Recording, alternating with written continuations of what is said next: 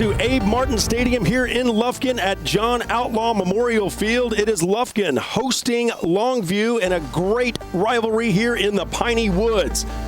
This is Fox Football Friday, powered by Dave Campbell's Texas Football Magazine. Jeff Power, Travis Stewart, Angela Heyman with us along the sidelines. We've got 4 hours of coverage coming here from the Piney Woods, but we'll get you caught up all over the state of Texas. We'll tell you who's winning, who's not, and we'll have coaches on as well. Some good stuff. Exactly. You know what? Since we're talking about getting statewide coverage in, right off the top, a statewide number goes by the wayside last night when Marble Falls took on Bernie champion Jeff Power. It was quarterback Mike Richardson for Marble Falls, who just went a whole nother kind of ballistic out there with passing numbers. A 62-55 victory for Marble Falls. But again, it is Mike Richardson with, get this, 725 yards passing in a single game. That is the #1 all-time mark in state history. That is an old record. It was broken last year, actually, but a lot of numbers in there that are historical, but he surpasses them all, and they need, really, Jeff, every last bit of it because, again, they only won by a touchdown. And interestingly enough, Bernie Champions quarterback Kyle Pesky, 610 yards passing, Jeff. That's 4th all-time. So in the same game, your 1st and 4th all-time passers. Look at that score, 62-55. Wow. I mean, enough said. I mean, the impact already being felt with Todd Dodge. I mean, think about the quarterbacks that he has coached over at South Lake Carroll. I mean, the list is long, and he's doing it again already at Marble Falls. It didn't take him very long. I mean, well, we're only 4 games now into his tenure, and this kid, this Mike Richardson, steps up and has a great game. We'll talk to him a little bit later tonight on the phone.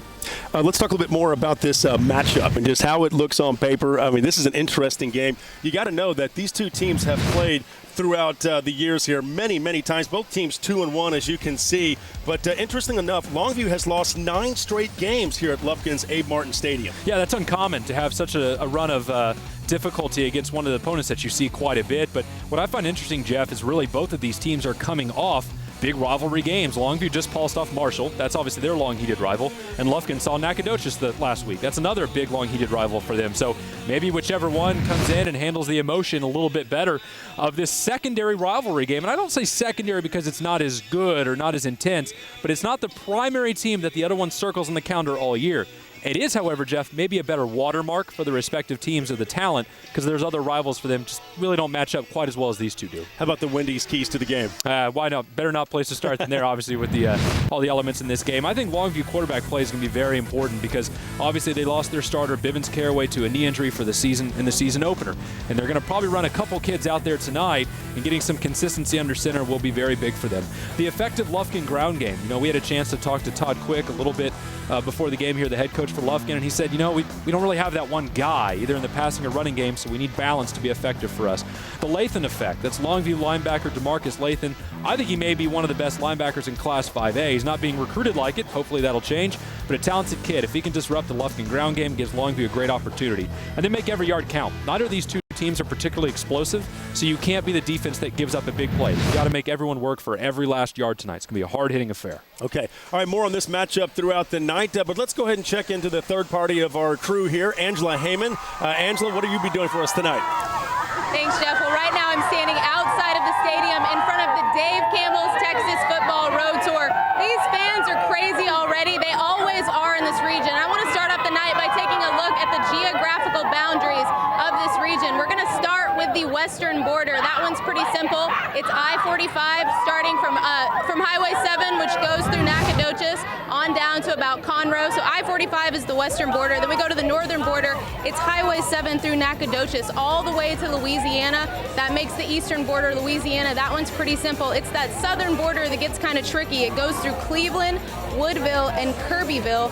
And, you know, roughly it's about 12,000 square miles. I actually talked to Lufkin head coach Todd Quick earlier about football in this region. This is what he had to say. It's a tough region to play. It's hard-nosed, knockdown, drag-out football, and it's kind of the type of kids that we have. Same way with Longview, same way with us. We have the same type of kids, same type of coaches that are coaching, and the same type of people in the stands. Very supportive, and expect a lot of things out of what we're doing. So it's always been a talented area, and you have, like you said, you have a lot of teams that come out of that play a long way. They may not necessarily win it, but they're in there in the top 5. So we're fortunate to be here and have this type of kid, and have parents that allow us to coach the kid the way it should be coached. Guys, this is one of Texas's most decorated and talented areas, and they've had quite a few state championships, and some very recently. I want to take a look at some of those state championships, some of the notable ones. We start with Alto. They had championships in 2006 and 2007, Burkeville in 86 and 2001. We have Corrigan Camden, who won in 88 and 02, Grapeland back in 1974, and Groveton with 3 championships in 84, 89, and 90. I want to go back to Alto real quick. They are considered 2 of the best 1A teams ever. They were extremely fast. They overwhelmed teams. In 2007, they shut out 8 teams, and in 2006, they shut out 9 teams, and their average winning score was 53-4. Let's move on to Huntsville. Huntsville won in 53 and 80. Lufkin in 2001. That, of course, was when Lufkin had Reggie McNeil on their team. That was a stunning victory. He came back and won that game. He came back from an ankle injury as well. That was an unbelievable game. I know all the fans here remember that. Newton won in 74, 98, and then recently in 05, and then San Augustine in 2003, and then Tinnahaw in 2011. That was very recent, and you know, a lot of these teams in this region are extremely strong. When we come back after this break, I know you guys are going to go over some of the games that are going on across the state and in other regions. There's some big games this week. That's when we come back on Fox Football Friday from Lufkin. Friday Live is presented by State Farm. Visit texas.statefarm.com to enter the Fan Up Truck Sweepstakes. By Academy Sports and Outdoors. Right stuff, low price, every day. By your Texas Ford dealers. It's the Built Ford Tough Truck event at your Texas Ford dealer. Enjoy huge savings on America's best-selling truck for 35 years running. Ford is the best in Texas. And by Wendy's. Be bold with Wendy's Asiago Ranch Chicken Club and spicy home style or grilled. Try one today.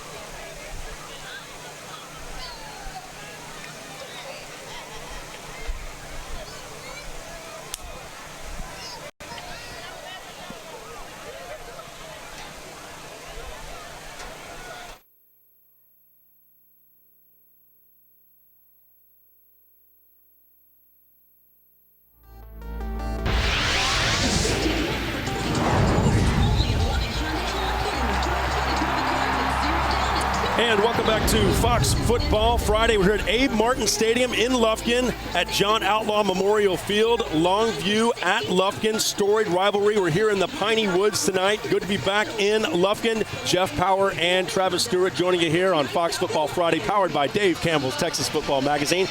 We'll check in with Angela Heyman in just a minute, but a great matchup Love the helmets. Got the Lobos and the Pack, of course, the Panthers of Lufkin there. We were kind of talking about the Pack there. You'd think almost like Wolves, but no, this is for the Panthers. I didn't know Panthers traveled in packs. I guess they do. Learn something new every day. Learn something new. But a great matchup on paper, and this is a storied rivalry. But, really, like we talked about earlier, Lufkin has kind of owned this game here in Lufkin against Longview, 9 straight. Yeah, and there's been a lot of news passed around about that recently, about how tough it is to come into this stadium and play well because the fan base is really involved. It's loud. They're educated fans here on football. They know when to yell. They know when to be quiet. It's not a real big stadium, Jeff, but It's intimidating to come in and play here. Yeah, no, that's good. All right, let's take a look at some of the games we'll be covering tonight. Out in the big country, we have Stephenville at Waco La Vega. This is an interesting matchup. Of course, Stephenville now in Class 3A, and they're going to be taking on one of the best in 3A in La Vega. And looking a heck of a lot better after the season opening loss to the team from Mexico. They've played a lot better football, especially offensively. So you know that quarterback Tyler Jones, the guy they have under center, he's going to have a big night tonight if they want to beat this really good defensive La Vega team. In the DFW Metroplex, Cisco at Godley. Yeah, this one's actually a little bit of big country, too, because you've got big country Cisco coming over to the Metroplex to see Godley. Two good defensive teams, but I tell you what, the kid that Cisco runs out at running back and linebacker, Mason Reed, he's one of the best in the big country. And I know a lot of people don't talk about some of the small school kids, but even as a junior, he's got a really good chance to be a college kid next year. Really talented. Now in North Texas, Kennedale at Argyle. And of course, we got a chance to see Argyle up close and personal in week 0, if you will, when they took on Abilene Wiley. We now know how great Abilene Wiley is. They did win that game against Argyle in the 0 week, but Argyle was impressive that night, and they have looked much more impressive in the past couple of weeks. Yeah, they have, and realistically, Abilene Wiley has a chance to be a state title team at the end of the year, so to lead off against a team of that caliber isn't half bad, even if you lose to them, because it's a good test for your kids. Now, the Argyle defense tonight, they're going to see a good running team in Kennedale. They've got 3 or 4 guys that can run the ball, but running back Juwan Washington's probably chief of the pack, if you will.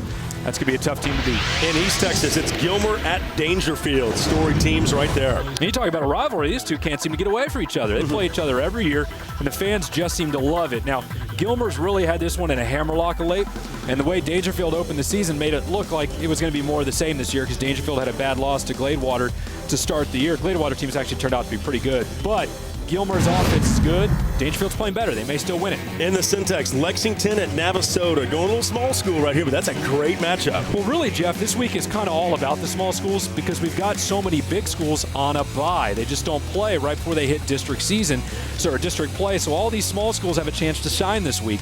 Down in 3A and 2A, in Lexington's case, these two very talented offensively, but the wide receiver for Navasota, Solomon McGinty, has just got me in a tizzy. I think he is one of the best playmakers in 3A. All right, let's go over to the Golden Triangle now. Interesting matchup between Jasper and West Orange Stark. In fact, we got a chance to catch up with West Orange Stark's head coach before the game.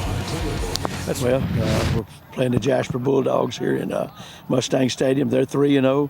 We're 3-0. We've always had some kind of little rivalry going on between the two football teams now, and I hope this is just an extension of it because you got 2 good football teams playing here tonight. Well, we really don't do anything differently. We prepare ourselves on Monday, Tuesday, Wednesday, Thursday, just like we normally do for anybody else, But, I think it's physically we got the kids ready to go. Mentally, it's their job to get ready for the football game. And you know what? I couldn't agree any more with Cornell Thompson. He's right in the sense that there's 2 or 3-0 teams, but you can't prepare any differently because you know the offense is going to be good, you know the defense is going to be good, but you can't be intimidated by a team like that comes in. And really, that may almost be more true for Jasper because West Orange Stark has some pretty impressive skins on the wall already on the route to 3-0. I mean, quality 4A teams that they've already knocked off. So you know you're going to see talented play out there, but you can't be worried when you see it. You just got to go hit them. Okay, all right, so great stuff all over the state of Texas. We'll keep you updated. What do you say we check back in with Angela, who has our little social media update for us? Angela? Thanks, Jeff. Well, guys, tonight I want to see what team and what fans have the most pride. I want you guys to tweet as much as you can. Tweet to me to @SportsAngela or @DCTF and use the hashtag #FootballFriday. Let's see who's got the most pride. And for more on social media and how you can interact with Fox Football Friday, let's head over to Rick Renner at the Academy Sports Desk at Fox Studios. Rick?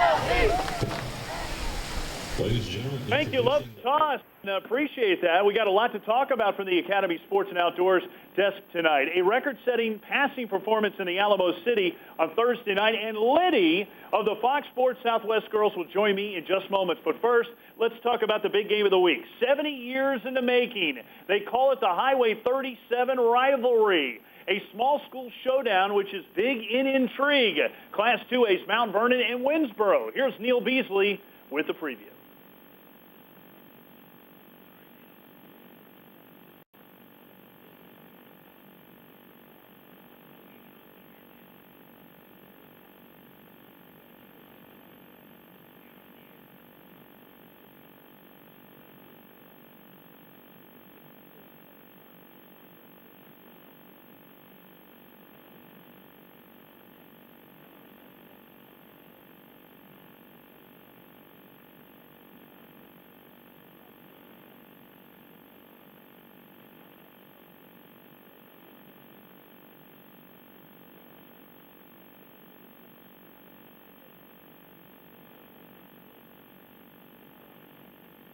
Thank you, Beezer and the crew. You can tweet them and follow what they're doing all night. Just search the Bees with a Z on Twitter. These are two towns that don't like each other very much, which makes for a great football game. Can't wait for that. You can see the big game of the week on Scoreboard tonight at midnight. Join me on the Late, Late, Late Show. Time now to tell you about other things. Liddy of the world-famous Fox Sports Southwest girls will join me a little bit later on, so make sure you sign up at foxsportssouthwest.com so you can get your game day photos on TV. Let's take a break right now. When we come back, it's back out to Lufkin for Jeff and Travis. Longview looking to snap an 8-game losing streak at Abe Martin Stadium after this.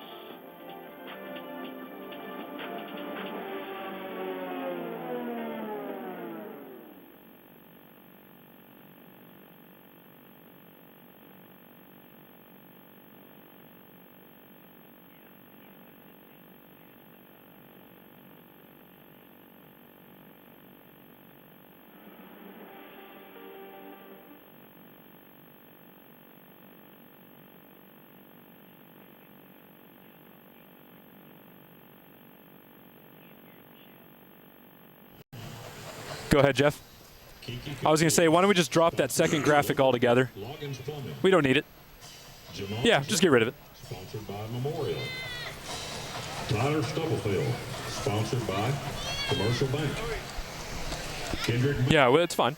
Which drop Jeff and I as much as possible in this stuff. I mean, we're just talking. Leroy Hurts, sponsored by Guys Okay. Scrap Metal. Jordan Smith, sponsored by. We could do the first two. I mean, the first two is not to say they went on to win. Hartman, sponsored by Taylor Brothers. Dominic Hall, sponsored by the Lufkin Sideliners. Eric McCoy.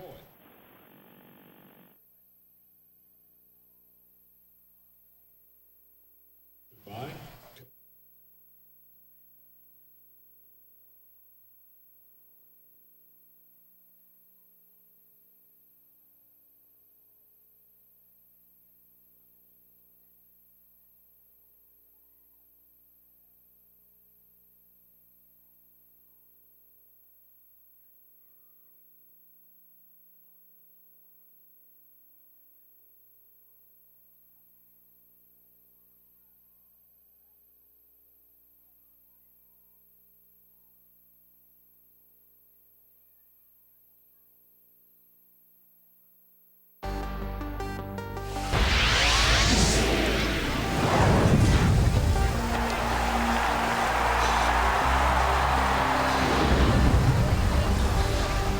And welcome back to Abe Martin Stadium in Lufkin. Of course, Longview at Lufkin tonight. This is John Outlaw Memorial Field. Welcome back. Jeff Power, Travis Stewart with you. Fox Football Friday, powered by Dave Campbell's Texas Football Magazine. Let's pay our respects to a legend. What do you say? A gentleman that roamed these sidelines right here with Lufkin for 17 years, passed away in December. Here's Wes Hamilton with more. Wes? December, Lufkin learned one morning that they had lost a legend. Just months after his 300th win as a high school football coach, John Outlaw suffered a heart attack after his morning jog and died. But as the Panthers play their first season without him in 17 years, it's clear that his legacy lives on. The legacy he left will be carried on forever and ever, because a lot of the kids, even the kids that are gone now, when they get up in the morning and make decisions, part of that decision that they make is based on what he's taught them.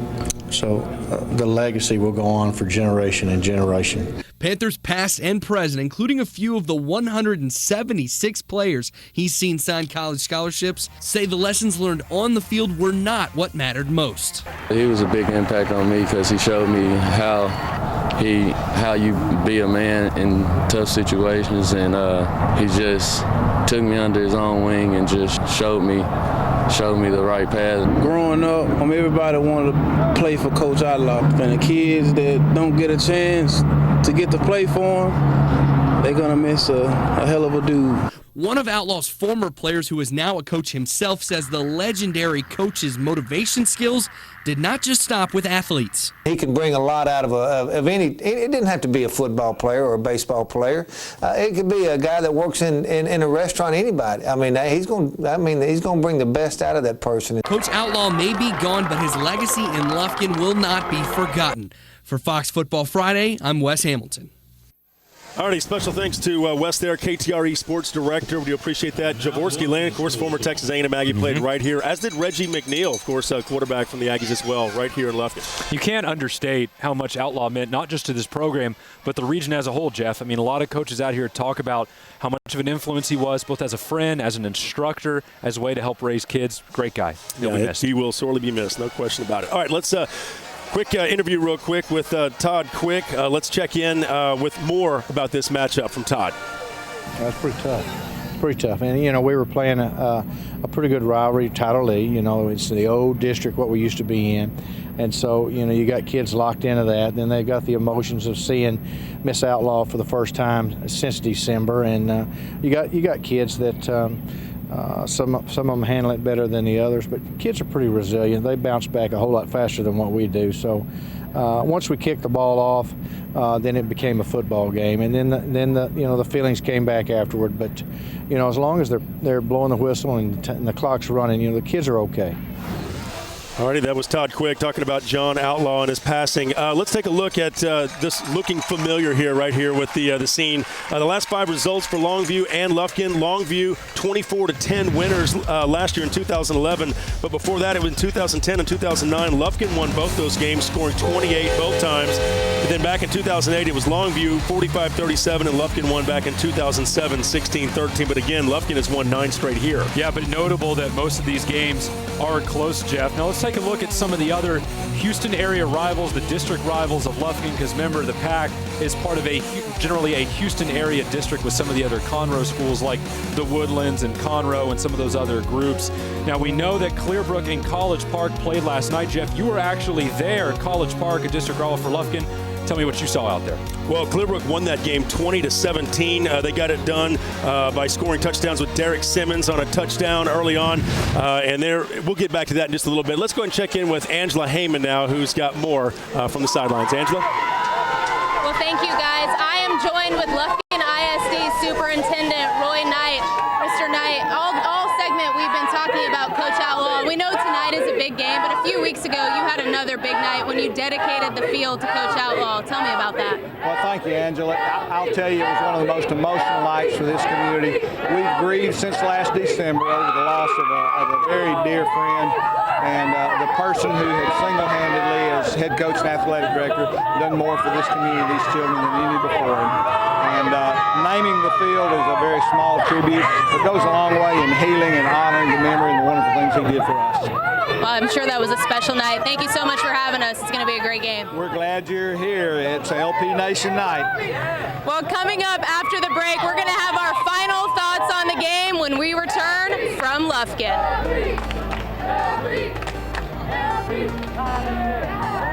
Thank you so much.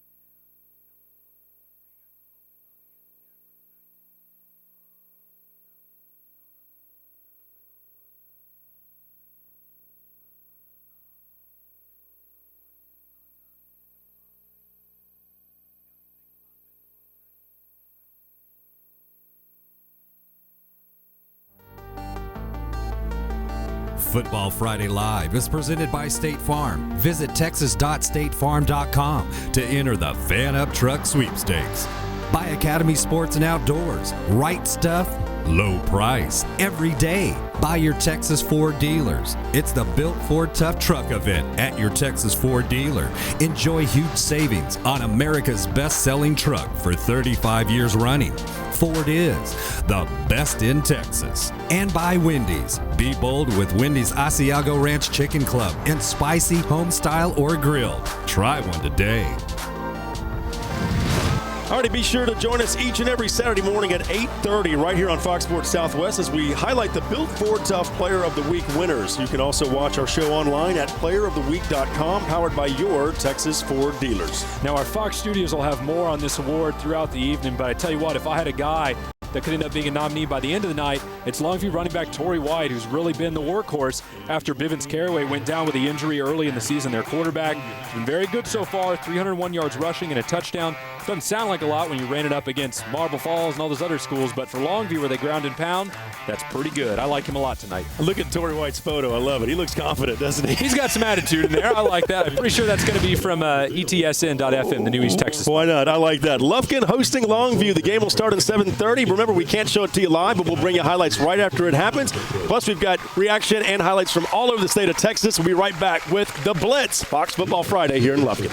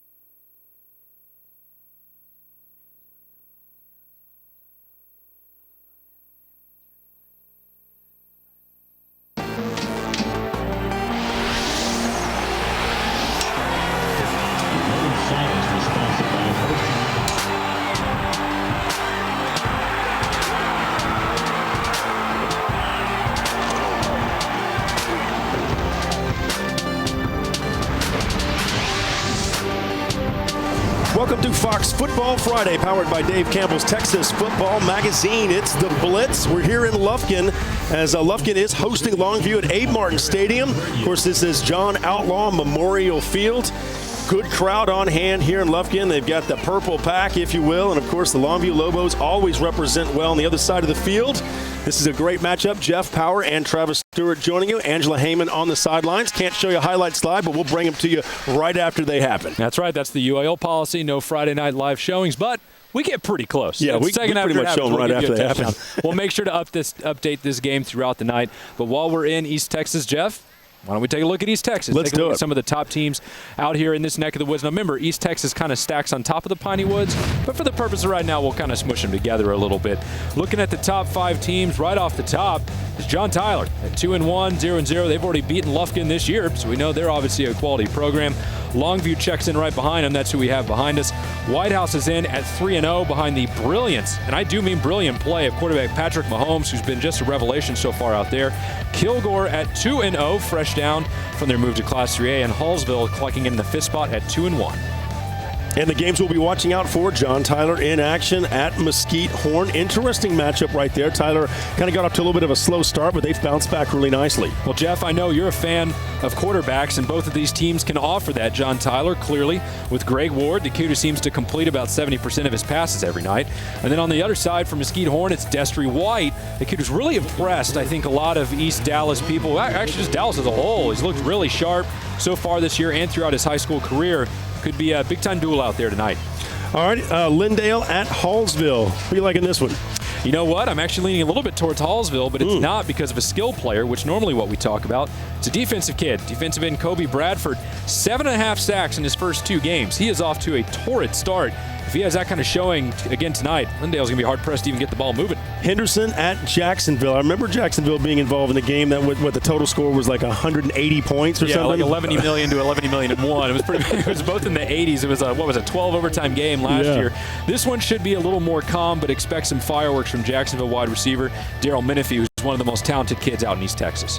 And other games we keep an eye out for, Gladewater at Atlanta. You like that matchup? I sure do. There's a lot of talented kids on that field, but Gladewater is really the team that I think impresses me the most because they're just running the ball so well. We talked about them beating Dangerfield in the opener last year, and when you look at these 2 kids, these twin engines, if you will, that Gladewater's got, it starts with quarterback Derek Daniels, 491 yards and 6 touchdowns rushing, and the running back Tyler Price is at 394 and 3. And look at the teams they've beaten: Dangerfield, Pittsburgh, and Athens. None of those 3 are pushovers, especially Dangerfield. So Gladewater, if you're uninitiated to what they've done so far this year, now's the time to jump on the bandwagon. They're going places. How about Troop and ARP? If you don't know, these 2 schools are about 6 or 7 miles apart, right? And it's actually a pretty good rivalry, Jeff. They did not play the past 2 years because of some fluky scheduling issues, and now that they're back together, the fans are very happy. But another reason to note this game is, remember, Troop is now coached by Dennis Alexander, who came over from Harleton. He is 4th all-time in state history in career victories, and he has Troop off to a 3-0 start. It's anybody's game with that guy running one of the helms for you. You know, Lufkin right here, you're getting ready to kick things off with Longview. Lufkin lost their first game, by the way, to Tyler and then beat Nacogdoches, and they also beat Tyler Lee. But an interesting game because these 2 teams have had a lot of good battles, a lot of offensive showdowns in the last few years. What's your thoughts about this one again? I think this one actually may be a little bit more low scoring. I think it could actually pretty grind and pound, if you know what I mean, because neither one has a central offensive star. The running back Torrey White for Longview is probably the closest thing you get to it. But they have good offensive lines, they play very good defense, and they've just adopted the mentalities of their coaches, which is just kind of rough and tumble, really, when you get right down to it. Maybe the biggest issue, possibly depth, because Lufkin's not the deepest team out there. I tell you what, their top 22 is pretty sharp. It's when you get after that maybe Longview's got a little bit of an advantage. We already have a touchdown here. We'll check in on that in just a moment. But John Tyler at Mesquite Horn. Let's go back to that just for a moment because we've got KTBB Radio on the line with us. KTBB Radio, of course, doing the broadcast. I'm Mike Alzamora alongside Reginald Coleman. And the Lions defense up front will be Cavante Jefferson, DeAndre Miller at the nose guard position, Chris Mobley at a defensive tackle, Tyus Bowser is at a defensive end position. He leads the team with a pair of sacks, 5 tackles for loss. Meanwhile, leading the Mesquite Horn Jaguars offense is Destry White. This young man has thrown for 494 yards so far and has also rushed for 187. And quickly he goes through the air and completes the pass to Delmichael High, and that's good enough for a first down across the middle and across the 45-yard line, or right at the 45-yard line. And right away on one play, Reginald, the Horn Jaguars have a first down. Yeah, they lined it up in trips. They went straight at him. The guy was open up the middle. He hit it. And quickly back to the line of scrimmage is White, and he'll hand off right up the middle of Trayvon Marsh, and he gets across midfield and up to the 45-yard line for another 10 yards. That may be good enough. The officials say move the chains. All right, so as you can hear, John Tyler and Mesquite Horn just underway there. Special thanks to KTBB Radio. Let's send it into Angela Heyman on the sidelines. We've already got a touchdown here. Angela, what do we have? Yeah, guys, we do already have a touchdown. There are 11 minutes and 48 seconds left in the first quarter, so that was quick. Here's the touchdown play. It was their big running back, Torrey White, with a 71-yard touchdown play. Unbelievable. They're not wasting any time getting their offense started. And obviously, he's pretty happy with that opening play. Back to you guys. Nailed it. That's 25% of his season's yardage so far off one run right there. And remember we said in those Wendy's keys to the game, you have to make a team earn every yard. That's not the way Lufkin wanted to start. Because remember, like we said, Longview's going to need every play to reach the end zone. They're not typically an explosive team. You can't give away ones like that one, or else it'll hurt you. All right, the Greater Houston area is coming up next. We'll take a look at those Clearbrook highlights as they were taking on College Park, plus much more with Galena Park, North Shore, and more when Fox Football Friday continues. Friday Blitz is presented by your Texas Ford dealers. It's the Built Ford Tough Truck event at your Texas Ford dealer. Enjoy huge savings on America's best-selling truck for 35 years running. Ford is the best in Texas. Buy Academy Sports and Outdoors. Right stuff, low price, every day. Buy Wendy's. Be bold with Wendy's Asiago Ranch Chicken Club. In spicy, home style, or grilled. Try one today. And by FredLoya.com.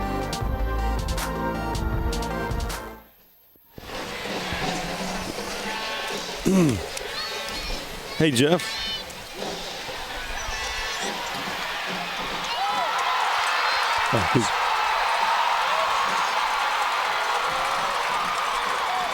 Yep.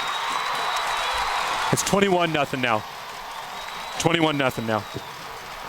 Really? Yeah. Dawson? Yeah.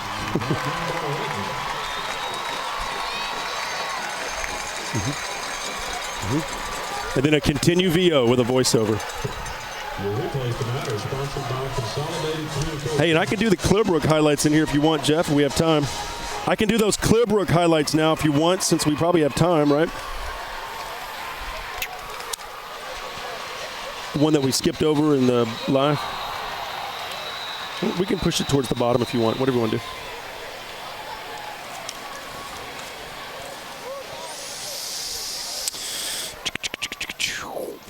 And let's not spend too much time on Katy. It was last Saturday. Go right through it. I'm not sure where I did with my notes. I know they had over 400 yards rushing, and I know about Adam Taylor. That's all we need to really know. Truth told, I'm just going to let you run that top five. I mean, okay. You don't need me at all for that. You just walk all your way through it.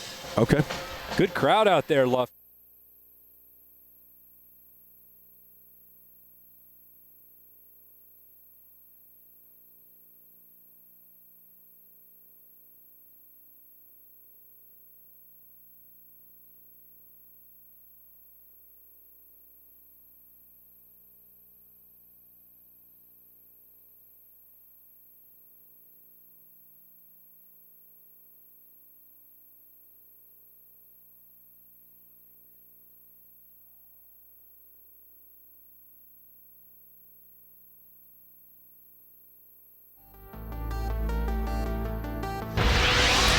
And welcome back to Fox Football Friday, powered by Dave Campbell's Texas Football Magazine. 7-0 already. Longview leading Lufkin right here. The fans here in Lufkin a bit shocked with that big touchdown, 71 yards right up the gut. But you know, we're in for a good battle all night long here, no doubt about it. All right, Greater Houston area. Let's take a little trip south. Talk a little bit about Katy right off the top, because that regional top five, I tell you, Katy is probably the best team in Houston. Galena Park, North Shore could be a close second. But the game that Katy played this past week against the Woodlands was impressive, to say the least. I got a chance to see him up close and personal. Katy had over 400 yards of rushing offense alone. They moved that ball up and down the field, and this man, number 28, Adam Taylor, he's headed to LSU. He is quite a hoss. 5 touchdowns in the game. Here he is with back-to-back touchdown runs right up the gut. But what's most impressive about Adam Taylor, he has got some speed. He's not only tall, he's not only got the big body frame, but look at him right up the gut. moving people around and picking up touchdowns. So an impressive performance, to say the least, by Katy. They went on to win this game again by a final score of 63-10. Now, as for North Shore, the number 2 team in our greater Houston area, well, Galena Park North Shore is off to a 3-0 start with wins over Clear Springs, Manville, and Cinco Ranch. It's largely due to the play of quarterback Micah Thomas, who missed the second half of last season with a broken thumb. We caught up with both head coach David Imond and Micah Thomas at practice yesterday. Well, Micah's importance to our team goes beyond the quarterback position. Yes, as a quarterback, you know, he's an extension of the coaching staff. He's very unselfish. He puts the team ahead of anything for himself. He's very talented, you know, and he's a hard worker. He's a leader in every aspect of the word. I think we're more focused as a unit. Since the loss, we came in with a different attitude. We were on a mission to get back to the powerhouse North Shore used to be. So we just go by the next one, the next rep, the next play, the next practice, the next game. So we just move on, moving forward. Micah has 3 scholarships offers right now to Rice, Colorado, and Utah. Yes, he's got a 4.1 GPA. He can run, pass, and is a true team leader. As David Imond said, Micah knows his team looked really good last week against Cinco Ranch, coupled with a huge win over 4A state finalist Manville, who actually led the Mustangs 21-0 early this year at one point in that game before North Shore rallied for a huge win. Folks in Houston are talking about the Mustangs again, and it has been impressive, to say the least, what North Shore is doing. All right, let's check in now with Cy-Fair and Langham Creek. Interesting matchup in that northwest Houston area. Well, 2 different styles, really, because at Langham Creek, you get a big passing offense with Connor Feist, their quarterback. But at Cy-Fair, you get a lot of running with Dylan Burden and Ja'Cory Aleem. But I tell you what, if there's any team that can bounce back from a 14-0 deficit, it's probably Langham Creek. But I don't know. Cy-Fair's defense is pretty good. This is not the way the Lobos wanted to start at Langham Creek, I can tell you that. Well, it's raining points over there, isn't it? Well, that's what I'm saying. I mean, their offense is explosive. Look at their past 3 games, Jeff, or past 5 games. 32 points and 56 in their first 2 this season. They've already had a bye. Their last 3 games of last year, 47, 36, and 48. And they return a lot of those guys. So if you're looking for programs that are kind of at the forefront of the offensive explosion in Houston, there's number 1, Langham Creek. But like we said, Cy-Fair, really good and sound defensively and kind of overlooked a little bit in the Houston area over the past couple years. But there's a lot of talent there. They just play an older breed of football. Not quite as explosive, not quite as sexy, if you want the big headline term, but still a really good team. How about Crosby at Dayton? There's a good-looking game for us, and Dayton not too far from here. Well, Crosby just scored. It is now 10-7 Crosby over Dayton, and I tell you what, that's almost as many points as Dayton gives up the entire season so far. I understand we have radio of this game. Let's listen in and get an update. Well, they're actually in a commercial break right now. We won't take that with them, and but I can tell you that it's not raining points when it comes to Crosby and Dayton. You like that graphic symmetry with the titles? That's quality writing right there. But Dayton's defense, kind of the polar opposite of Langham Creek's offense, very stingy. They allowed 0 points already once this year, 13 points, 6 points, and then 176 points or yards allowed per game so far. And this is the crazy one. They've forced 6 turnovers in 3 games. That's 2 turnovers a game. You just can't let them do that to you. But so far, Crosby's taking care of the ball. That's why they're up early, 10-7. How about Clear Falls at Pearland Dawson? Well, I got to be honest with you. We took this one on a little bit of a flyer because Clear Falls came in looking pretty good at 2-1. Didn't know if they'd be able to run with Pearland Dawson yet. So far, not there. Let's check in with Ahmad Vital, though. Oh, we've actually got footage of this game coming in from Robert Glick. Let's take a look at some of the highlights so far as Dawson stretches out. Their legs a little early here, Jeff. Yeah, Robert Lake doing a good job for us, not as always. And look at this, right up the gut. Pearland Dawson over at the rig, they are just about unstoppable. They're the number 1 team in the state for a reason in Class 4A, and they are looking all the part again tonight. Let's go ahead and listen in with Ahmad Vital now. Ahmad, you're at this game. Why don't you tell us a little bit about what you're seeing so far? It's been a clinic. Ahmad, can you hear us? Y'all a little choppy. Are y'all there? Yes, we can hear you. Can you hear us? Now, it looks like we may have a connection problem there. We'll try and catch Ahmad here in just a second. But in those highlights, you saw the big touchdown run. That was obviously running back James White, their star player, headed out to Texas A&M. Another game in the Houston area, Jeff, is Klein and Spring Westfield. And Westfield out to an early lead over Klein.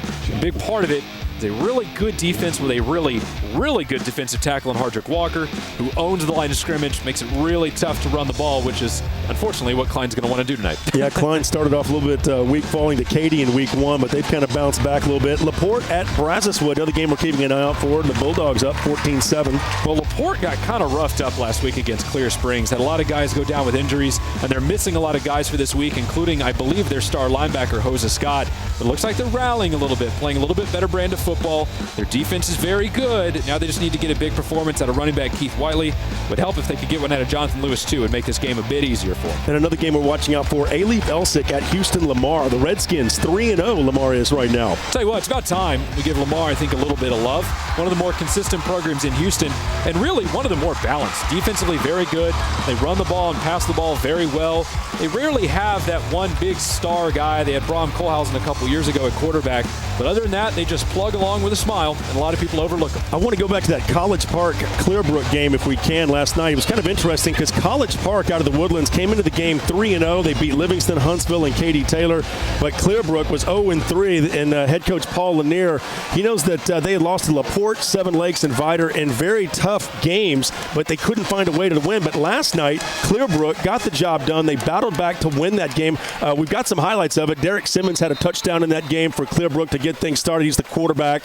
He had a touchdown early on, and we'll get back to that in a moment. Let's send it back down to Angela, find out what happened right behind us. Thanks, Jeff. Well, Lufkin just scored on a 6-yard touchdown run by Cavantini Cody. Lufkin didn't waste any time scoring. Literally, there's 9 minutes and 51 seconds left in this quarter, and I believe that Lufkin just got the football back. Longview might have turned it over on a fumble. It's hard to see from down here where I am, but I know that Lufkin made a big stop, and right now it's 7-7 tied in the first quarter. So good play right there, and Jamal Jeffrey there making a big play for Lufkin to tie things up at 7, 9:47 to play here in the first. Well, so far this game is not really in any way, shape, or form played out to what we expected. We thought we would see some grinding offense, but it's been big plays so far. There could be a number of explanations for that. Maybe everyone's just a little hyped up because of the emotion of the rivalry. I know we are right now. Okay, Fox Football Friday will continue in just a moment. We'll be right back.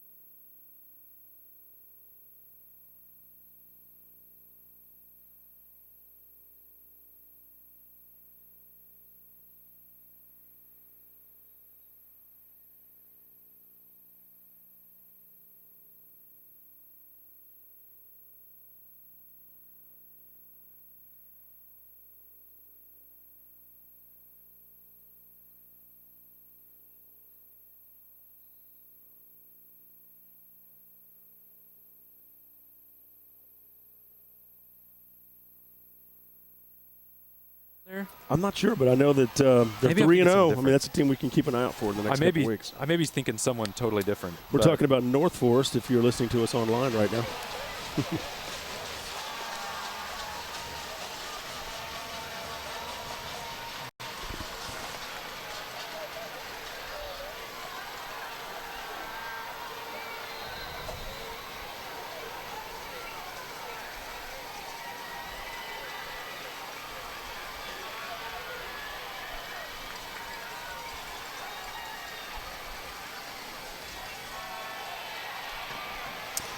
Game of big plays so far, huh?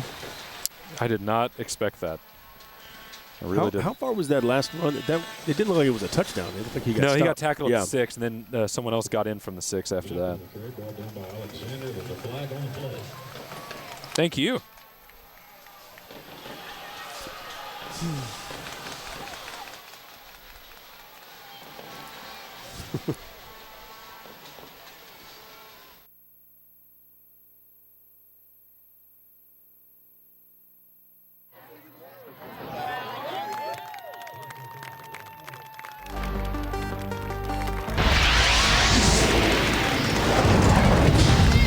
And welcome back to Fox Football Friday. It's The Blitz, powered by Dave Campbell's Texas Football Magazine. We are here in the Piney Woods, and as you can see, the Pack is back. Lufkin taking on Longview. We're all knotted up at 7. 9:08 to play here in the first quarter. Great game for you. And, of course, Lufkin wearing those powerful purple uniforms, and Longview in the green and white. So good to see that. Jeff Power, Travis Stewart joining you here. And let's go ahead and send it back to our Academy Sports Desk and check in with Rick Renner and see what else we got going on across the state. Rick? Thank you, guys. Hey, the story of Thursday night, Marble Falls beats Bernie Champion 62-55.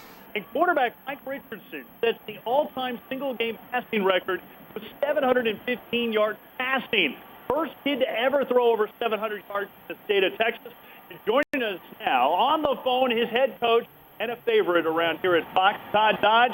Coach, congratulations. And looking back at last night, did you know that there was something special in the night?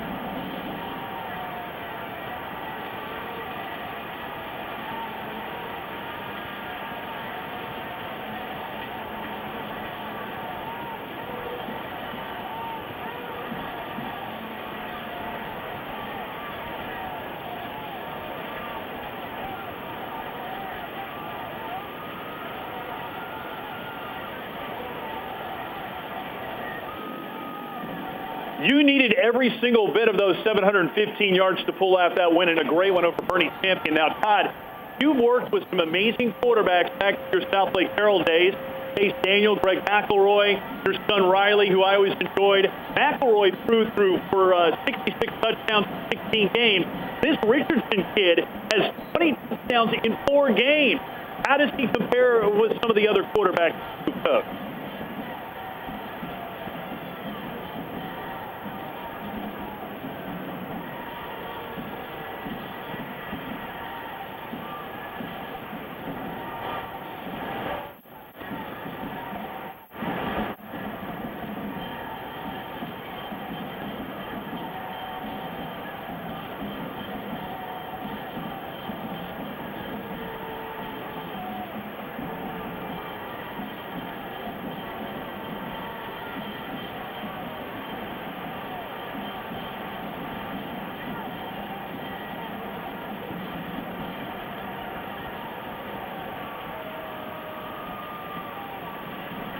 Poor Kyle Pasty, who throws for nearly 600 yards and loses to you guys.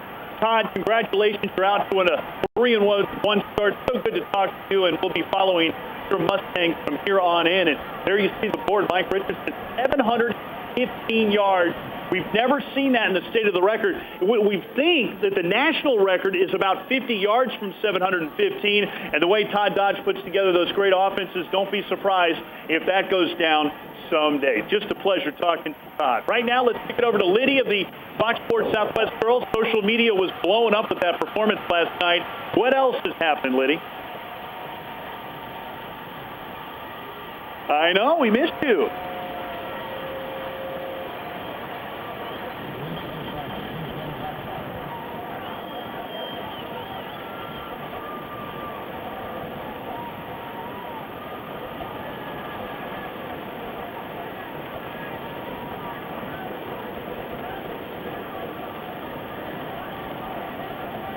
Wow. I want to see those guys do Gangnam style. Everybody's talking about that.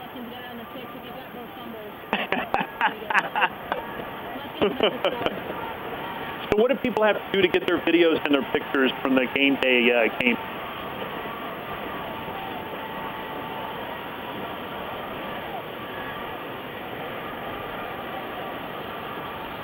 Great stuff, Liddy. We'll be hanging out with you all night. Always enjoy that. Go to foxsportssouthwest.com and get those game day photos in. We want to get them on TV as you stream for your team. It's a simple sign-up process. Right now, let's go back to Lufkin and rejoin Jeff Power and Travis Stewart. Take it away, guys. All right, thanks, Rick. Do appreciate that. The Piney Woods right here. Let's begin with Lufkin, probably the top team in this Piney Woods area. It's tough to argue that. They're also the biggest school there, which kind of tends to be de facto the best team. But they started 2-1. A lot of these other teams have struggled a little bit, but there's not a lot of big school teams here, so you kind of stick with them in that top 5. Montgomery at 1-2, Huntsville at 1-2, Livingston at 0-2 right now, which is a bit surprising. Cold Spring Oakhurst coming off a huge win last week. They are 2-1 now and looking very sharp indeed. Now, games we're watching out for here in Week 3, Brian Rudder at Huntsville.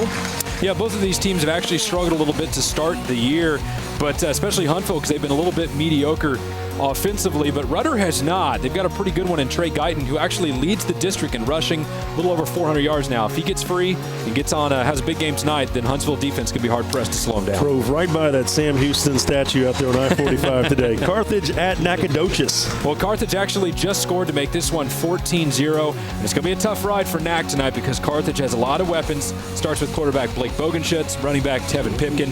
It's a pretty tough tandem. Slow down, Jeff. All right, how about Livingston at Silsbee? All right, a little good start there for Livingston, which is really needed because Silsbee has beat up a couple 4A teams already this year. Let's check in with Legacy Radio, Southeast Texas Sports. Get a listen in on the radio.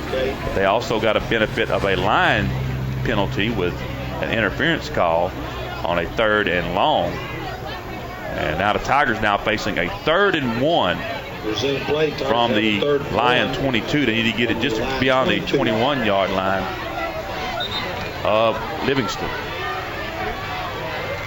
As they'll go Wildcat formation, and look who's running the Wildcat. It is Floyd Spearman in the Wildcat.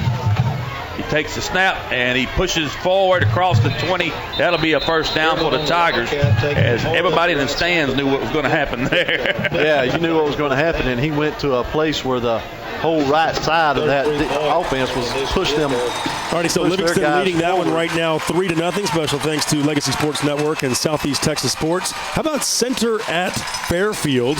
Interesting game. A couple of big names in here. Dalton Horton, the quarterback, a sophomore for Center. Andre Welch, a good running back for Fairfield. But the two biggest stars, Jeff, probably one for each team. KJ Garrett, the running back for Center, 579 yards and 6 touchdowns, rushing, receiving combined so far. It's pretty good. The quarterback for Fairfield, Aaron Kane, has been pretty sharp too. 354 yards, 3 touchdowns passing, 164 and 4 on the ground. You never want to boil a game down to star power, but please excuse me while I do it. Whichever one of these guys comes out with a bigger game tonight, your team's probably coming home with a victory. All right, we'll keep you posted with Garrett and Kane. Now, Garrison is taking on St. Augustine, and St. Augustine leading right now 8-0. Well, St. Augustine's got a pretty good player in DeAndre Taylor, but they started off the year the wrong way when they lost to Tyler Grace, and they were highly ranked in Class 1A D1, which they had just dropped down to. A win here over Garrison, though, I think would kind of put them back on the right track, give them a good opportunity to fulfill all the high expectations that everyone had from when the season started. And other games that we're watching out for tonight, Oakwood and Trinidad. It's an interesting matchup. And I think we've got a man on the ground for our 6-man game of the week. We're going to start doing this every week, Jeff, with a big 6-man game every week that we're going to follow with our man Ken Capps out there. He's going to give us a report, a little bit of other data from some other scores as well from around the state. So now let's bring in Ken. Ken, so far, give us a score of your game, and what have you seen so far in 6-man territory? Quarter is winding down, and it's Panthers 18 and the Trojans 6. Oakwood Panthers and the Trinidad Trojans know each other very, very well. They are pounding each other away. We expect a very high-scoring game out here tonight. Oakwood actually was supposed to 45 these guys, but I don't think that's going to happen. Other scores tonight in the great world of 6-man. Spod beat Paint Creek 54-0. Paint Creek is the home of Governor Rick Perry. Dallas Academy 8, Borden 8 in the first. Out in the big country, taking on the big Longhorns. And Jayden 52, Moran 6. So that's all we've got right now for the 6-man game of the week. Hope you guys are having fun out there. All right, Ken, you know it. We appreciate it. Fun. 14-7 right here. Longview is, or Lufkin is leading Longview right now, and this game's kind of living up to what we thought. Both teams kind of moving up and down the field. Well, I think you can, as we said, see some jitters. We saw the big plays.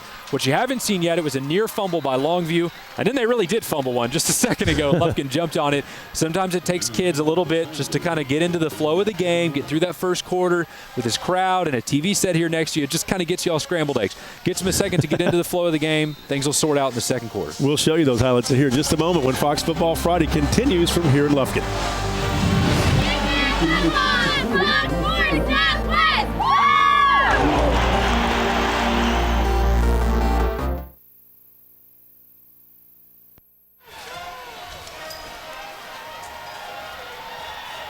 All I have a whole bunch of those bumps, from the Texas High School Coaches Association. Remember? We should use those.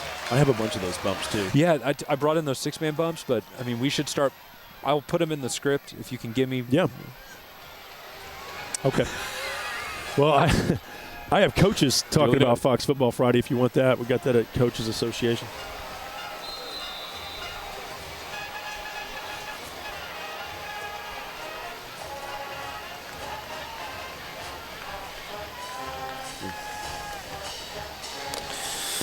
Which game is he at? Dawson. Dawson, Clear Falls. Okay. Let's see if he's sitting there.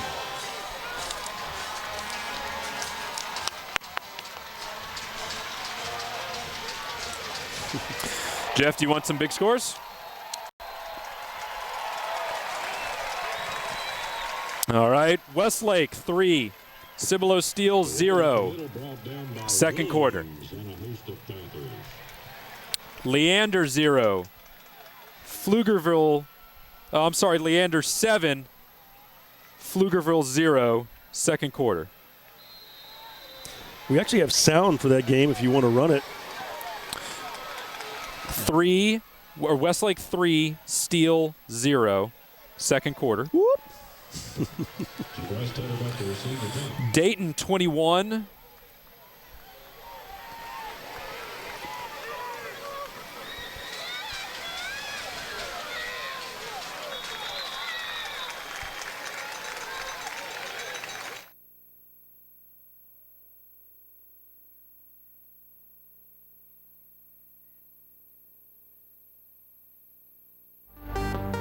Football Friday Blitz is presented by your Texas Ford dealers. It's the Built Ford Tough Truck event at your Texas Ford dealer. Enjoy huge savings on America's best-selling truck for 35 years running.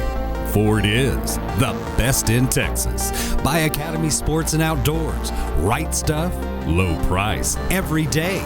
And by Wendy's. Be bold with Wendy's Asiago Ranch Chicken Club. In spicy, home style, or grilled. Try one today.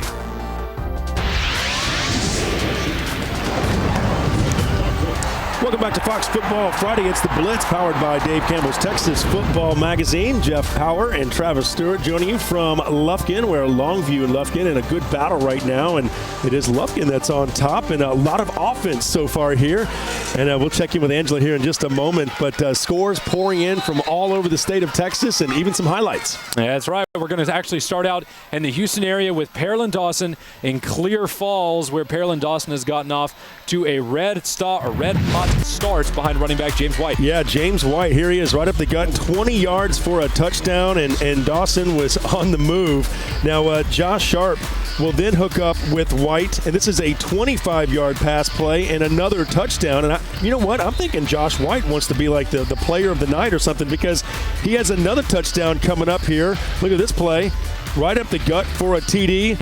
Back and forth we go, and I tell you what, no matter how you look at it, it's been the White show so far for Pearland Dawson, 28-7 over Clear Falls. Well, that's a pretty good team. They're ranked number 1 in 4A for a reason, and all we're seeing is that Clear Falls just needs a little bit more time to get their feet wet in the varsity play. It's only their first season. We expected it. Yeah, James White looking good. All right. Hey, how about the Dallas-Fort Worth area? Mesquite Horn in a big battle tonight, and Mesquite Horn, look at these early highlights that are just fresh off the presses here. That's a nice little move. Anytime you can fake that defensive end and take it around that left side, it is impressive, and there is a touchdown for you. Yeah, it's John Tyler for you. So much speed, so much athleticism. I actually have a still photographer out there shooting some photos for us, and the gist of his message, which I'll have to clean up a little bit, was this team is really fast, this John Tyler team. So comes as no surprise to anyone. You're going to see more touchdowns from the blue and white later on this evening. But Mesquite Horn hanging with them. How about the Golden Triangle now? Let's take a look at what we've got going on out in the Beaumont area. Beaumont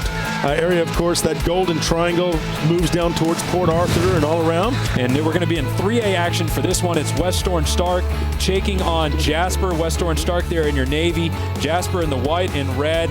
And those long, lanky athletes for West Orange Stark, they hurt you. They get out there to the corner. They get all that speed. They turn it around, and 14-0 so far over Jasper. At halftime already, Jasper's going to have to find some answers. Well, it kind of looks like offensively hopefully more than anything else, for the second half. Yeah, West Orange start off to a good start. We'll actually be out there in a couple of weeks. A couple of scores we're going to run through here across the state. These just now coming in. Some games in that greater Houston area get started at 7 o'clock.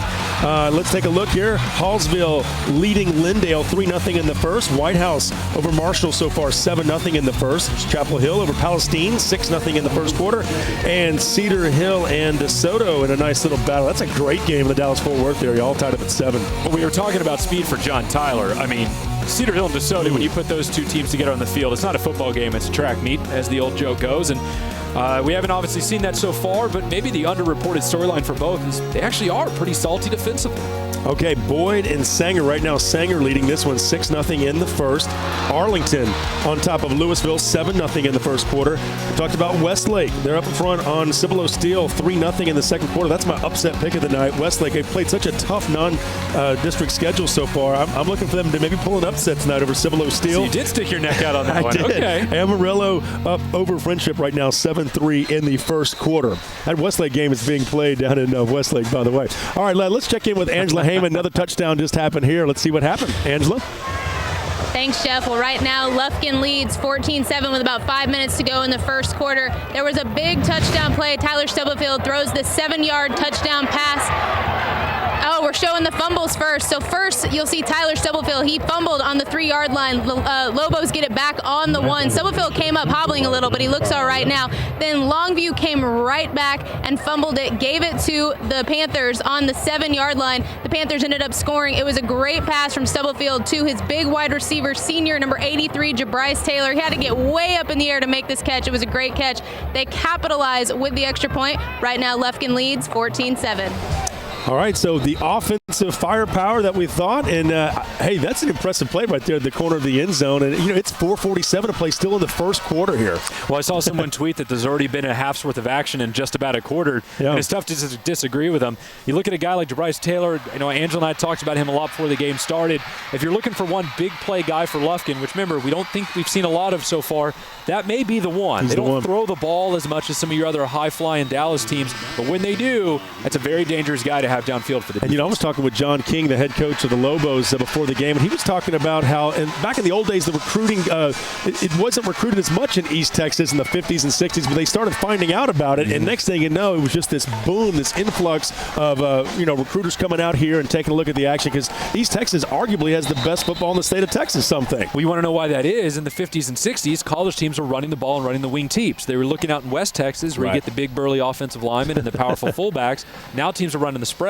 They want to come out here and get the speed. And there's a bunch of fast kids out here, and everyone out in East Texas will tell you, West Texas can keep the slot. We'll run the spread, and we'll run all over everyone with our speed. So far it's working. Obviously in the state title mix every year, and colleges are loving it. Former University of Houston head coach Bill Yeoman used to say, I could win a national championship with East Texas alone. He's probably right.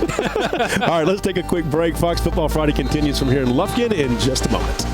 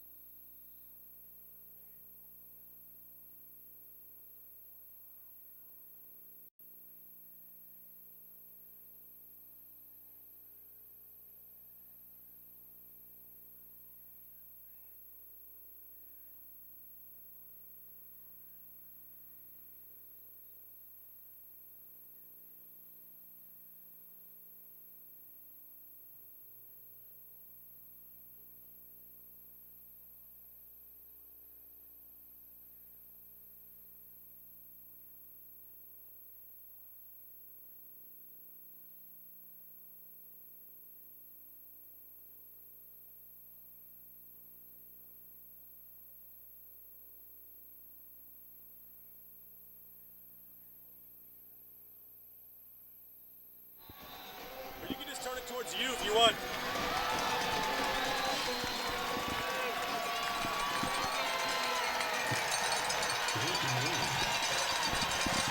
Tell me that again, Jeff. Okay, good.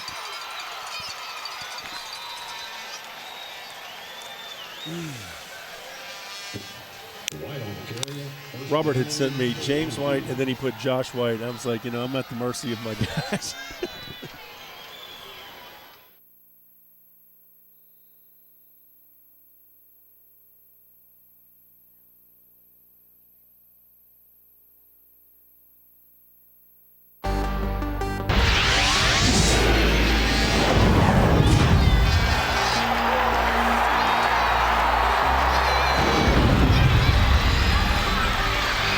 And welcome back to Fox Football Friday, powered by Dave Campbell's Texas Football Magazine.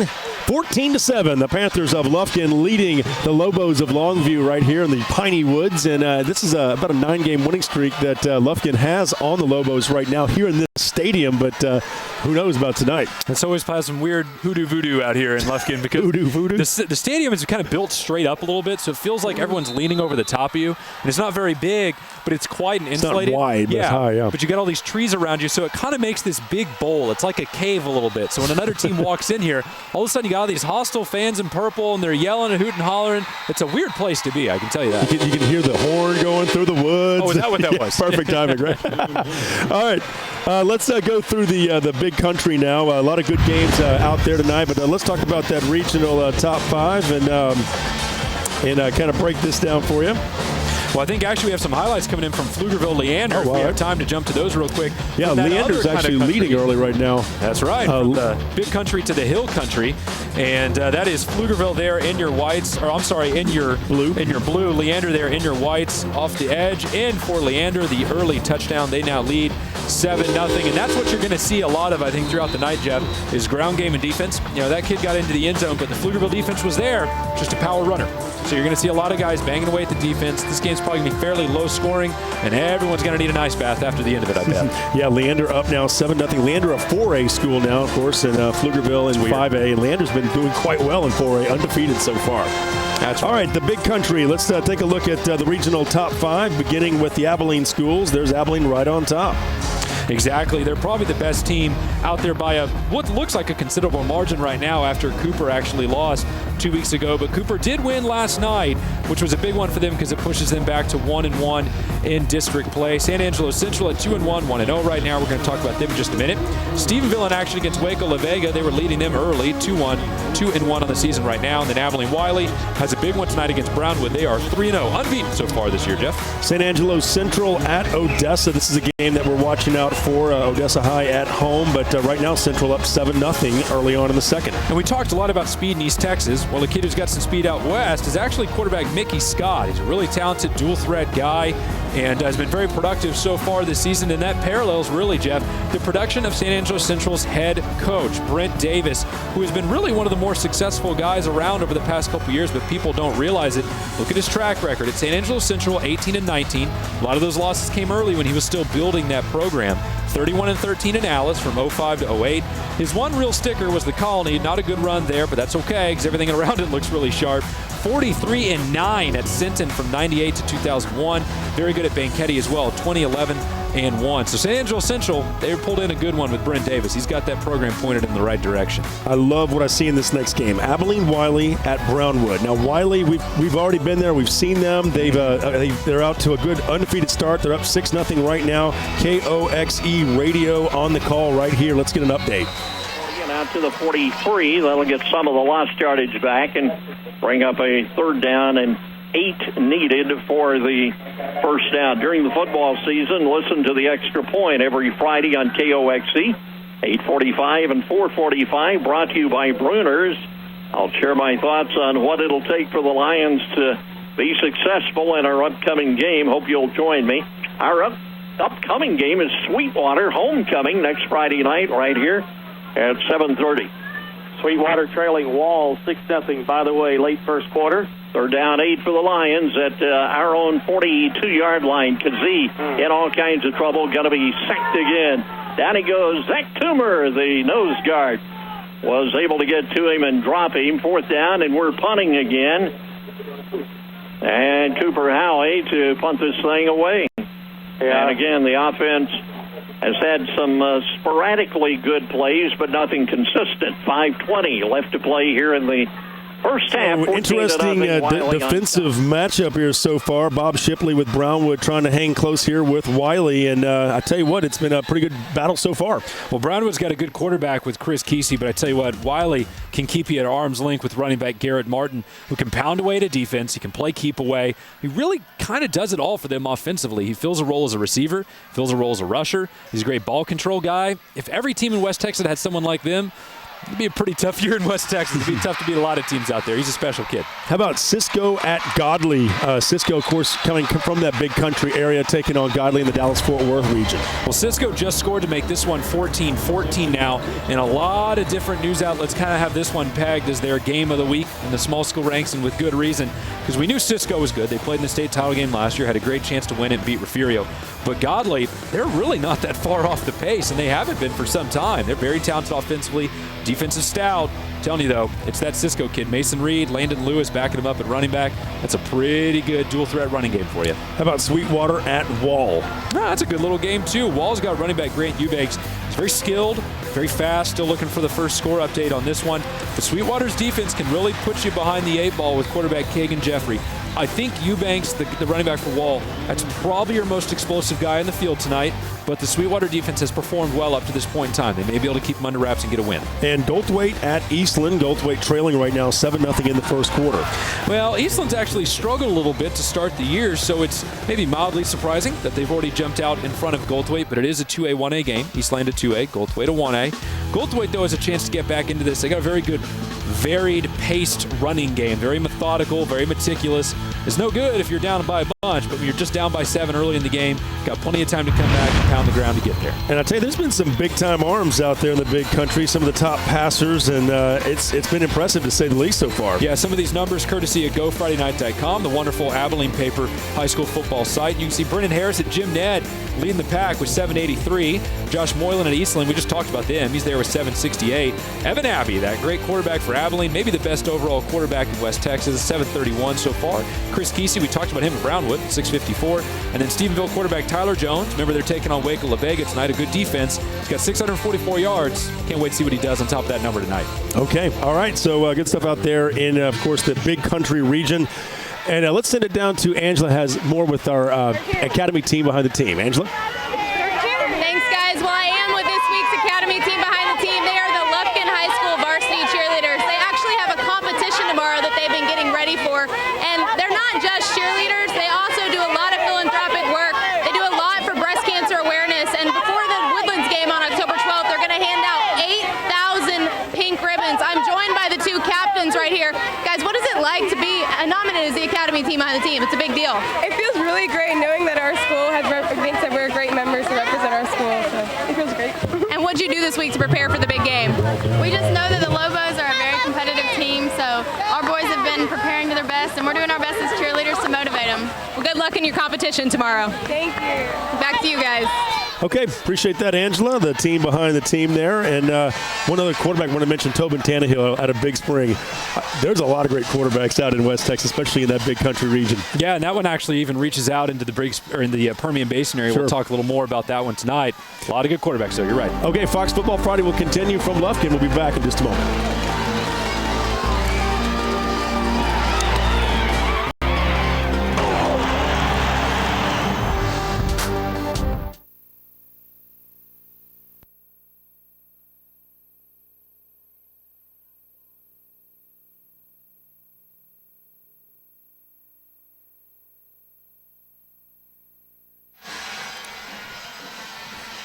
I always think of them as kind of Abilene area.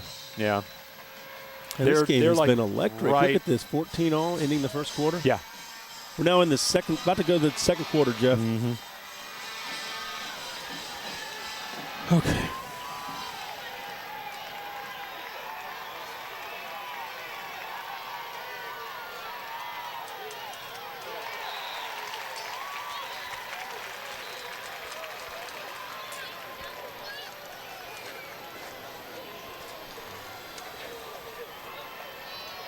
Got some more Dawson highlights just came in.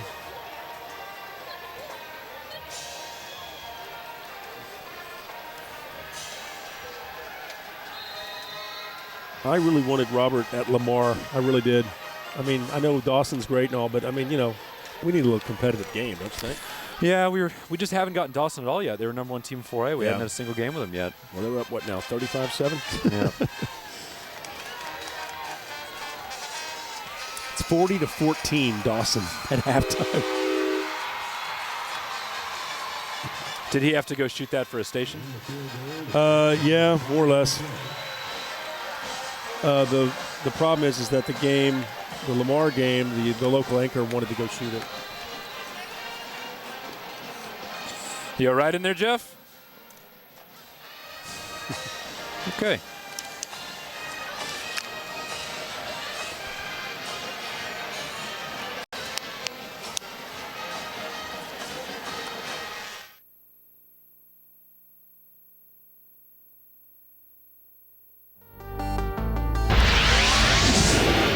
And welcome back to Fox Football Friday, powered by Dave Campbell's Texas Football Magazine. It is the Blitz, and we are all knotted up here, 14-all, Lufkin and Longview. Great rivalry, great matchup. Look at the fans packed, expecting a good game and deservingly getting a good game right now. Jeff Power and Travis Stewart joining you. What do you say we take a quick Academy Sports Desk break, check in with Rick Renner. We'll be right back with more from here in Lufkin. Rick, what do you have?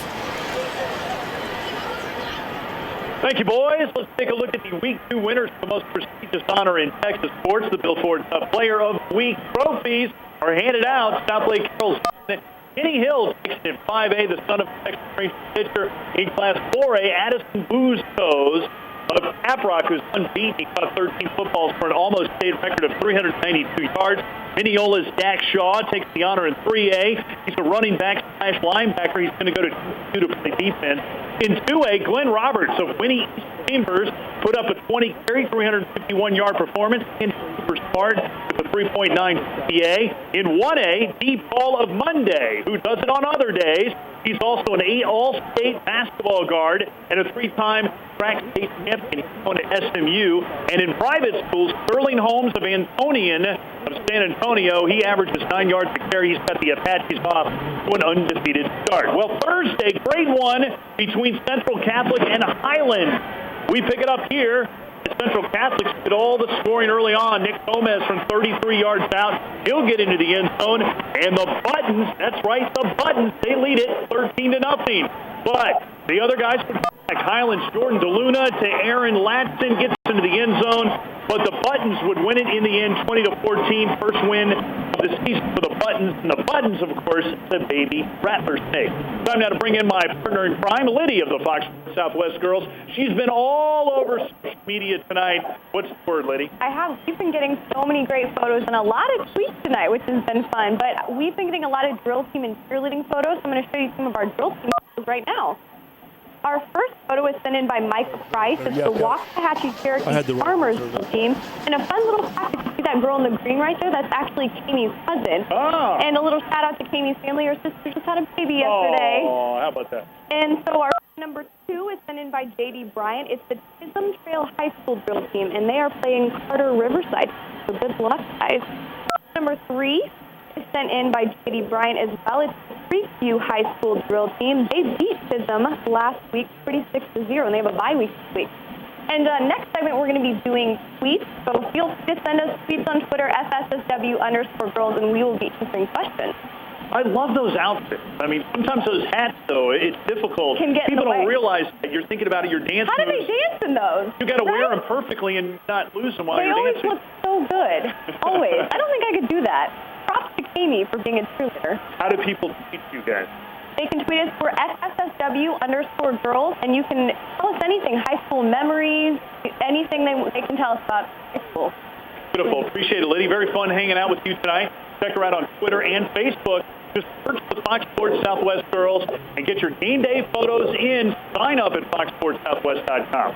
Time now to talk Northeast Texas, and for that, I give you Jeff Power and Travis Stewart. Take it away, guys. All righty, thanks a lot, Rick. We do appreciate that. Hey, we've got some more highlights in. This Pearland-Dawson game is getting kind of ridiculous right now. They are the #1 team in the state for a reason, and it has really been the James White show. Look at this, 30 yards, his 3rd touchdown of the evening, and really he's just getting started. It's been this kind of night for Dawson. Here's Vincent Mitchell going deep to Tony Upchurch. Look at this, 57 yards for for a touchdown. They're making it look easy out there. 28-7 Dawson. Then Mitchell again, this time 50 yards to Colby Trahan. And yeah, you get the idea. 42-14 right now. Pearland Dawson leading at the half. Well, you know what? They're really showing why they're the top-ranked team in 4A. There's some other good 4A teams, like John Tyler. Let's check them out against Mesquite Horn in the Dallas-Fort Worth area. Jeff, you can see Mesquite Horn here in the red. Destry White, your quarterback. We talked about him a little bit earlier. That man in motion, so much speed, and a beautiful touch pass across the middle. And the John Tyler defense can, oh wow, did that ball pop out? It sure did. I don't know. He may have been across the goal line. That'll be close. But I can tell you right now, Mesquite Horn has tied things up at 14-14. And Jeff, true to your word, Mesquite Horn's given everything he can handle so far. That's been a great game. All right, let's go to Northeast Texas and look at this regional top 5, beginning with Mount Pleasant. Well, they've got a very tough one tonight against Kilgore. We'll talk about that one in just a second. Sulphur Springs right behind them at 1-2. Texas High at 1-1 as well. Paris at 1-2. And then this sneaky good New Boston team at 3-0. We're going to talk about them and some of their incredible numbers that they've put up so far this season here in just a minute. Games we're watching out for here in Week 3. Kilgore at Mount Pleasant. We talked about them being 3-0, and already Kilgore leading this one, though, 14-0, so a bit of an upset. Well, that's that defense at Kilgore for you. Remember, this Kilgore team played pretty deep into the 4A playoffs last year, so you know they can stuff the ball. Mount Pleasant's offense has to get on track here in a heartbeat.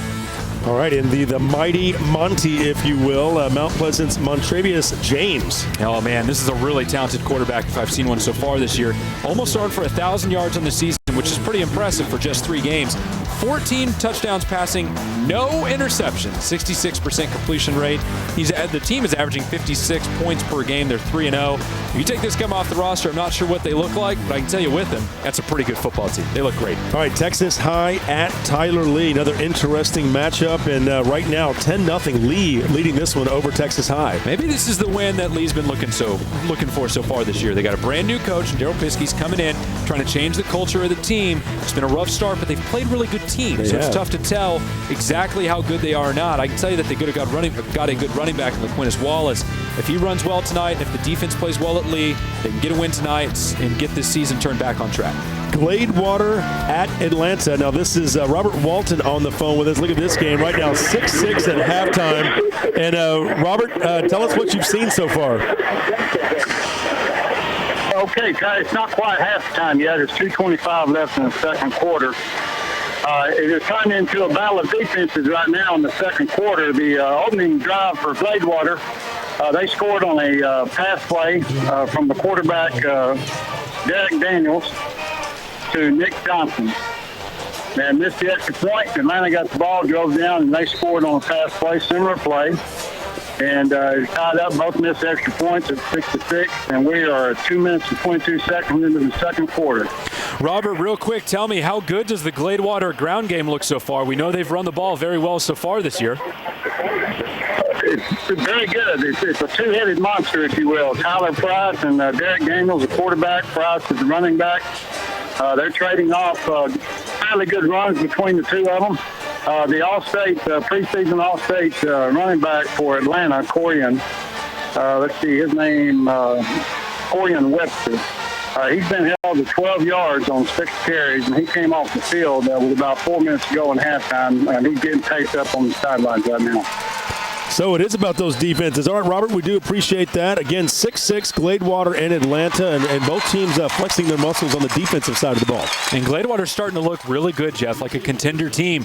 No one really pegged them as such heading into the season, but a big win tonight compared to who they've already beaten. This may be a team to watch as we head into the district play in the playoffs. How about Paris and Sulphur Springs? Another interesting matchup on paper, but they play the games for a reason, and we need you to get these scores into us, folks. Remember, you can always send your scores here. You see the ticker on the bottom. Some of these games will be Thursday night games as well if they're finals, but also make sure that you update us on Twitter and just be social with us, folks. Be social with us. Still waiting for the score there, but Salina out on top of Liberty Ilu right now, and it's a pretty good defense showing some fangs, and quarterback Nathan Elliott, the young kid out at Salina, you know that he'll be heard from before the night is over. I expect Salina to go on and win this one, and then obviously do some damage in district play in the postseason, just like normal. And finally, how about Gilmer now leading Dangerfield 14-0 14-7. This is one of the games that we talked about in the live show early on, and it's kind of lived up to the billing so far. Well, so far, yeah, and I'm actually kind of pleased that Dangerfield's defense has been able to hold Gilmer to just 14 points so far, even with that great quarterback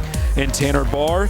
I tell you what, though, Dangerfield has beaten Atlanta. They have beaten Clarksville so far this year. They've shown they have some ability. They just need to get out in front of this Gilmer team, slow that offense down a little bit, and bring a game finally into their pace, maybe for the first time this season. All right, how about a new contender in New Boston? This is a team that maybe a lot of the folks around the state of Texas haven't heard much about New Boston's high school football team, but I tell you, they're rolling this year. I tell you what, it even surprised me a little bit how good they've been. They've only allowed 13 points this year. That's tied for fewest in all of 2A Division I, but they've scored 135. That's fourth best in 2A Division I. So there's no team in Class 2A in any classifications that's had that good a performance so far defensively and offensively. Their running back, Damian Haskins, he leads East Texas in rushing with 668 yards. He leads East Texas in scoring with 71 points.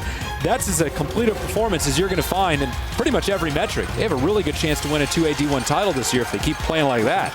So New Boston off to a good start. They are 3-0 on the young season. Speaking of 3 right now, Longview leading Lufkin by 3 points, 17-14. Let's take a quick break, and we'll talk about that when we return here on Fox Football Friday.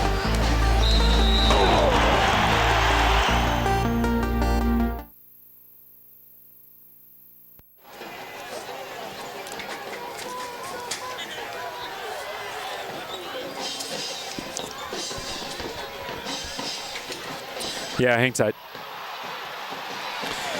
Rogers is up 34-26. Rogers 34, Mart 26, second quarter. Wow, that's a lot of scoring. Jeff, is our Twitter bar malfunctioning? It looks like it's been stuck on the same one for a while. I just want to make sure it's not something I'm doing wrong.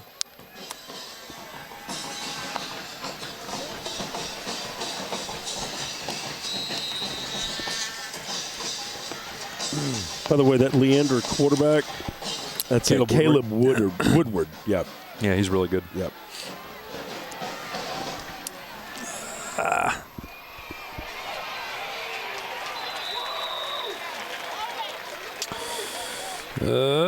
Trying to get you a Lexington score as well. It looks like Navasota 7, Lexington 6, which I did not expect.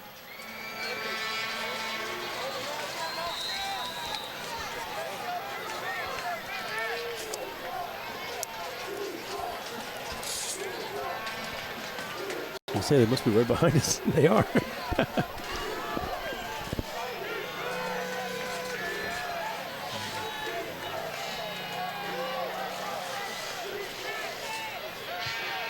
Okay.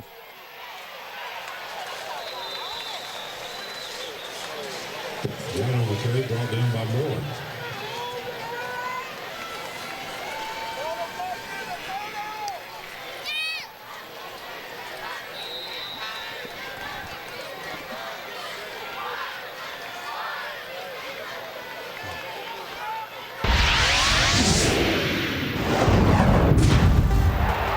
And welcome back to Fox Football Friday. It's the Blitz, powered by Dave Campbell's Texas Football Magazine. We are here in Lufkin, where the Lobos of Longview leading right now 17-14 over the Lufkin Panthers. Jeff Power, Travis Stewart joining you from literally right here on the field. You can almost see the game behind us, but since we can't show it to you live, we bring it to you right after plays happen, and we've already had a lot of plays. So far, it's been very busy out there, offensively and defensively, if that makes any sense. There's been lots of scoring, but also lots of turnovers. It's actually been kind of a little squirrely, which I guess we should expect from this East Texas rivalry, Jeff. Yeah, hey, rivalries, and it's 9 straight wins here for Lufkin at this home stadium against Longview. We'll see if they keep it going. But Angela Heyman, let's go ahead and sit it down to Angela real quick. She's got more with our Wendy's check presentation down here on the field as Longview and Lufkin doing battle down here. Angela? Thanks, guys. Well, I am joined by Lufkin head principal Mark Smith. Mark, Wendy's believes that success has to start on the field and in the classroom. And on behalf of Wendy's, I'd like to present you this $500 check to Lufkin High School. Congratulations. Thank you so much. We're appreciative of this. You know, Friday night football doesn't get any better than this in Longview, Lufkin. It's a big night, a lot of big crowd here. We're excited. Thank you very much. You do have a big crowd here tonight. It's very impressive. We've been talking about it all night. You must be proud. Absolutely. You know, the Lufkin Panthers and Panther Nation, we come out every Friday night, whether on the road or at home, and have a good showing, and tonight is a good example. Absolutely. Well, congratulations again. Back to you guys. All right, Angela, we do appreciate that. Of course, Reggie McNeil played here at Lufkin. Javorsky Lane played here. They both went on to Texas A&M, but a lot of pride here in Lufkin with Panther football. Boy, you have to represent University of Texas, too. James Street, former national champion, played at Longview as well. All right, so 17-14 right now, Longview leading, but let's talk about this Central Texas region right now. And there's been a lot of good football throughout Central Texas, and Hewitt Midway and A&M Consolidated, maybe the top teams? Yeah, probably. 3-0 for Midway, 2-1 for Consolidated, but they have a good team tonight against Lake Travis. We'll update you on what could be a shocker there here in a second. Temple at 2-1 with a lone loss to South Lake Carroll. Copperas Cove is 2-1. Belton, Jeff, we've talked about them a lot this year about maybe being a sneaky good team in this area. They're 2-0 right now in the fifth spot. And, of course, Syntax kind of being that Waco, Belton area up through there over towards College Station. All right, A&M Consolidated is at Lake Travis tonight. And I know a lot of folks are thinking that this is possibly an upset brewing down here because of the fact that Lake Travis, they've won 5 consecutive state championships, but moving up to 5A, look at that score. A&M Consolidated up right now 23-7 over Lake Travis. And mind you, this is a Cavaliers football team. Again, they've won 5 straight. They've only lost 3 games in the last 5 years. So, I mean, this is could be a huge upset. Yeah, the biggest issue, though, is the injury that Lake Travis is going through right now. They lost wide receiver Zach Austin, their best target out wide for the season, with a torn ACL last week against Westwood. Offense looks a little out of sync. There's a lot of penalties out there, a lot of mistakes so far. Not saying this game is over, but Consolidated's got a big lead, and they can salt it away with a good running back in Xavier Jones. We've got WTAW Radio with a more updated call. Of the first half of play. Wow. All right, Tigers up 23-7, 3:49 left in this first half. Don't forget, Texas A&M football returns tomorrow as we're home at Kyle Field to take on South Carolina State. Our kickoff is at 6 o'clock. Pre-game coverage begins at 3 o'clock from the fan zone. And then the kickoff with Dave South and Dave Elmendorf. Live from Kyle Field right here on your home of Aggie football, 1620 WTAW. From the 25, the Cavaliers on the move now. Trips to the left, handed off to Nixon. Big opener at the 25 to the 30-yard line. 35, Whitehead tries to ride him down, and finally it is Corey Stoll that runs him down. But I tell you, they have got to do something to contain Sean Nixon as he is heating up. But not to be discredited is the hole he's running through. Good mercy. Mark, you've got a good 15 in you in a hole that big. I don't know. Maybe a good 10? Maybe 8. That's a first down 10 for Lake Travis. High snap, play action, pressure coming once again. This time it'll be Mayfield that runs the ball out of bounds into the Consolidated bench, chased by Jimmy Gilbert, but not before a 3-yard gain on the play. Upfield to the 46-yard line. It'll bring up a second down at 7. Cavaliers moving the football from left to right. They have it 2nd and 7 at their own 46-yard line. Need to get to Tiger territory at the 47 for the first down. So on 2nd down at 7, trips to the right. That's the wide side of the field. One to the far side from the gun. Play action to Joyner. Throws it near side. Nixon is there, and that's going to be a holding call. Nixon with the ball at the 50, but this one's coming back down the sideline. All right, so you heard there, Sean Nixon, that play right there might be coming back on a penalty, but a big shocker. A&M Consolidated up 23-7, but don't count out those Cavaliers just yet. They've got a fast tempo offense. I think they can get back in it. It's just going to take some halftime adjustments. And you know, A&M Consolidated, like we said, a good running back in Xavier Jones. They'd love to be in a shootout, too, with quarterback Jalen Chester. A lot of talent there for David Raffield. And A&M Consolidated fresh off that big win over Westlake. So moving forward here, Lexington at Navasota. Interesting game. Navasota up right now 7-6. And actually, Navasota just scored to make it 14-6. And I have to admit, I'm a little surprised that this one's been as low scoring as it has, because both of these two teams are explosive offensively, especially Navasota, and they have this dynamic duo. That's a big reason why. Quarterback Kadarius Baker, over 1,000 yards passing on the season already, 13 touchdowns in just 3 games.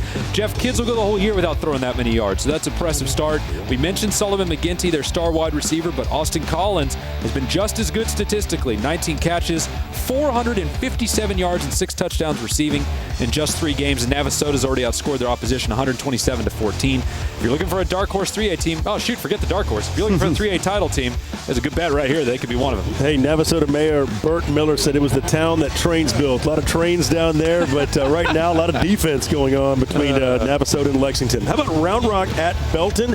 Round Rock trailing this one now 13-12 in the second quarter. Love it. I think this is what we expected all along. Something fairly middle scoring, not low, not a shootout, just in that average range. Pretty close competitive games. Both of these defenses are pretty good, can be great on any given night.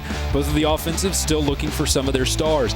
I like Belton here, but Round Rock's played a very difficult schedule so far, including a date with Temple to open the year. They have a great chance to come back and win here, and I still think both of these teams could be playoff teams. China Spring at Alvarado right now, 14-6. Alvarado on top. You know, China Spring is one of the better 3A teams out there, especially with running back Hunter Hancock playing the way he is. But remember, Alvarado beat Fort Worth Southwest the other week, and that's a 4A team. So if any time a team or a 3A team can go beat a 4A with two really good offensive players on it like Southwest has, I mean, you know it's dangerous. They haven't even lost a beat so far after last year's title game appearance and graduating Wayne Onderdonk. Alvarado's still pretty good. Yeah, they fell to Chapel Hill. Now, Mart at Rogers, another interesting game. Look at this, high scoring to say the least, almost like this game. Let's all just settle down. What's going on out there? Wow. Mart just won their 700th game all time last week, one of the most successful programs in state history. But this is not the style that they wanted. I don't think they wanted a shootout against Rogers tonight. I'm sure Rogers loves it. But I don't think Mart's looking for that. I do think, though, that Denarian Thomas, who is now healthy and lethal for that offense for Mart, is going to have a big game tonight. I think Mart should come back and win this one, maybe nip it in the end. Mart, the home of Quan Cosby, former Longhorn. That's right. Playing quite well these days. All right, the BCS standings, checking in on the Bryan College Station. Tell you what. Did you catch my play on words? Yeah, I did BCS? now. I finally realized that. Yeah, Bryan College Station, we kind of lumped that into the Syntex area as well. Just give you a State of the Union. A&M Consolidated is 2-1. Bryan 1-2. Bryan Rutgers 1-2. And then Bryan Brazos Christian 2-1 and Bryan St. Joseph 2-1. I think those two schools are important, Jeff. We don't talk about the private schools a lot here, but the two Bryan private schools are actually really good. These are all your teams right now for the BCS area. And let's also not forget College Station High School, which is going to start varsity play next year. They are 0-2 on the season, but with a lot of promise heading forward. And hey, Texas A&M should be 2-1 tomorrow after they beat South Carolina State. So True we'll enough. see. All right, let's take a quick break here. It's 23-14. Longview now leading Lufkin. We'll be right back to talk about that and much more on Fox Football Friday.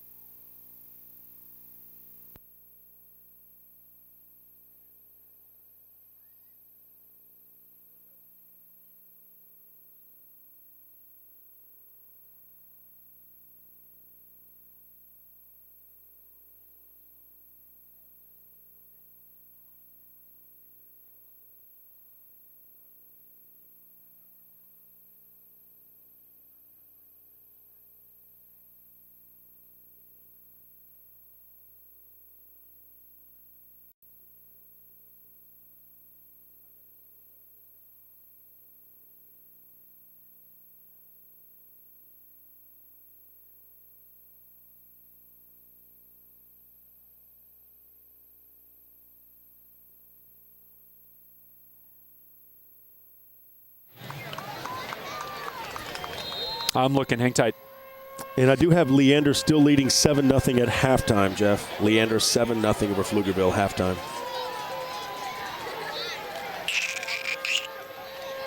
Hey, we just got Westlake. Let me forward these on to you if there's any way we can get them in. Tell Scott Westlake highlights coming in with Cibolo Steel. And if he just sent one or two quick plays, we should be good. I'm getting to that Georgetown score. Just give me a second. Okay, just sent Chris Hardy's highlights of Westlake and Cibolo Steel to Scott.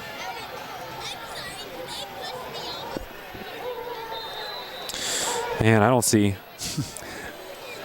Do we have the quarterback coming on with us? Oh, good deal. This will be fun.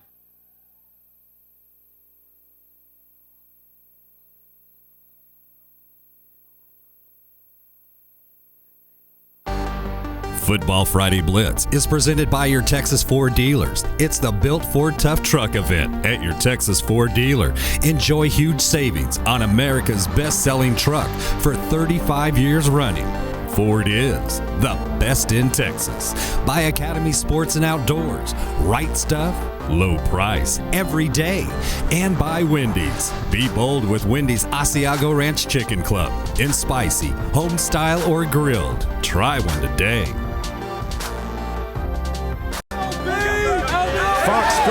Friday, powered by Dave Campbell's Texas Football Magazine. We're here in Lufkin, where the Lobos of Longview right now taking it to the pack, as we call them, of the Panthers of Lufkin, of course. Right now, 24-14, 2:55 to play here in the second quarter. All right, let's head down to the Hill Country, Jeff, but we would be remiss if we didn't look at the action that happened last night when Marble Falls beat Bernie Champion. We'll talk about that in just a second. Hill Country top 5. Lake Travis starting off at the top. That could be a changing here in just a minute. Round Rock Westwood is actually 2-1 on the year because they lost to Lake Travis last week. Leander is 3-0. Pflugerville 3-0, and they play each other tonight. Highlights on that one coming up in just a bit. And then Vista Ridge is in a big one with McAllen tonight. They are 3-0, and they start at number 5, Jeff. Yeah, Vista Ridge, they've had some wild games. They had a game where they just beat Elgin last week. I think it was 42-41. Yeah, 41-40, something like that. Something of those nature.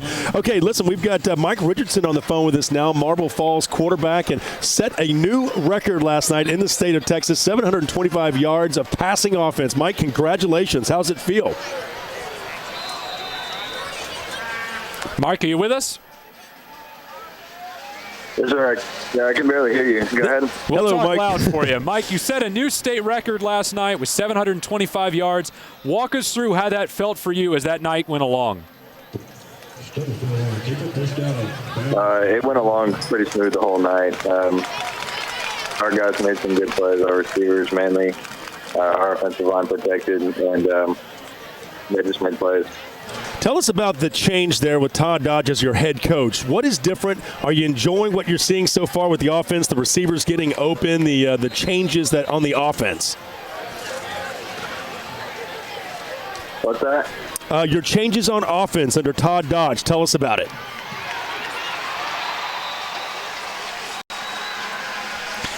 Sounds like I can't really hear. I can't hear you. What? All right, Mike, we're sorry. We'll have to check back with you a little bit later. Again, Mike Richardson, though, 725 yards of passing, 35 of 44, 7 TDs as Marble Falls wins big last night. And, of course, Kyle Pesky on the other side, 595 yards. He's now 4th for Bernie Champion, but just a passing onslaught last night. A clinic. We will try and check in with Mike later on tonight. We want to hear his thoughts on how that crazy game played out. We'll just get that connection sorted out for you. But as you said, Todd Dodge did a great job kind of changing the culture there in that program, making it an offensive team, and they've responded really well under him. Well, I mean, you think about the quarterbacks, Chase Daniel, Greg McElroy, David Pylan. Those are the kind of guys that he's coached before at South Lake Carroll and now doing it with Mike Richardson. So really a nice job there by Todd Dodge. So anyway, it's been fantastic to say the least for Marble Falls. All right, so let's move forward now. The race begins. District 17 4A, Bastrop at Manor, Hutto at Cedar Park. Interesting games here. Connolly at Eastview and Georgetown at Elgin. What's really interesting, Jeff, is that 17 4A doesn't have any 0-3 teams so far. So far, everyone's won at least one game. So you know the parity is going to be there, and they really don't have a favorite quite yet. I mean, Georgetown's undefeated, and Elgin's played a pretty good schedule. You know Hutto is probably going to be in the mix. Bastrop and Manor are there. Cedar Creek, a bit of an unknown. Yep, Eastview, a bit of an unknown. It's just really hard to sort that whole district out right now. A lot of teams all in the mix of things. I tell you, the biggest game in this entire region in Week 3, Leander at Pflugerville, and this has been a defensive battle, and we're getting kind of used to this. Leander has such a good defense, and usually year in, year out, Pflugerville, led by head coach George Herman, does a nice job defensively as well. But Clint Harper, he's got Leander believing in themselves. The move down to Class 4A has been very good for them. Caleb Woodward already has a touchdown for Leander in this game. He scored that one pretty early on in the game. Leander on the road at Campbell Stadium taking on Pflugerville, and they are leading this one right now 7-0 at the half as we take a look at some of the video here. Some of the highlights, obviously, there is the Leander touchdown, the run off the right side. Pflugerville defense is there, just well blocked downfield by Leander. And you're going to see a lot of that, I think, throughout the season. They've got a very good quarterback in Caleb Woodward, but the guys around him in the backfield are pretty talented too, Jeff. All right, how about Bastrop at Manor? Bastrop off to a bit of a slow start, but trying to battle back here against Manor, trailing 14-9. Well, Bastrop's got a kid pulling some pretty severe double duty, and that's linebacker Paul Whitmill, who's also pretty much getting the lion's share at running back as well. He's been good, But, playing a guy at two physical positions like that, that's going to wear on you after a while. Maybe the hidden weapon, though, for Manor, gosh, it's just a home crowd. They're 1-0 at home this year and 0-2 on the road. So they're at home tonight. Maybe they can get Manor back out in front and get them a win. How about Westwood at Cedar Park? Cedar Park, of course, getting up to that 0-2 start, trying to bounce back right now. They trail 7-6. Westwood, maybe a lot of people thought they should have beat Lake Travis last week. They had them on the ropes. Well, they were awfully close. I think this one's actually at halftime now, and I just saw a very wise tweet on Twitter that if Cedar Park wants to win this one, they have to do something they have not done all season. That's score in the second half, and that's pretty hard to believe considering how good they've been offensively the past couple years. But right now, it's been a struggle, and Westwood's defense is not going to make it easy on them. A lot of big games in this area. How about Cibolo Steel traveling to Westlake? We've got some highlights in of this one. Westlake, this was one of my picks earlier in the night. I was thinking Westlake could possibly pull an upset here. And, Cibolo Steel loaded with talent. They were in the state championship game last year. They fell to Spring Decaney. But this game being played over at Westlake, the newly renovated Schaap Stadium there. They get the field goal here in the early going to take a 3-0 lead. And, Westlake, they have been challenged by some very tough competition so far this season. They started off with a victory over Cedar Park. They had some big games throughout the season. Look at their defense stepping up right here, making a big play, and that's what it's going to take to beat a team like Cibolo Steel. You've got to kind of get physical with them. Coach Darren Allman has talked a lot about that physicality. But you know what? You can't always match up against a running back as good as Justin Stockton, the guy you just saw on the big run from Cibolo Steel.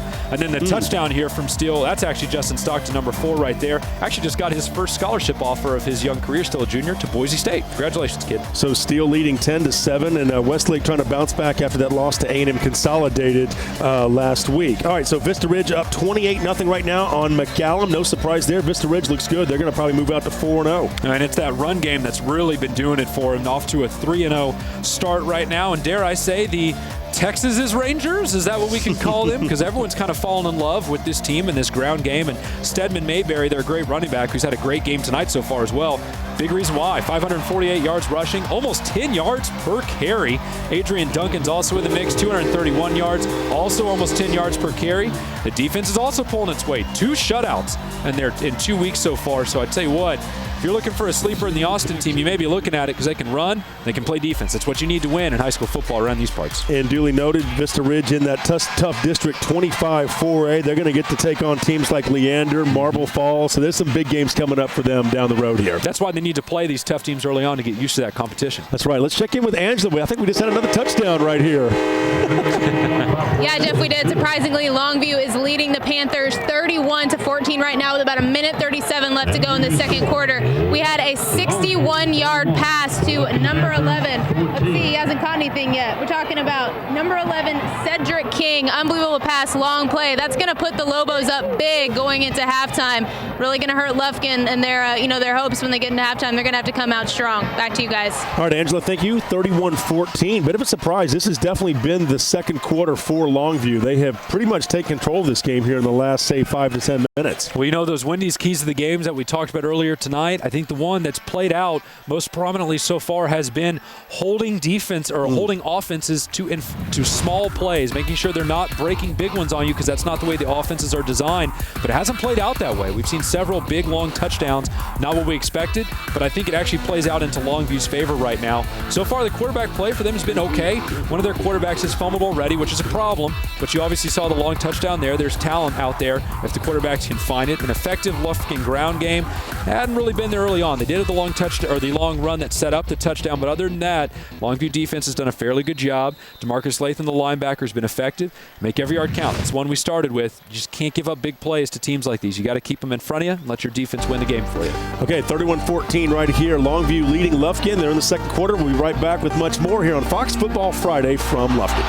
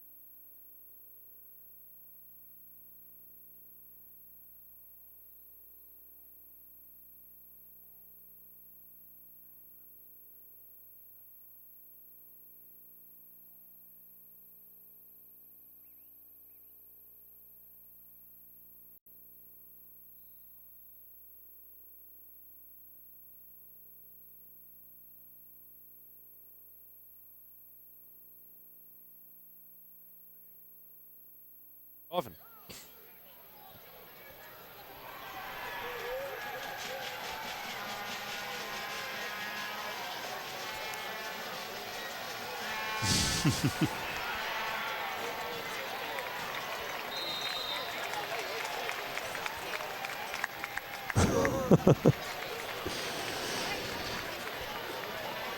Well, he couldn't hear us. It seems like we've had a problem with that several weeks in a row where whoever we're bringing on could not hear us very well.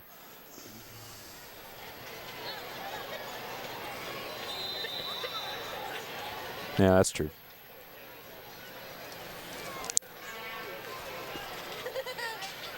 That's true.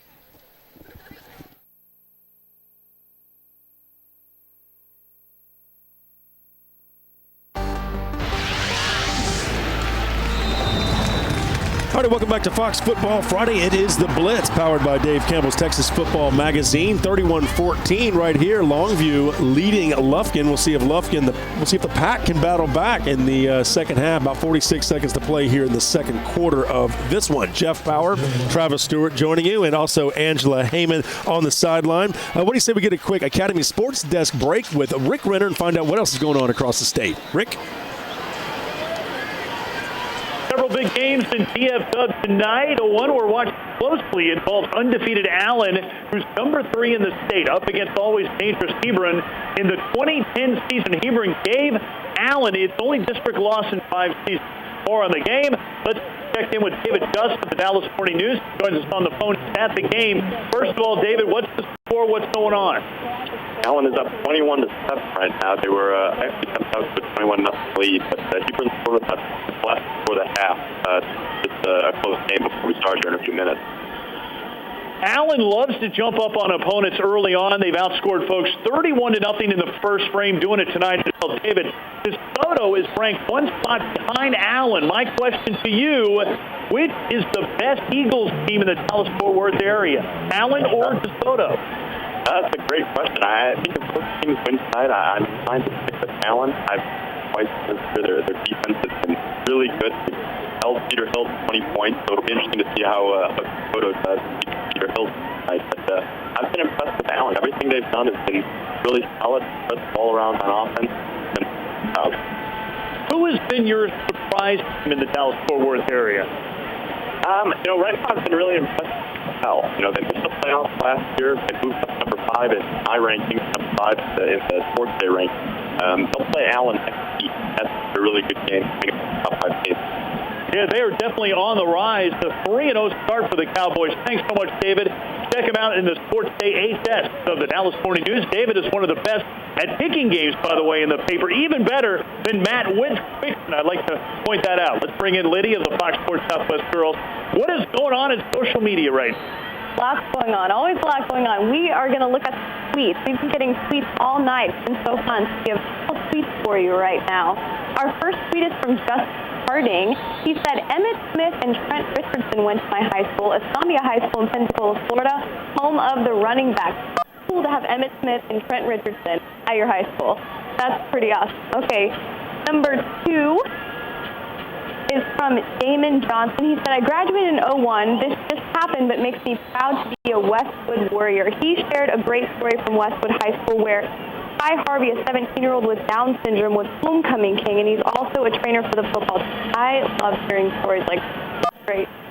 And then our third tweet is Sarah Fawcett attended my high school, W.B. Ray High School in Corpus Christi, Texas. She was voted most beautiful. Sarah Fawcett! Rick, were you good at anything in high school? Let me guess. That's hair. You know what? I lost that. Oh, no. Word on the street was that you rocked a pretty awesome mullet in high school. Is that true? Yeah, I did have a mullet and an earring and all that kind of stuff. But I can tell you that I was class clown my junior year and senior year at 2 different schools, one in Florida, one in New York. Wow. That's pretty hard to pull off. That's awesome. How about you?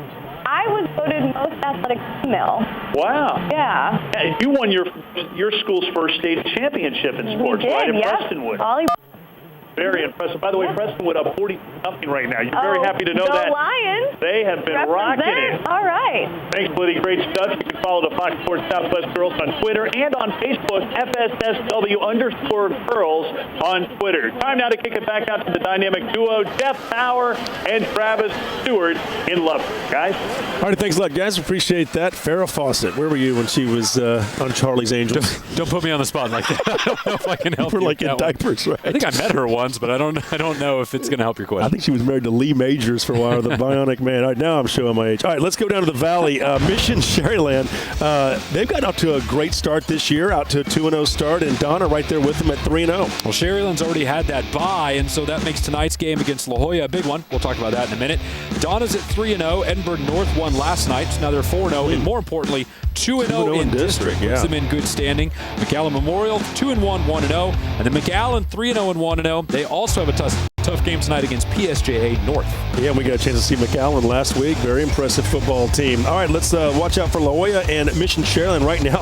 Mission Sherryland up 49-0 at halftime over La Jolla. Well, we knew that Sherryland was a bit of an unknown because they graduated a lot. They changed head coaches, and again, they already had that bye week, so they're playing a game behind. But quarterback Trace Barrera was still leading the district in passing despite playing one less game. So you knew offensively they could be explosive, and they sure are because remember, La Jolla had won 2 in a row coming into this one. How about tonight? Veterans Memorial at Harlingen South, and right now 9-7 Veterans Memorial leading at the half. And you know what? Here's what's really crazy. Veterans Memorial is their first season playing varsity football, and they are on track for 4-0 tonight. And the rest of the Brownsville ISD schools combined do not have a win. So they are really, really impressing so far this season, especially defensively holding Harlingen South to just 7 through 2 quarters. All right, PSJA North at McAllen, and look at this, McAllen trailing right now 14-7 at the half, and we saw McAllen last week. Very impressive football team, and struggling a little bit here offensively. Well, I think if I saw the tweet correctly, there's already been a couple kids carried off the field tonight. This one's been hard hitting, and a couple injuries so far. No word on the severity of those. I think the kids are obviously okay long term, but it's been hard to keep bodies on the field tonight, and that does not play to McAllen's strengths because PSJ North is a ground and pound. They run that old slot T. It's going to be slow. It's going to be difficult, whereas McAllen wants to spread it out with speed. Don't have it so far, but McAllen they have looked pretty good. Like you said, we saw them last week. These Bulldogs pretty talented. Look at their best ever years. They were 11-2 in 2000, 9-4 in 1992, 11-2 in 75, and 10-3 in 1964. That's just from 1960 on. And they only had 4 playoff bids prior to 1964 anyway, so I don't think we're missing too much there. But if they keep playing as well as we saw them last week, they could be in run. It could be in track for another 8, 9, 10, maybe even 11-win season. Maybe have one of their best ever years. Of course, Tony Harris, the dean of Valley coaching, 17 years, and he was great talking with him last week. In fact, he can be very funny at times, as we found out last week. Other games looking out for PSJ Memorial at San Benito right now, 7-3 San Benito trailing at the half. Well, you're going to see more of that in the second half, too. I mean, I just don't think you're going to see a whole lot of offense here because both of these teams lean on their defenses quite a bit. But if there's one thing that Memorial has that may break this stalemate, it's quarterback Manny Macias, an experienced veteran quarterback. San Benito can't claim that. I do think this one's not going to get into the 20s or 30s, I'd bet. You're probably looking at something 17-6 or something awkward like that. How about this PSJA solid start here? Well, really, for the whole ISD, I think Memorial's off to a 3-0 start. PSJ North is 2-1. PSJA is 1-2, but they've played a tough schedule. Southwest, the new school, has already started at 2-1. Their combined records last year was only 16-16, so they're actually ahead of the curve a little bit. I think Memorial and North are for real. I think you're going to see them finish out above 500 strong seasons. Southwest, tough to tell. They haven't played a district foe yet. PSJA, it may be a tough year for them, but 3 out of 4 in that ISD having a great year would be a big success for them. Rio Grande City Gruya at Rio Hondo right now, 16-0. Rio Hondo leading at the break. Well, you can't see it, but I just made my surprise face because I actually thought that Gruya may have been the better team here, but Rio Hondo, the more established program. And I think you may be seeing a little bit of that right now. But still, got a half left to go. Gruya's got a good offense. You may see them get back into this one. Okay, Fox Football Friday continuing here from Lubbock. We're going to move into the San Antonio area in just a moment. But why don't we get a quick recap of this game, kind of get you up to speed here on what's been happening. I tell you, it started off like we were going to have ourselves quite a battle. They were going back and forth. Let's talk about these plays as they kind of lined up. A big play right off the top with the touchdown. Torrey White, the Longview running back, snapped off, I believe, a 71-yarder right at the top of things. And then Longview was right back in position again. They're pushing around the goal line. They actually got a touchdown there. Charging again, more run game, more up the gut. As you can see, a lot of power football there. So even though the score has been high right now, they've been doing it the old-fashioned way, except, of course, when they prove me wrong. A little read option and the halfback pass to a wide-open man in the end zone. Actually, coverage wasn't half bad, but it was just a surprising play, 31-14, Longview over Lufkin, and Longview has already survived a crucial turnover in this one. So overall, offense playing pretty well. All right, let's send it down to Angela with more. Angela? Right now I'm joined with Longview head coach John King. Coach King, we talked before the game and we said that as long as your team could stop Lufkin from making some big plays right before halftime, you thought they could come back out, play strong. You've got the 31-14 lead right now. What do you think? Well, it's nice for us to get a big play at the end of the half and to hold them out of the end zone at the end of the half, But our kids battled back from some adversity, had 2 turnovers in the first 5 minutes of the game, had a kid dejected, and so they battled back, settled down playing football. But it's going to be a 4-quarter game. We know that. Absolutely.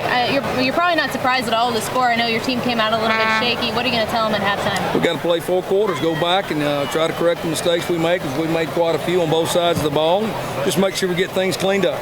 Thanks, Coach. Good luck in the second half. All right, good. Way to go right there. Coach John King joining us. And Angela, thank you for that. Longview up 31-14 right now. Well, Coach King made a big point when he said you have to play 4 quarters of football here because they've had double-digit leads here in the past and lost them because Lufkin's come back and beaten them in the second half with this crowd and the intensity. The shaky start, I think, permeated for both teams. Longview got over it, but coming out of halftime, Lufkin's going to have to settle down. They're going to make some adjustments, have a better game plan. The biggest thing is, can they ring up, at the very bottom line, 16 points just to get back into this game? That's going to be tough against a stingy Longview defense. Linebacker DeMarcus Latham's already got a block punt tonight. A lot of talent there. Okay, we'll talk about the San Antonio area when Fox Football Friday continues from right here in Lufkin.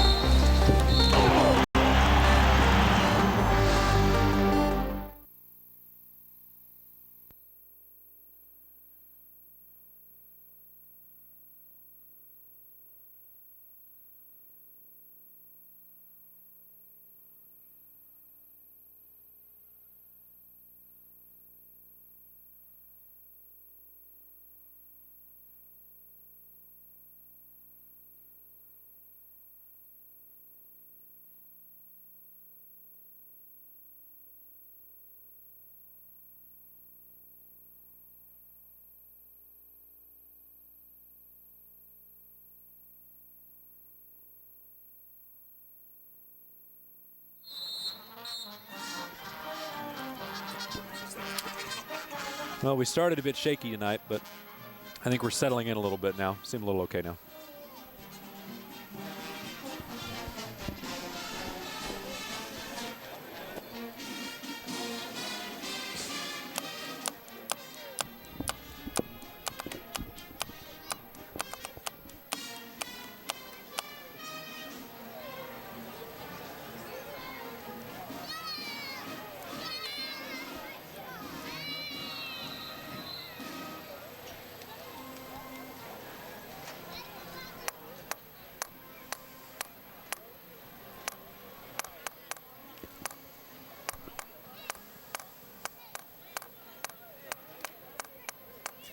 We can always go back to College Park Clearbrook highlights.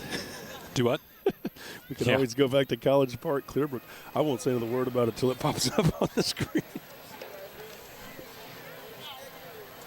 I'm bummed out that interview with the kid didn't work out. Yeah. Fox is going to be on my ass about it, too.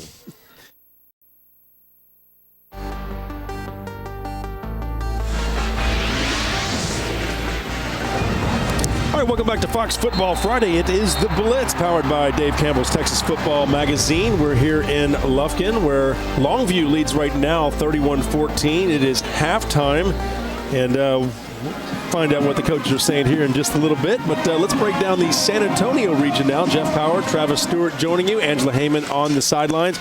Cibolo Steel in a little bit of a battle tonight, but they are still the top team in the San Antonio area. No, it's pretty tough to deny it. 3-0 right now. Smithson Valley 3-0, and they are taking on actually the number 3 ranked team in San Antonio Madison, who comes in at 2-1. And Smithson Valley looked pretty good so far tonight. San Antonio Brandeis in at 2-1. They're in the 4 spot. And little San Antonio Brandeis Brennan, the 4A team that could at 3-0, and a lot of people talking about them. A lot of talent out there, though. I like them in the fifth spot. So we talked about Cibolo Steel at Westlake. We showed you some highlights earlier. What do you say we take a look at those again? Because it has been back and forth, one of those kind of games. Very tight. Westlake has a strong defense. The Westlake cheerleaders fired up, ready to go. Here's the field goal by Michael Barden. It's a 47-yarder as Westlake took the early 3-0 lead. And the way they were playing defense, we were thinking for a while that, hey, this might even hold up for a while. Anthony Patino with the sack on Braylon McCollum here. But on the next play, facing 3rd and 16, running back D'Angelo Wallace moves down the field, will pick up 16 yards and the first down. That was huge because then running back Justin Stockton would score from 22 yards out. Look at that run. And right now, Westlake is trailing at the half, 10-7. Actually, the second half has just started and a couple scores right out of the gate. Steele is up now 14-10. Over Westlake in the second half has been a bit of a bugaboo, I think, for Westlake so far. They're going to have to keep the defense fresh against this Steel offense that just wants to pound you. And that's one of the hardest things to handle with Steel, is they just work you with all these superior athletes. You can look at all these kids that have gone to the college ranks as of late. This year, they've got Justin Stockton, who will end up being a 2014 signee because he's still just a junior. But before that, we had quarterback Tommy Armstrong, who signed with Nebraska back in February. Before that, it was Malcolm Brown, who went to UT. The year before that, it was Sheldon McClain, the wide receiver, who went to Oklahoma. And then how about the kicker? In 2009, Matt Nelson, who went to Louisiana Tech, now a senior and now one of the best, if not the best kicker in the entire country. When it comes to Steel, doesn't matter what the position is, they seem to be able to pump out a kid who's pretty good at it. There you go. San Antonio Madison is at Smithson Valley, and wow, look at this. Smithson Valley up 35-17 at halftime, and Lauren Chan's there. Let's go and check in with Lauren real quick and find out with San Antonio Express News more about this game. What have you seen so far, Lauren? Well, Smithson Valley is just playing real well on offense. Lawrence Madison is our running back, has 2 touchdowns, and Taylor West, the receiver, has a return touchdown, a passing touchdown, and a receiving touchdown. So they're really opening up the playbook and moving the ball at will. So, Lauren, we know Lawrence Madison, the running back for Smithson Valley, is a big boy. Just give me some fuzzy math. How many of you would it take to tackle one of him? Me, my extended family, and a couple people we probably pick off the street. Yeah, he's a pretty talented kid. In the second half, do you think that Madison can make some adjustments to slow him down, or right now are we seeing superior talent from Smithson Valley? You know, one thing is that Madison's running back, Marcus Warford, has only gotten 7 yards after the first half, so they're going to need to step it up. All right, thanks, Lauren. We'll check back with you maybe a little bit later tonight. So Smithson Valley out to a red-hot start behind Lawrence Madison, that big bowling ball of a back.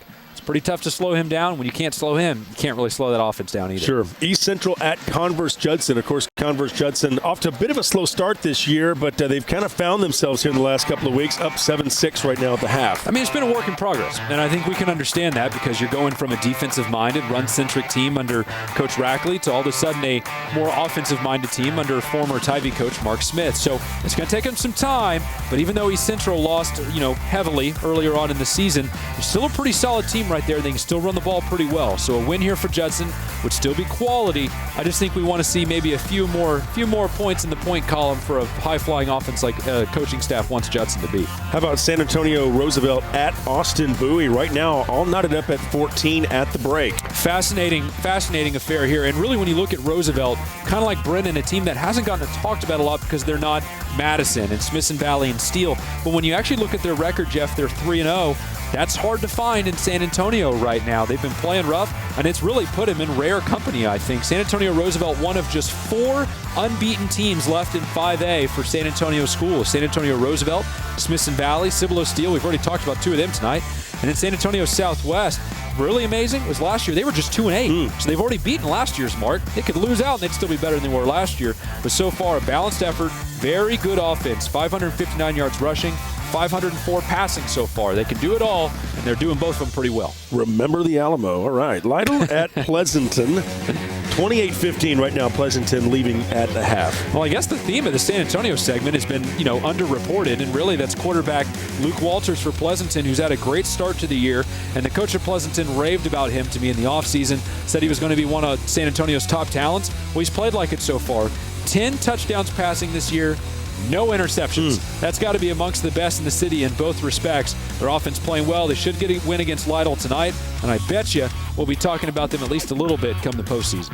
We're going to talk about that Dallas-Fort Worth area when we return. There's some huge games up there tonight. I mean, a lot more to talk about here on Fox Football Friday. We've got you live right here from Lufkin. We'll break down this game and talk about much more when Fox Football Friday continues.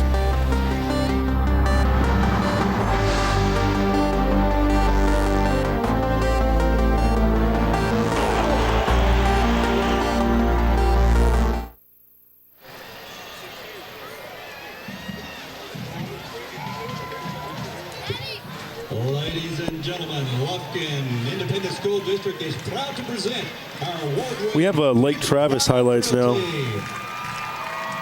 I'd like to hear those. That'd be nice. Yeah. Lieutenant Anna Catherine Alvis, Lieutenant Molly Taylor, Lieutenant Macy Rawls, and our Captain Jennifer DeVos. Senior Sergeants are Michaela Sharanza and Mallory Dorman.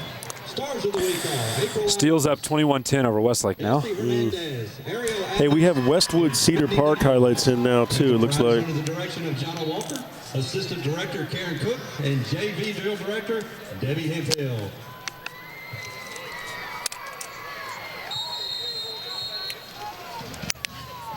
Tonight, Mesquite Horn.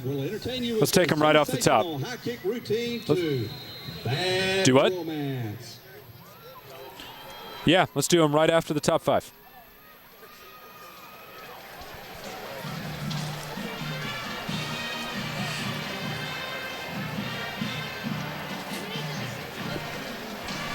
Everything going in K in there now, Jeff?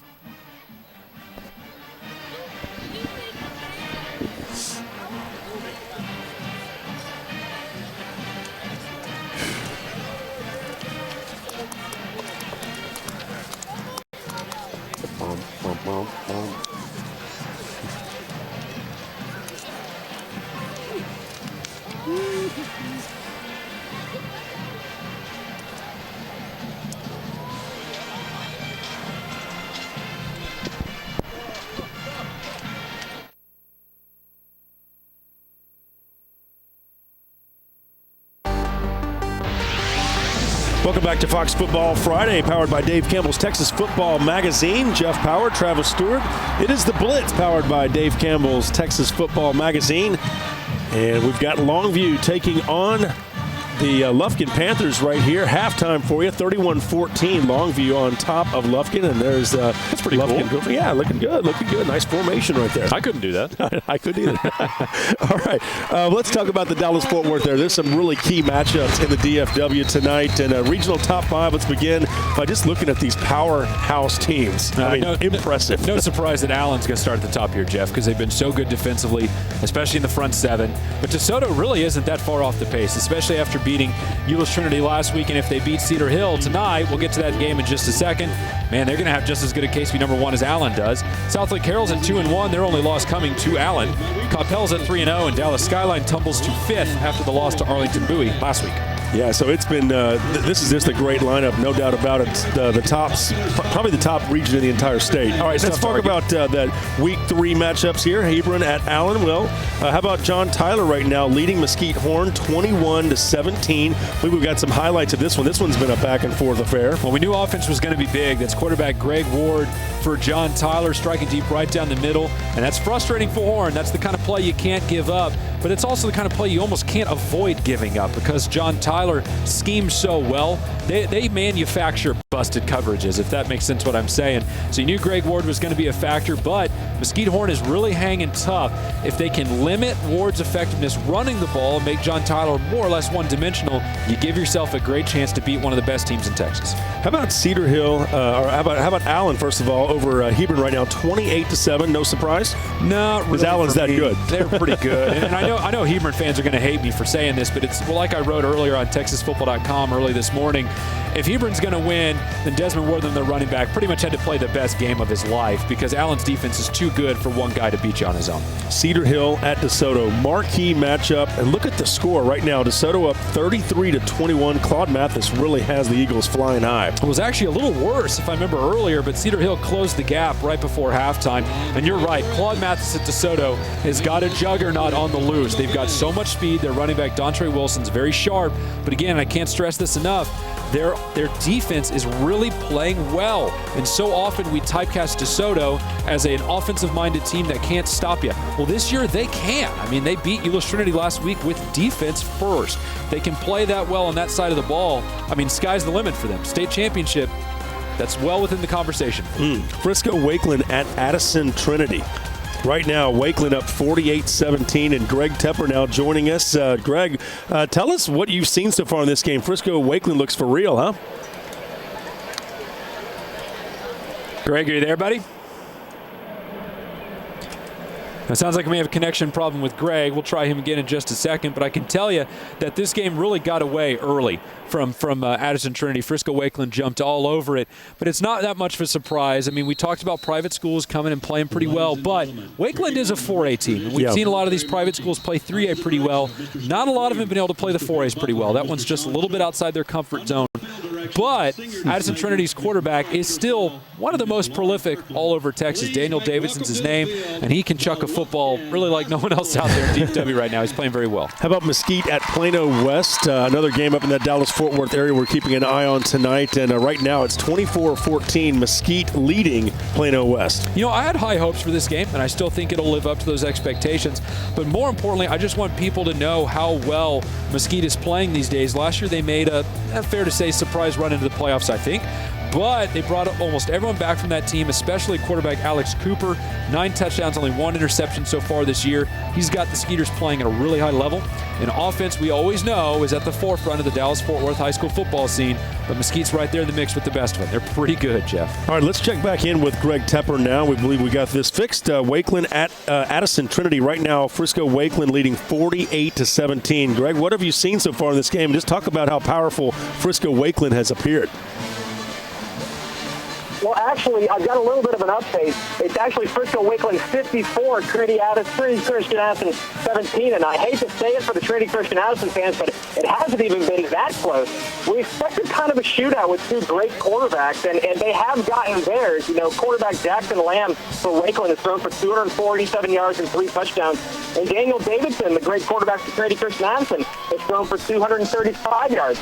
Problem is, Wakeland has forced 5 turnovers from Trinity Christian Addison, which basically takes them to a 35-0 lead in the first quarter. So it's been really kind of an uphill climb for Trinity Christian Addison, and Frisco Wakeland has not taken their foot off the brake so far.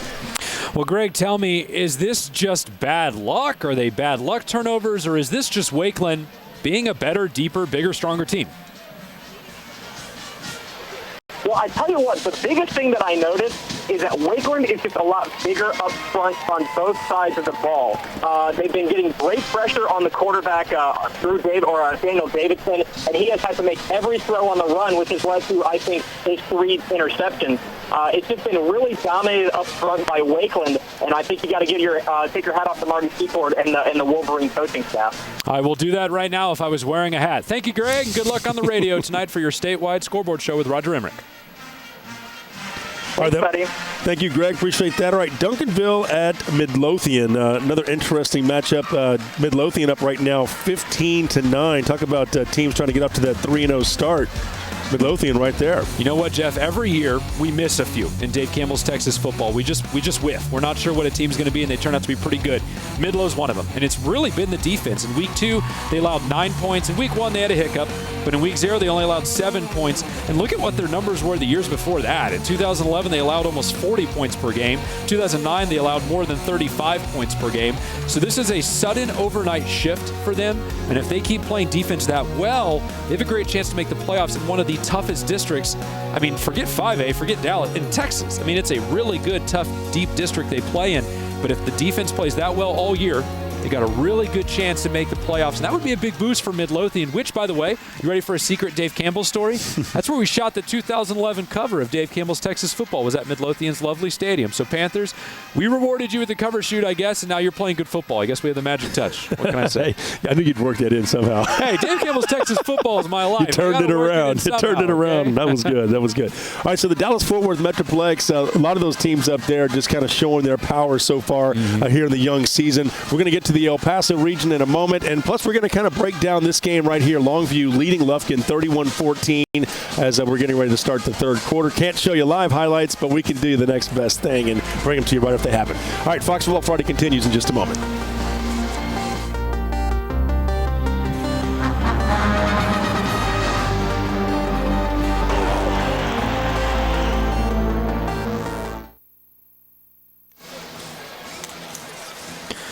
Yeah, I'm working on it.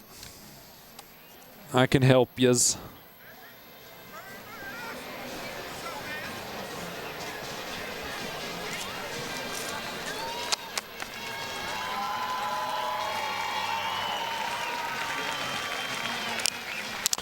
I will if my internet will work. Here, I've got the plug into what I have. Good God. You need this? It's going to take me forever. It's just sometimes it just freaks out and just loses control of itself. It's really frustrating. Okay, thank you. Okay, Horizon 24. Canutillo 13. That is halftime.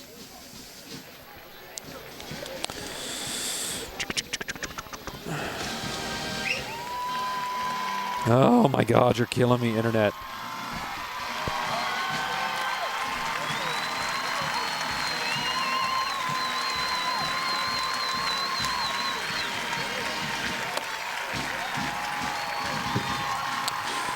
You are only going to retweet your own freaking scores. Are you kidding me, guy?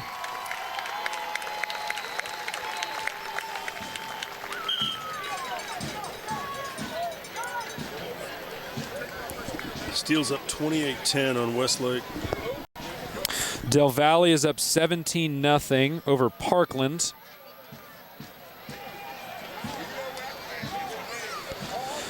America's Coronado's up. It's obviously Saturday, so okay, that's okay.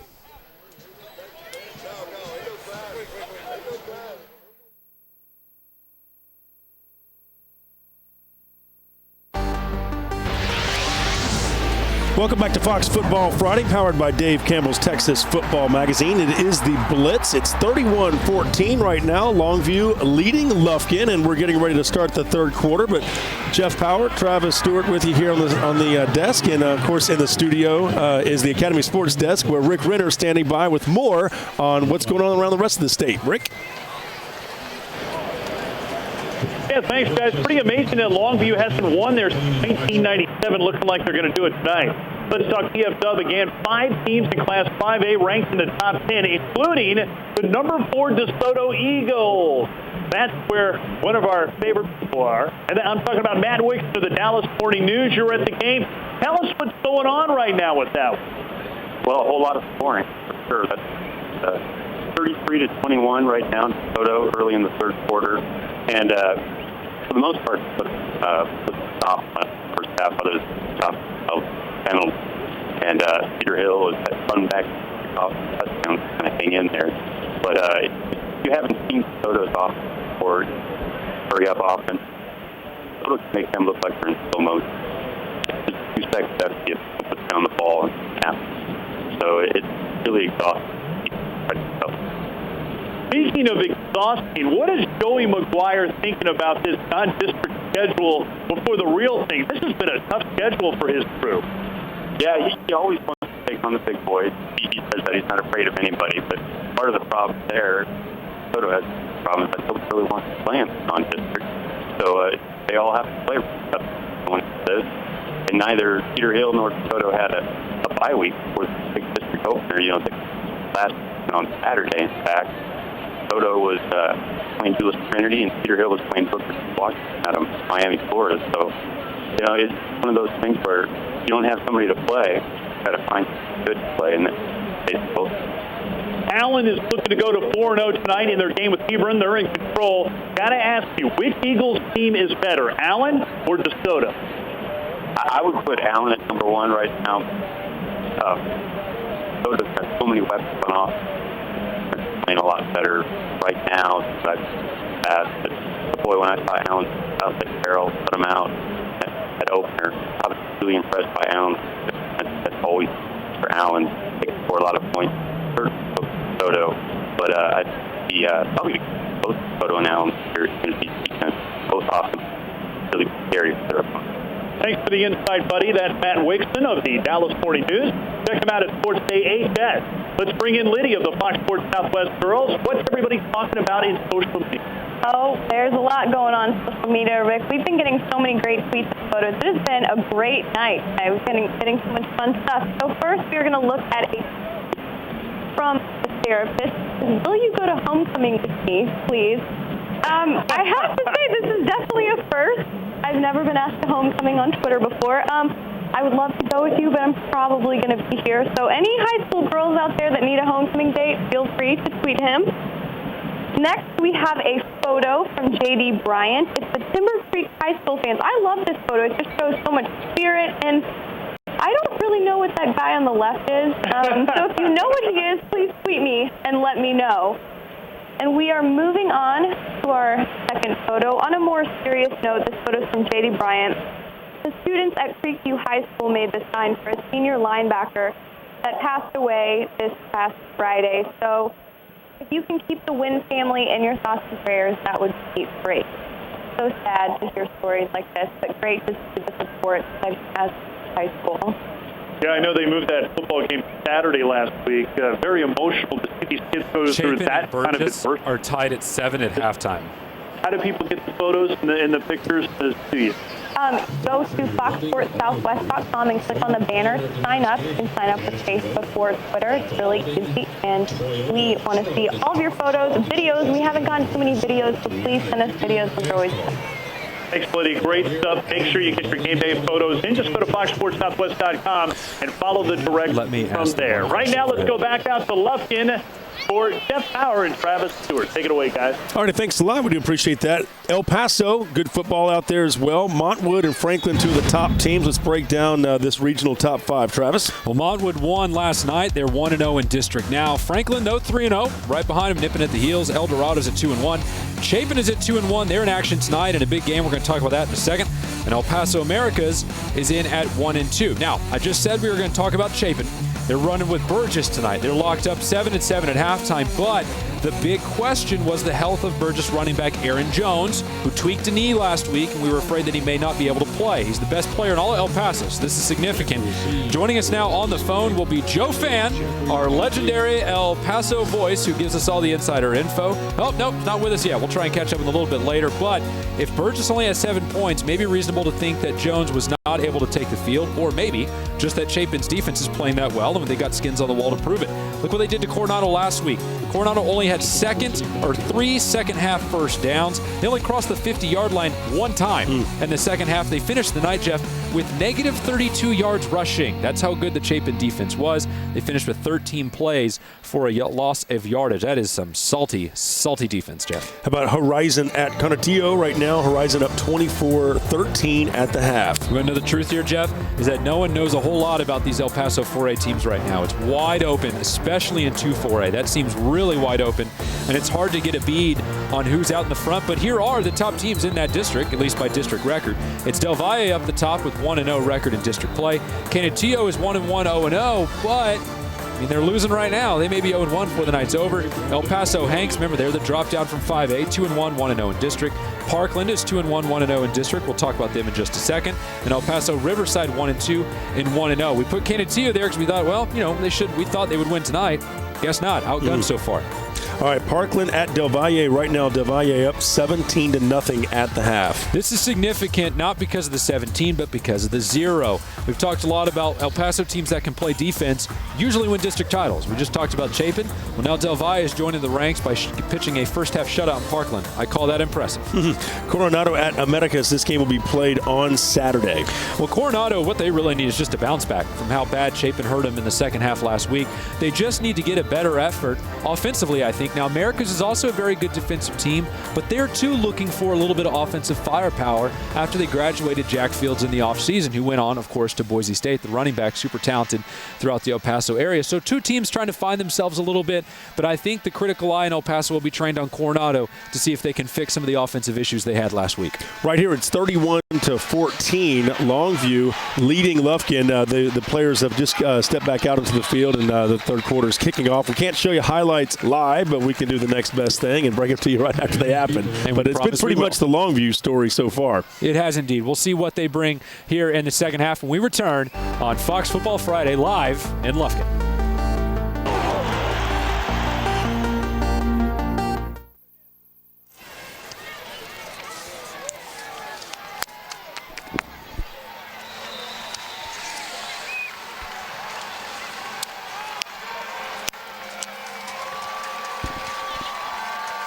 Okay. Is it Todd Quick?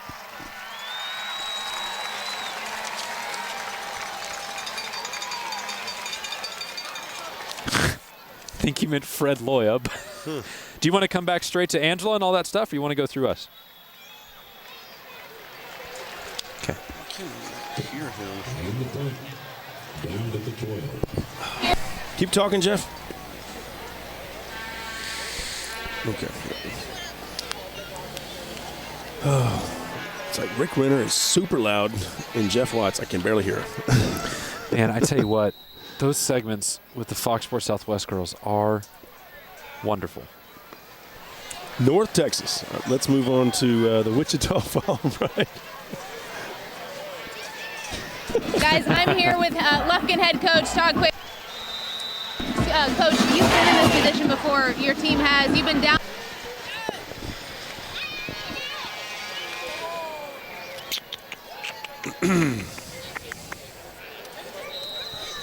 Wonder Twin Powers. Let's get it Activate. going. We need it. We flagging a little bit? I don't know. Something's not happening. We need to make it happen. Make the magic? I've lost my internet again. Shucks. 31-14.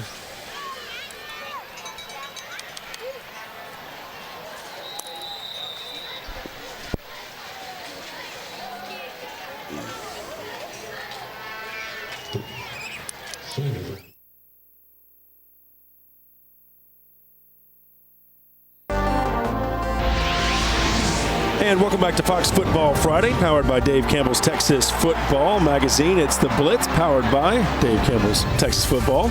And we're here in Lufkin, of course. Lufkin taking on Longview right now. The Lobos leading at 31-14 over the Panthers. Jeff Power, Travis Stewart joining you here from just alongside the field where the third quarter has just kicked off. Let's move over to the North Texas area and talk about some of the football up there, beginning with Wichita Falls Ryder. Exactly. A bunch of good teams up there in North Texas. We'll lump Wichita Falls and Denton all into that mix. But Ryder, I think, is the top team, especially after they beat Abilene Cooper last week. Sherman in at 2-1. Their only loss coming to Highland Park. Prosper's in at 2-0. Their first season up, coming from 3A. Denton Ryan and Denton Guy are bringing up the pack at 1 and 2 apiece. But both of them, a lot of latent talent there, just a couple strides away from being 2-1, maybe even 3-0 apiece. I think they both have a chance to be good this year. All right, Vernon at Holiday, one of the games we're keeping an eye out for here. 7-6 in the third quarter right now, Vernon leading. A little old Holiday, they do a couple things pretty well, and they've done a couple things pretty well for a long time. They run the ball pretty well. They play really, really good defense. But looking at the Eagle Stars this year, a little bit of talent everywhere, I think. They got Sam Shirley, who's pulling double duty, 4 touchdowns on the ground as a running back, 26 tackles through 3 games as a linebacker. Not too bad. Quarterback Jacob Cole's been pretty good as well, 5 total touchdowns. Cameron Englishby, their wide receiver, who also has one of the best names ever, 119 yards, which is actually a lot for a run game like Holiday. Logan Allen, their linebacker, 12 tackles, 2 sacks on the season.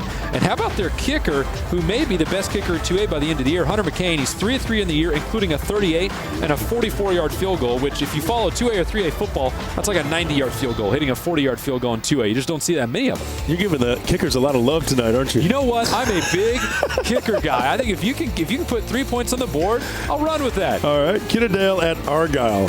Argyle up right now 28-7. This is one of the games that we kind of spotlighted early on tonight, and Argyle living up to what we thought they could do. Well, the best thing about it is the 7. The defense so far for Argyle has been very good because Kennedale runs the ball very well. And I mean, this is typically a second-round playoff team at least every year. So you know that Argyle's looking better, and I think it's a good sign that the offense has 28 through 2 quarters and change, because we didn't see a great offense when they played Abilene Wiley. Looks like they're growing into their own a little bit since they had to get a new quarterback and all that jazz. Gainesville trailing Springtown 14-7. They're at the break. Well, Springtown getting a little taste of 3A football now that they've come down from Class 4A.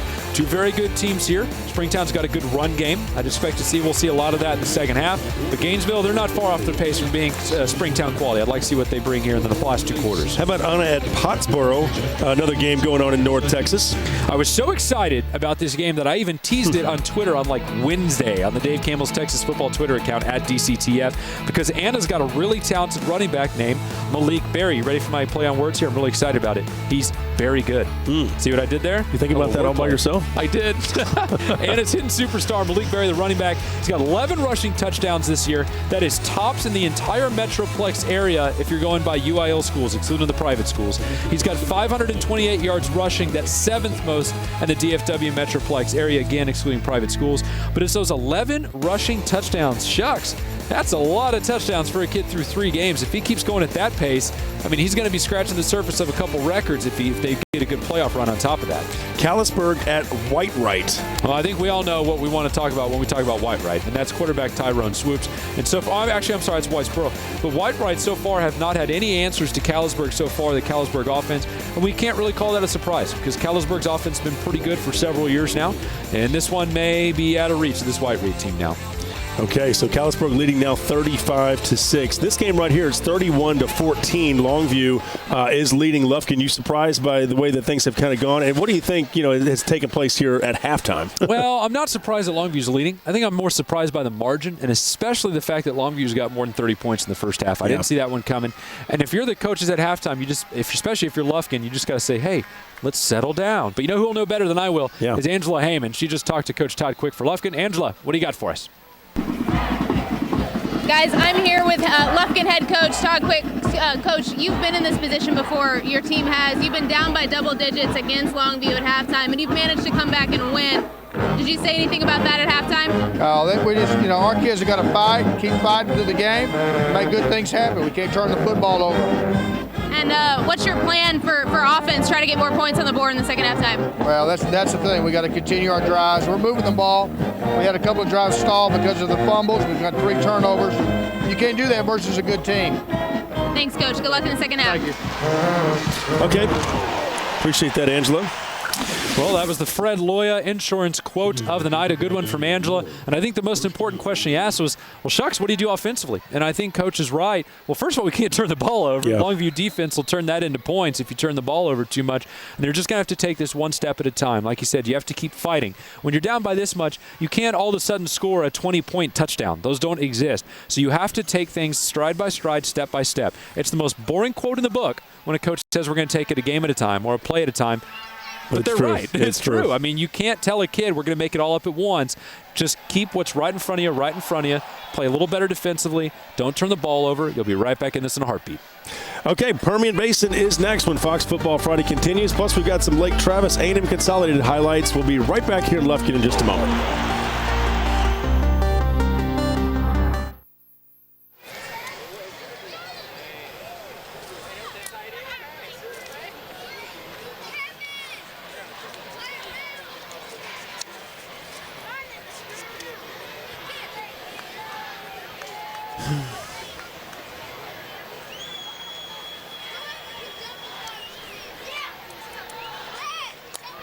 My internet's losing it again. Come on, buddy, hang on. I got an update on Big Spring.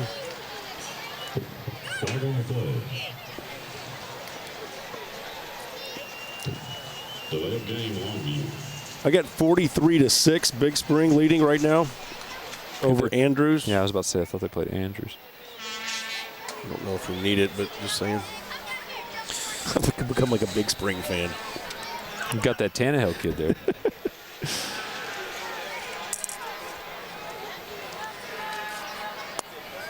I know Abilene's winning big over Permian. I can tell you that.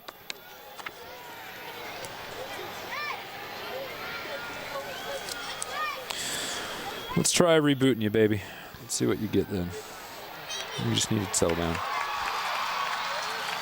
Oh, ball's out.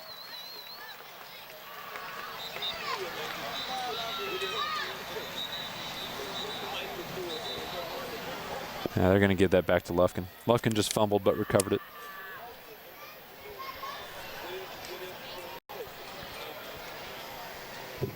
And there's a flag on the play.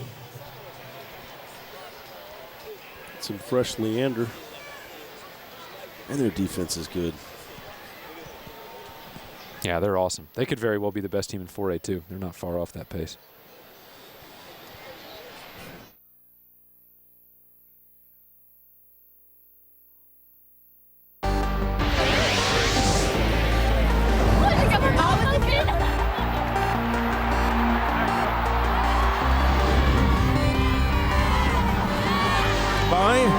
Dave Campbell's Texas Football Magazine, where it is 31-14 right now. Longview leading Lufkin, and you're getting a chance to see the cheerleaders right there for the Pack, as they are known here, and they're trying to cheer their team back on. Lufkin trying to get back into this game, trailing 31-14, and they might have just caught a little bit of a break. Well, they just fumbled the football right on the sideline. Everyone dogpiled back on it. They gave the ball back to Lufkin. So just literally moments after Todd Quick told us, hey, we can't turn the ball over, they almost did it again. You got to find a way to hold that ball. But they didn't. They held on to it. Okay, so let's look at this regional top 5 in the Permian Basin.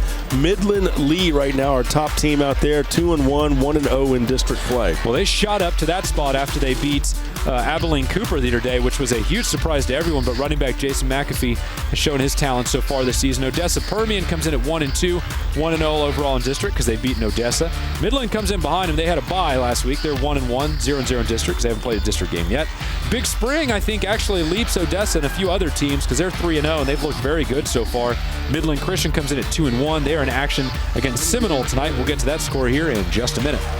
Okay, so games we're watching out for here in Week 3, Odessa Permian at Abilene. Look at that score, 44-7. Odessa Permian trailing Abilene right now in the third quarter. KMCM radio with the broadcast. Let's try to listen in and find out what is going on out there in the Permian Basin. On the field of play and took a Permian roll. Great job. Abilene goes to work. They're all the way down at their own 11-yard line. Panther, 3 offensive series here in this third quarter and first play of the fourth quarter, and they have just not been able to get the ball to the end zone. Abilene got a new running back in there, and he breaks into the secondary on that far side on his, well, it may not be. Is that Marcel Porter still? 26 in the ball game now. I thought I saw 6. That's going to be Jay Robinson. We've seen him a couple of times tonight. I don't know if we've seen Marcel Porter for his last effort of the night, but if we have, Marcel wound up the night with 3 touchdowns on the ground and 19 carries for 103 yards unofficially by our numbers. So first down and 10 from the 25-yard line. That's going to be a gain of 14 on that last play by Robinson. And now Abbey looking to throw, has a flag thrown in the offensive backfield. The pass is completed out at the 28-yard line, caught out there by Tripp Dickey.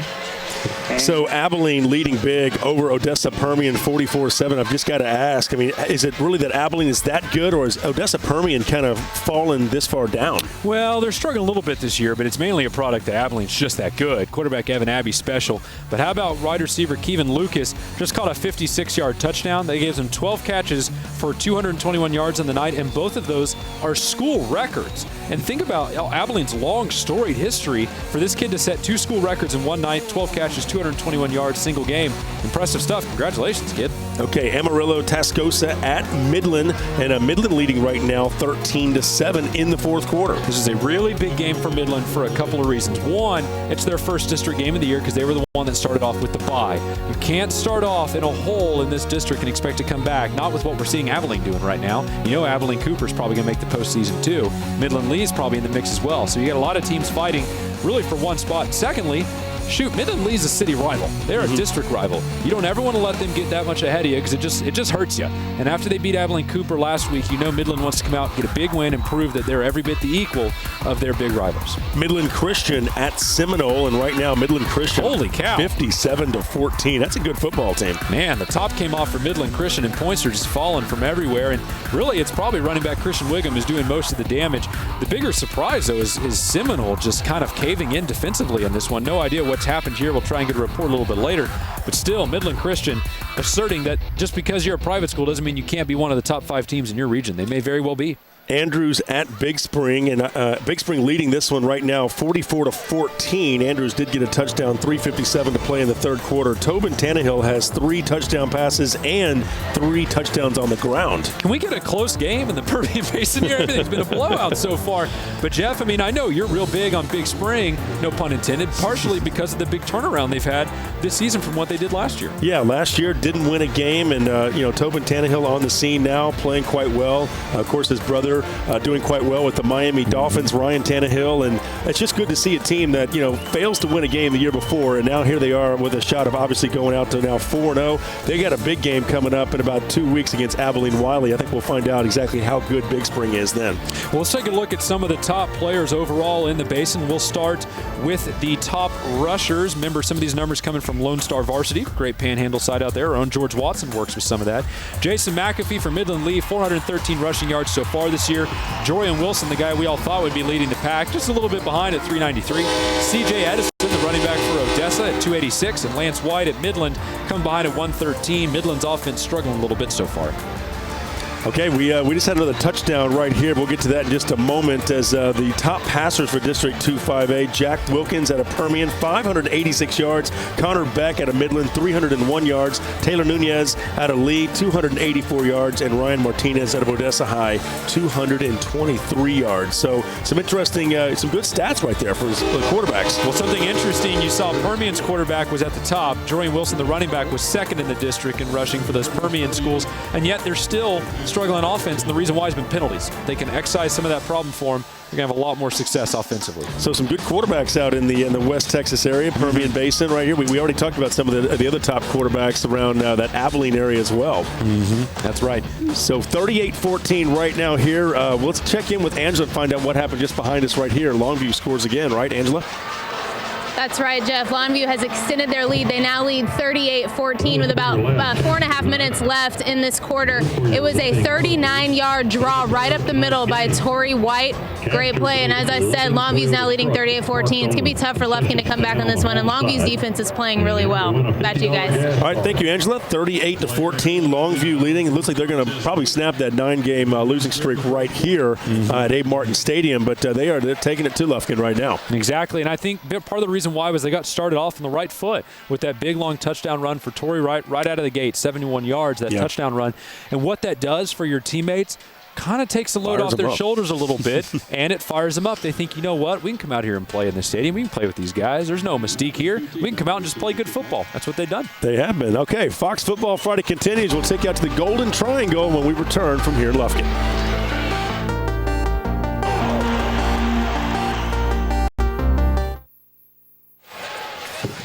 Jeffrey on the run back. Brought down by Howard.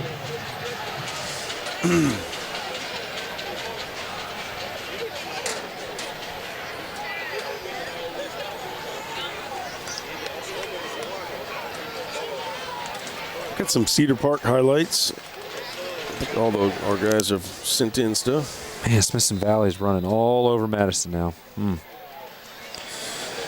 Heavens to my Betsy. No, I probably need to get some Golden Triangle finals, huh? The ball just come out again? Yeah, it's been a tough night. Tough night. Coverfield keeps it. Fumbles out of bounds at the 40.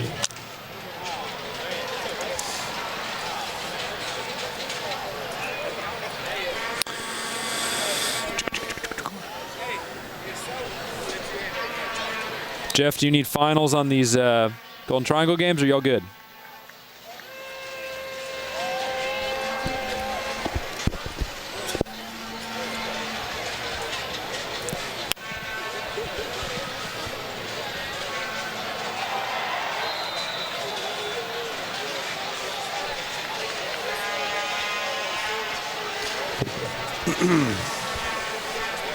We're going to have West Orange Stark highlights, right, against Jasper?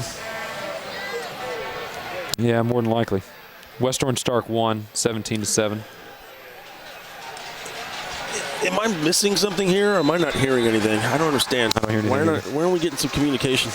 Can you hear yourself? No, I'm not hearing you. I'm sorry. I'm not hearing you.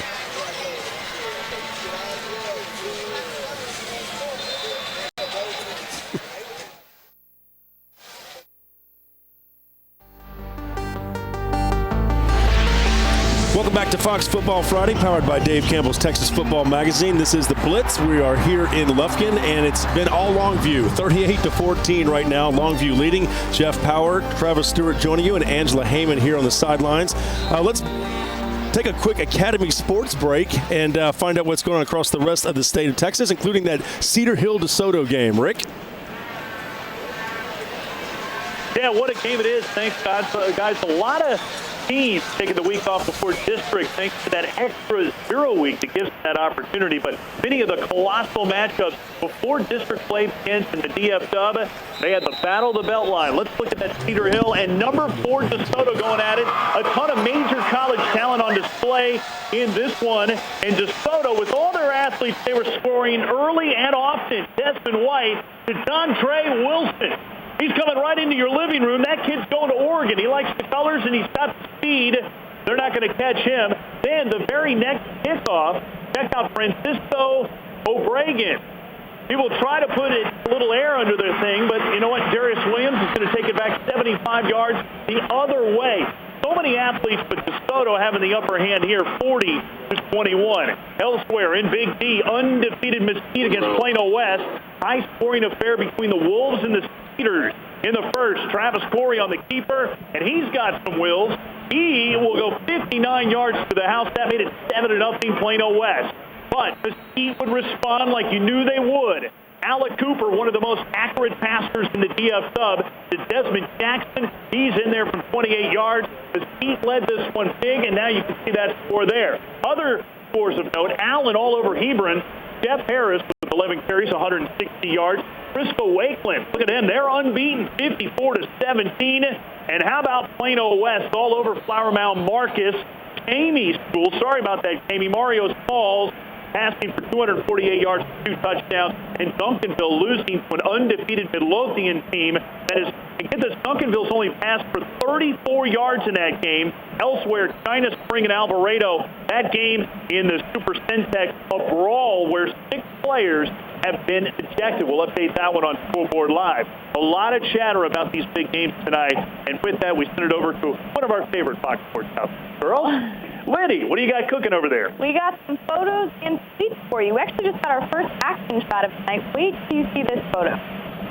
This is from Tom Hawes, and it's our first action shot of the night. It's a freshman from Victoria West running for a touchdown, and it looks like he's leading that guy in the dust. 23-15. He probably scored on that play. It's 23, Our A&M next Consolidated photo 23, Bryant. Lake Travis 21. Oh, good. All right. Look at that photo. What quarter? One big sea of red. Third quarter, yes, sir. A&M game. Come on. You had to throw that in, right? For all you ads out there. And then our last Oh, it's a final. Cedar Park beat Westwood. says the one and only Don Jeff, can you hear Meredith me? went to my high school in Mount Vernon, 12-9, Texas. Cedar Park beats Westwood. It's final. More than one occasion. Another legendary Cowboys player. I have to say, I'm kind of jealous of all these famous people going to all these high schools. I wasn't famous in my high school. Well, you're famous. Oh, get out of here. Get out of here. Did you have anyone famous that went to your high school? You know what's funny? Craig Digio, the legendary Castro, went to my high school. Get It's out out of on here. Long Island. Yeah. jealous. Hey, update on Preston, but your school's up 52-0. How about that? Cut it out, Preston. Leander beat Pflugerville 20-0. All right, like make it. sure you get on Twitter and Facebook. You can follow Liddy and Tammy. And, of course, send your game day photos. Just go to foxsportssouthwest.com. Let's go back out to Lufkin for the Longview-Lufkin game. Having a good time out there. My boys, the dynamic duo, Jeff and Travis. Guys?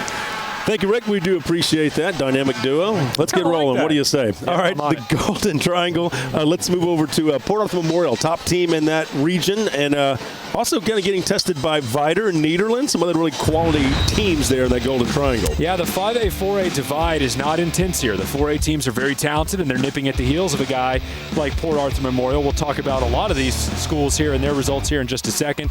West Orange Stark following up Nederland and Vider, and they're pretty much a 4A team with the teams they've beaten already. Have almost all been 4As themselves.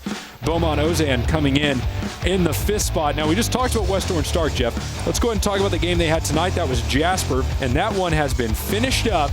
It is West Orange Stark a winner, 17-7 over Jasper. That makes West Orange Stark 4-0 on the season. And Jeff, shall we roll the highlights? Yes, let's roll some highlights. What do you say? West Orange Stark, a team we'll get a close-up front look at here, taking on Jasper. This is a team that we knew going in that this was going to be a tight battle. Wow. We heard from the head coach earlier from West Orange Stark. There's Jasper making a completion, trying to move the ball on the ground around the left side there, and picking up some good yardage down to about the 10-yard line.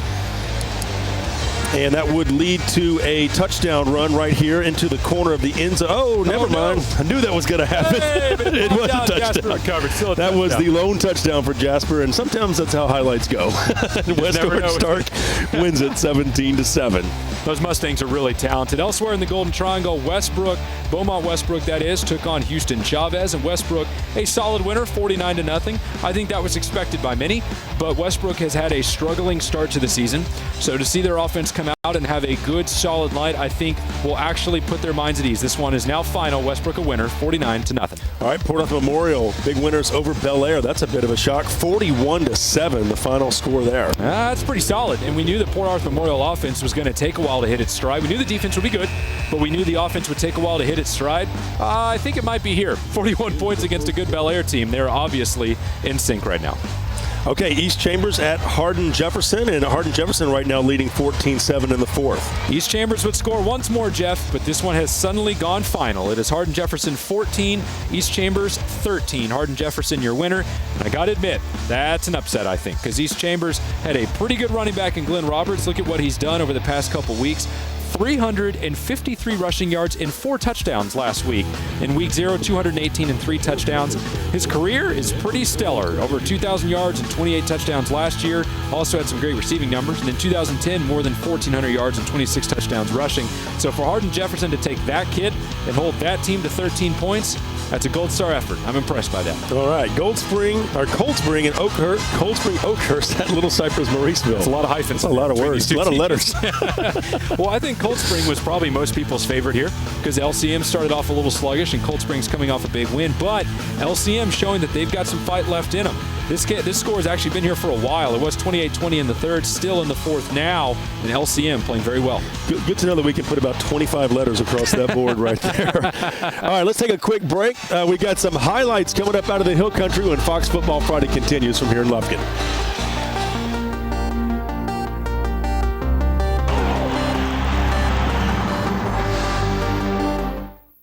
I can hear you. Go ahead. You ought to see their sidelines over here. Why? You got a bunch of ex-players and stuff on the far end, and they are cussing this coach. Todd Quick? Oh, no. Oh, no. You can't say that. Oh, that's terrible. Good Lord.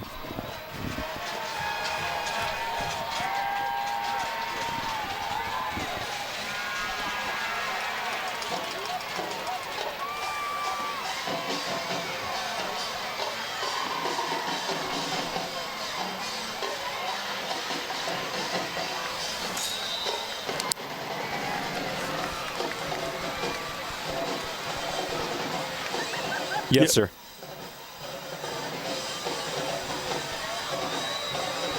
So Cedar Park beat Westwood. Steele, I'm assuming, beat or is beating Westlake. Pflugerville lost to Leander. Dawson beat Clear Falls, or is going to beat Clear Falls. Pretty sure it's final now. But if you need scores, Leander won 20-0 over Pflugerville. What did you think the latest you had on A&M Consolidated? It was 26-23, but I don't have an update since then. God bless America. Ooh. Yeah, that doesn't sound good.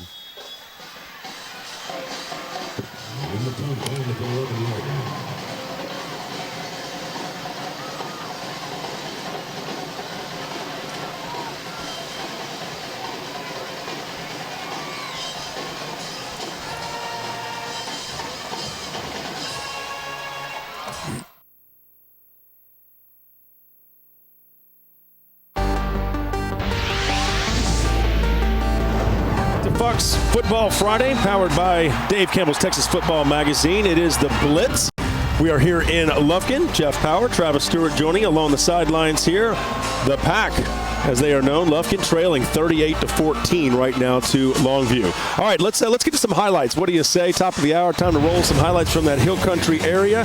Westlake and Steele. How about this? Right off the top, A&M Consolidated pulling a shocker against Lake Travis right now, 30-21. Some might not think it's a shocker because I know we were talking about this earlier, that this could be the game that could knock Lake Travis out. As you see, they get the newly renovated Lake Travis Cavaliers ISD Stadium. But I tell you what, back and forth. Here comes Derek Dick in for the touchdown right now to make it 6-0 for A&M Consolidated. And then check out this play right here. The ball is going to be fumbled by Lake Travis, and it's going to be recovered by A&M Consolidated right around midfield. So a big break there for A&M Consolidated as the Tigers are in business. Then it's going to be Jalen Cheshire with a touchdown pass to Josh Motley. And before you know it, it was 15-0. A&M Consolidated on top, and really they were just getting started. A&M Consolidated kept it going, and right now it is 30-21. Sean Nixon does have a touchdown late for Lake Travis, but they're down 9. Let's keep it in the Hill Country, Jeff, and swing it out to Westwood and Cedar Park. If you're looking for touchdowns, go get a cup of coffee because you're not going to see many here. We will start with one here, though. That is Cedar Park finding the end zone. Rare touchdowns for Cedar Park, and that actually would be pretty much enough. They hold off Westwood 9-12. They did score in the second half, which had been a bugaboo for them. They get a big win they needed tonight. There it is. Okay, so Pflugerville was hosting Leander. Huge game in the Central Texas area. Pflugerville on the move here, already trailing at this point 7-0. And look at this, that Leander defense. We have talked about how tough they are.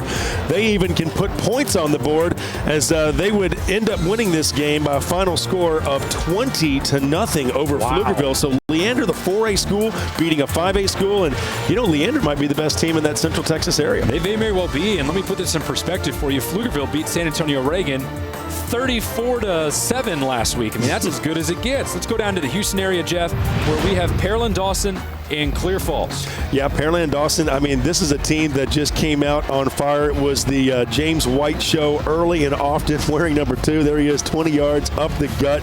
Then Josh Sharp will find White open for another touchdown here in Dawson. They were just getting started. The other touchdown there. And White would add another touchdown just moments later. Before he could even blink, it was 21-0. This is the #1 team in Class 4A, and they are certainly strutting their stuff tonight.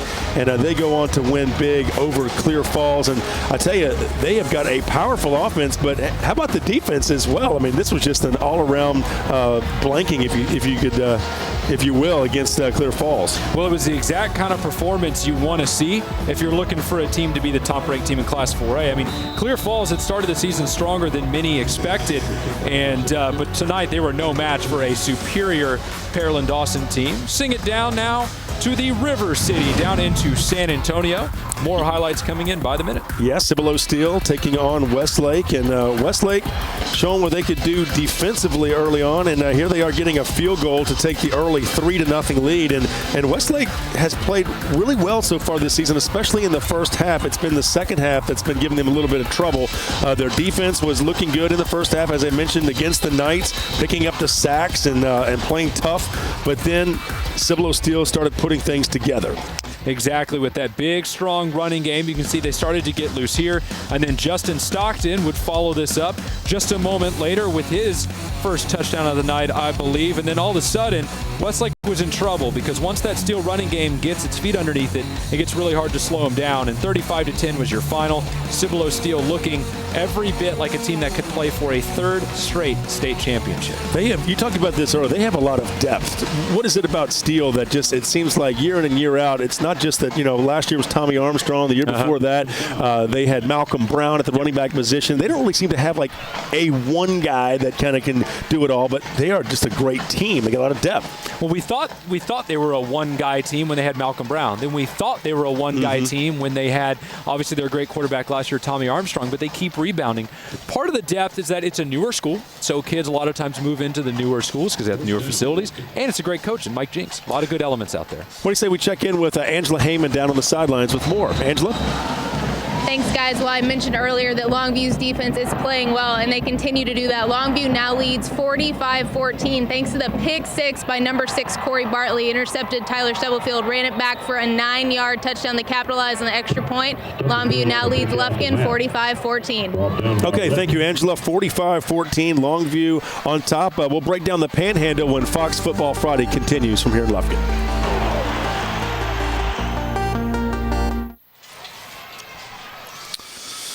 You looking for Panhandle scores, big guy?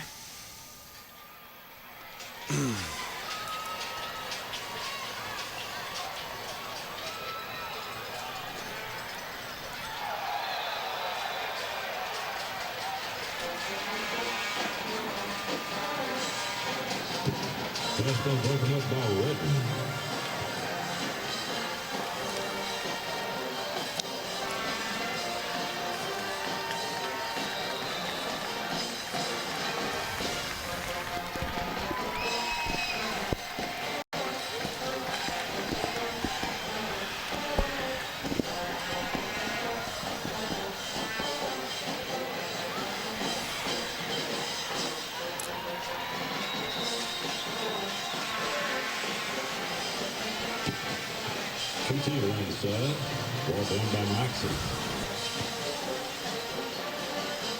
That's not what I want to do.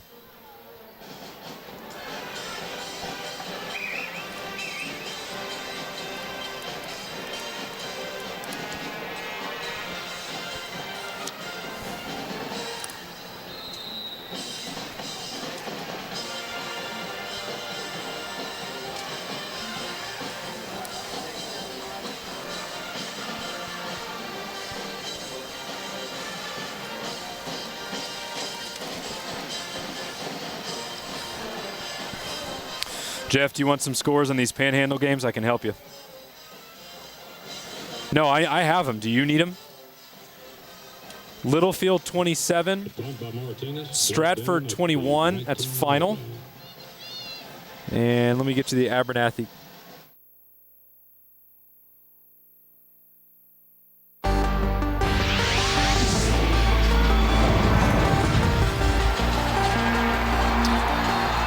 And welcome back to Fox Football Friday. It's the Blitz, powered by Dave Campbell's Texas Football Magazine. We are here in Lufkin, and Lobos of Longview taking it to the Panthers. Yep. Let's break down the Panhandle as we move out west and north, if you will. Amarillo, probably the top team.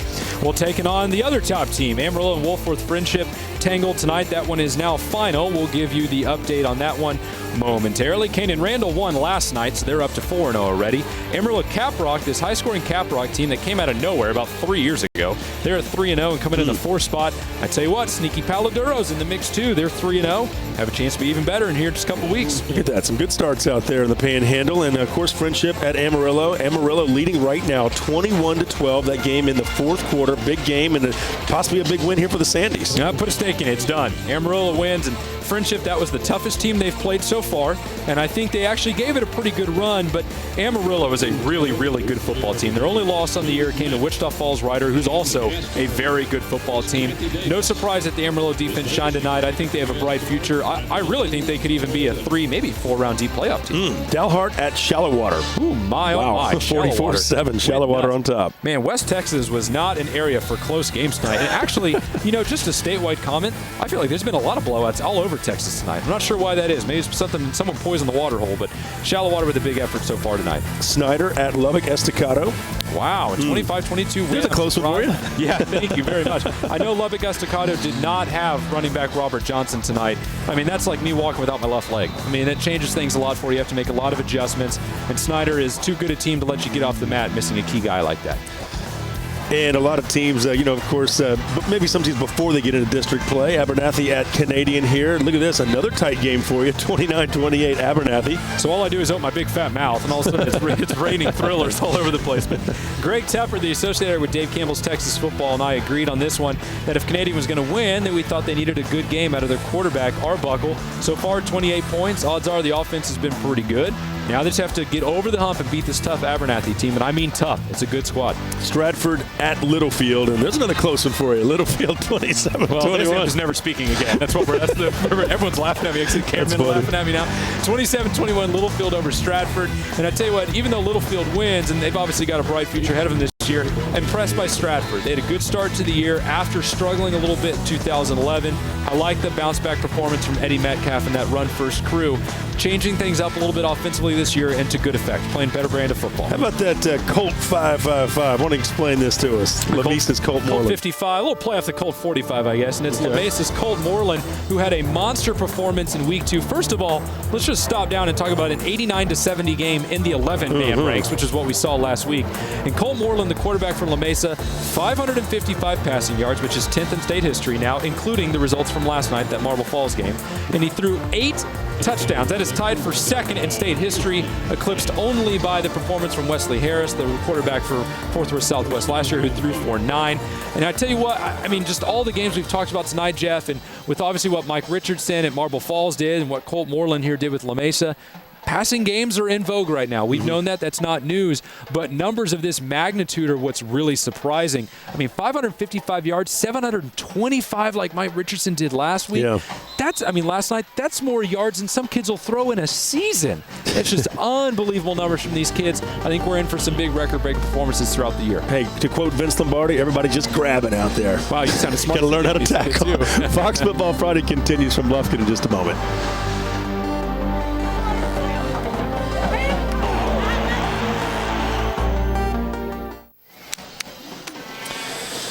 You need some Coastal Bend scores, buddy? Give me 1 second. Let me get back to it. I had a list of them. I just need to find them.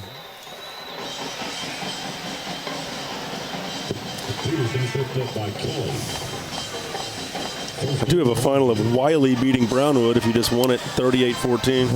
Okay. Corpus Christi scores. Cal Allen 41. Carroll 0. I'll tell you that one. Corpus Christi King is leading 35-13 over Victoria East in the 4th.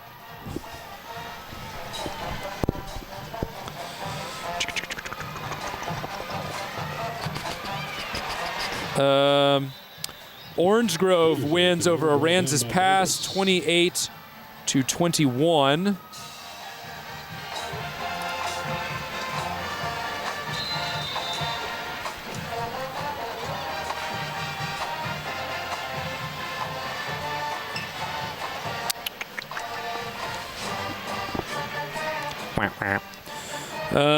Ingleside is leading Beeville Jones 28-14 in the 4th quarter. Timeout Longview.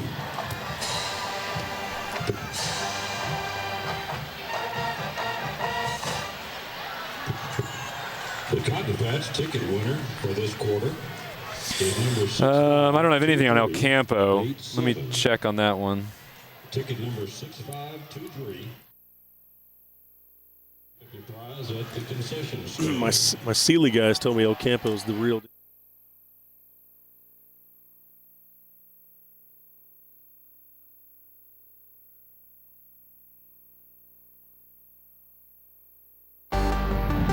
Football Friday Blitz is presented by your Texas Ford dealers. It's the Built Ford Tough Truck event at your Texas Ford dealer. Enjoy huge savings on America's best-selling truck for 35 years running.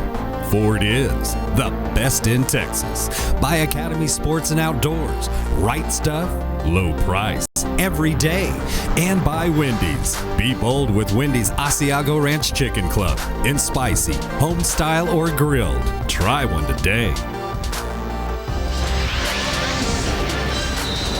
Fox Football Friday, powered by Dave Campbell's Texas Football Magazine. It is the Blitz, as we're only at 10:15 here. We are in Lufkin, and it's 45-14 right now. Longview leading Lufkin, and yeah, not quite what we expected, but nonetheless, we carry on. So let's talk about the Coastal Bend right now. Port Lavaca Calhoun, one of the top teams, but a lot of teams in this area undefeated and looking strong. And strong teams indeed. Gregory Portland is one of them at 3-0. Flower Bluff, which upset Cal Allen last week at 3-0, and that makes Cal Allen obviously 2-1. And Corpus Christi King, the other 5A Corpus Christi team next to Carroll, they are 2-1 so far in the season. They also look pretty good. And Danaher has Cal Allen bouncing back in a big way tonight as they took on Carroll. And right now it's 41-0. I believe that is a final, and it is. Yep. So Phil Danaher, I'm sure it was a tough practice this week with the Wildcats. Well, I think their biggest goal was to find what they were offensively. And I think 41 points, even against a Carroll team that's struggling right now, probably insinuates that they made some strides this week. Victoria East was at Corpus Christi King, and King wins this one 35-13. King looking every bit like the top 5 regional team we thought they would be. Victoria East actually got a touchdown at the end that kind of made this look a little closer than it was, but King's offense was great. Defense was even better. Richmond Foster at El Campo. A lot of people saying that El Campo team, the Ricebirds, one of the toughest teams in that area. Mm-hmm. Still looking for a score update on that one. If you've got one, send it in to us at DCTF or hashtag Football Friday. But looking at a little bit of what El Campo does on the ground, I mean, Jeff, it is just relentless. If you're on the defensive side of the ball playing El Campo, no rest for the weary, son. You got to get in there and stick your nose in. Good running game out there. Also in the Corpus Christi area, Ingleside over Beeville Jones in the fourth quarter, 28-14. It's a 3A over a 4A. But those Coastal Bend 3A teams like Ingleside and Sinton, Mathis are all really talented teams. No surprise there. And Orange Grove leading Aransas Pass, 28-20. That is now final. So Orange Grove with a big win over Aransas Pass. Yep, Orange Grove got a big stop on the fourth down with about 22 seconds left. Aransas Pass was a ways out. But Orange Grove's really making a nice push after they kind of turned things around last year. It's been a struggle as of late. 2011 was very good, however, and they've kept that momentum heading forward in 2012. Highlights starting to roll in from all over the state. Don't forget overtime coming up here at the bottom of the hour. Wiley just beat Brownwood 38-14. We got that scored in, and a lot to get to here. Let's check in with Angela real quick and find out what's going on behind us here in this one. Thanks, Jeff and Travis. Longview still leads 45-14 with a little over 2 minutes to go in the fourth quarter. Looks like Longview's going to pull out the win. We talked about it before the show. They've lost 9 games in a row here, and it looks like they're going to break that streak. I'm definitely going to ask Coach King about that. I know it's got to be big for him to get his first win here at the stadium. Longview looks like they're going to win. Right now it's 45-14. Okay. Back to you guys. Thank you, Angela. We do appreciate that. Again, 45-14, 2 minutes and 17 seconds to play in this one. Overtime right around the corner. More highlights to get to, and we'll bring you more scores from all over the state when Fox Football Friday continues.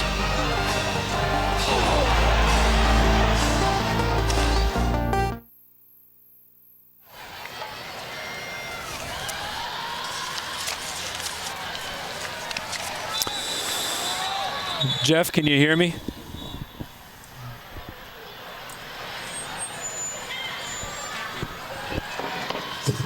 Russell on the carry, brought down by Davis. Okay, your coaches that you will be calling as winners. Mel Maxfield won for Amarillo. Langham Creek came back to beat Cy Fair, so you'll have Todd Thompson there. Lexington is going, or I'm sorry, Navasota is going to beat Lexington, so Lee Fedora at Navasota is going to be your call there. There's a minute left, so we'll be fine when we call him. And I got to be honest with you, Cedar Hill and DeSoto, I'm dry. I don't have anything on that yet. I'm looking forward all night. We know they were up big ahead on Fox. Yeah, but, you know, you just never know. And so far, no big upsets or anything that we need to be tracking. It's been pretty standard.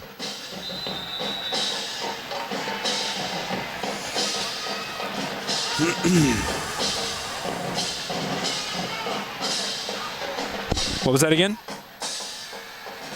I guess that is your big upset. Okay. You just want to come back to that? Okay. I mean, we're done with regional stuff now, so we're just okay. You just want us to tap dance? Come on, let's run some Clearbrook highlights from last night. Well, I think we missed the opportunity on a Thursday game now.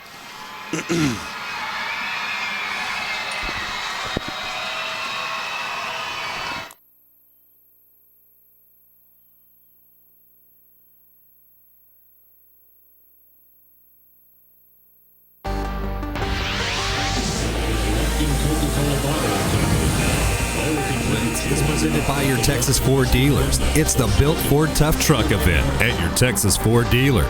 Enjoy huge savings on America's best-selling truck for 35 years running. Ford is the best in Texas. By Academy Sports and Outdoors. Right stuff, low price, every day. And by Wendy's. Be bold with Wendy's Asiago Ranch Chicken Club. In spicy, home style, or grilled. Try one today.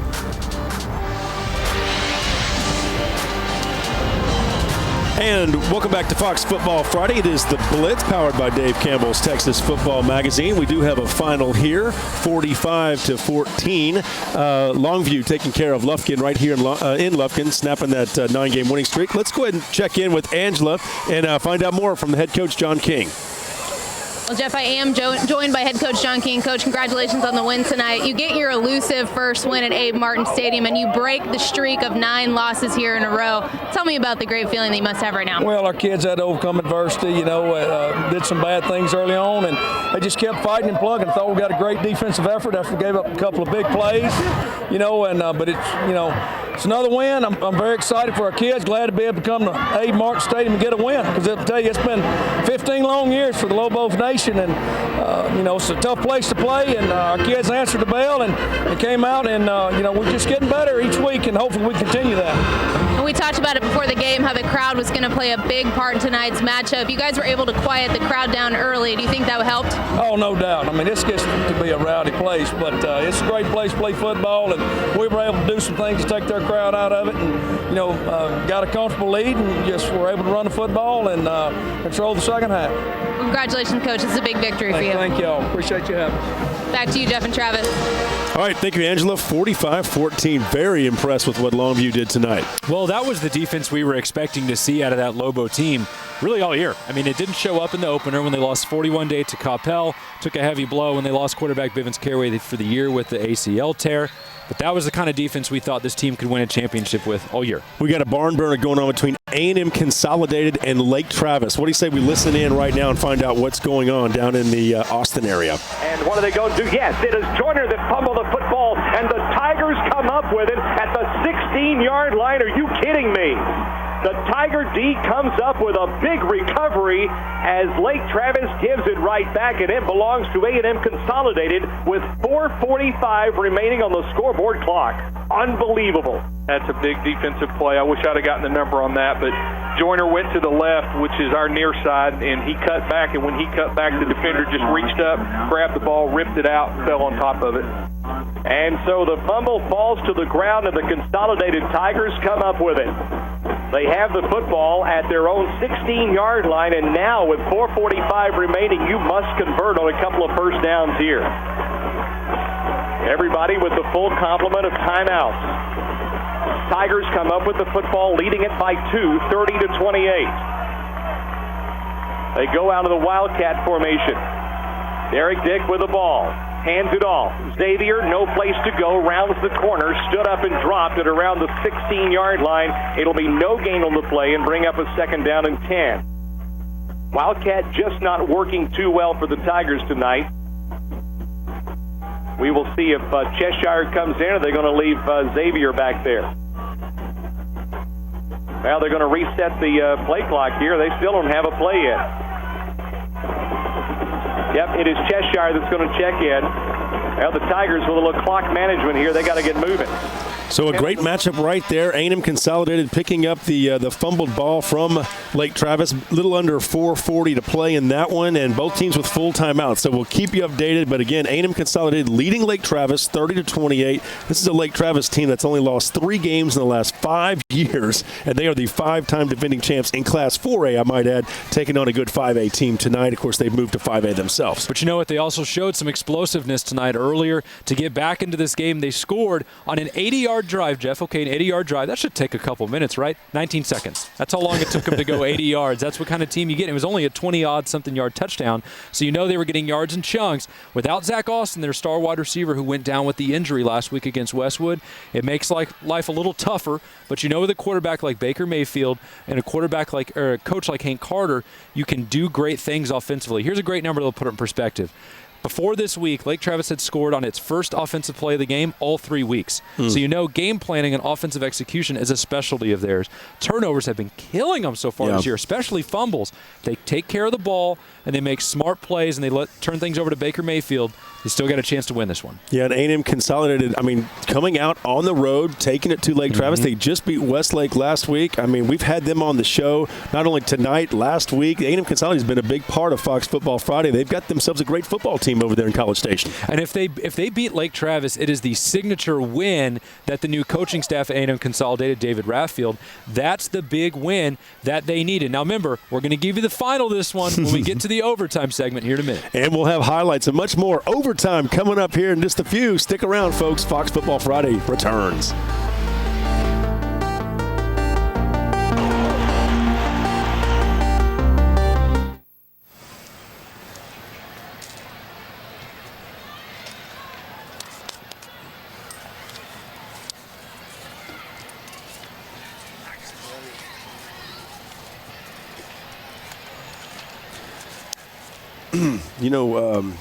Jacoby Redden, I think he had the first 2 touchdowns here for Longview. I don't know what he finished up with, but he had a pretty good night. You mean Torrey White? Or Torrey White. Sorry, Torrey White. Aranza's pass. Yeah, he's going to be the player of the night tonight. Torrey White, yeah. Okay. He had a good night.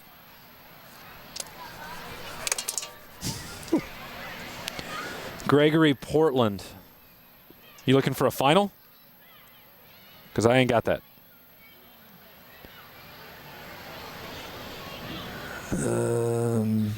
28-21 was Orange Grove beating Aranza's pass. Gregory Portland beat Rockport Fulton 42-21. If that helps. Oh my God! Oh my. On which one? Gregory Portland. 42-21. Man, I hope. Gregory Portland. Gregory Portland.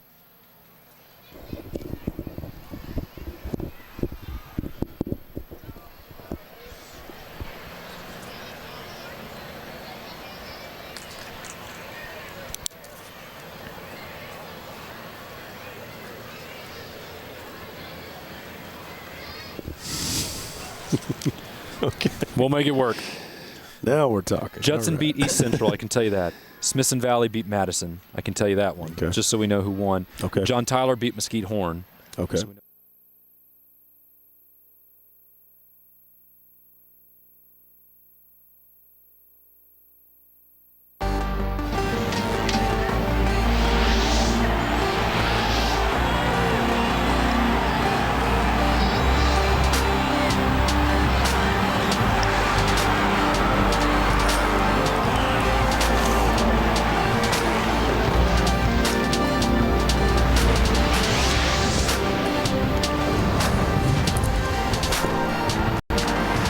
And welcome to Fox Football Friday. It is the overtime. Dave Campbell's Texas Football Magazine's Jeff Power and Travis Stewart joining you here along this the desk here. Angela Heyman on the sidelines, and we're down here in Lufkin, excuse me. It's a weird combination of Lubbock and Lufkin. Yes, Longview, big winners tonight, 45-14 over Lufkin. A lot to get to, lots of highlights from all of the state, including some upsets. Oh, we're going to hit almost every single geographic region of the state in this incredible highlight blitz you're about to be put on. Let's start down in the hill country.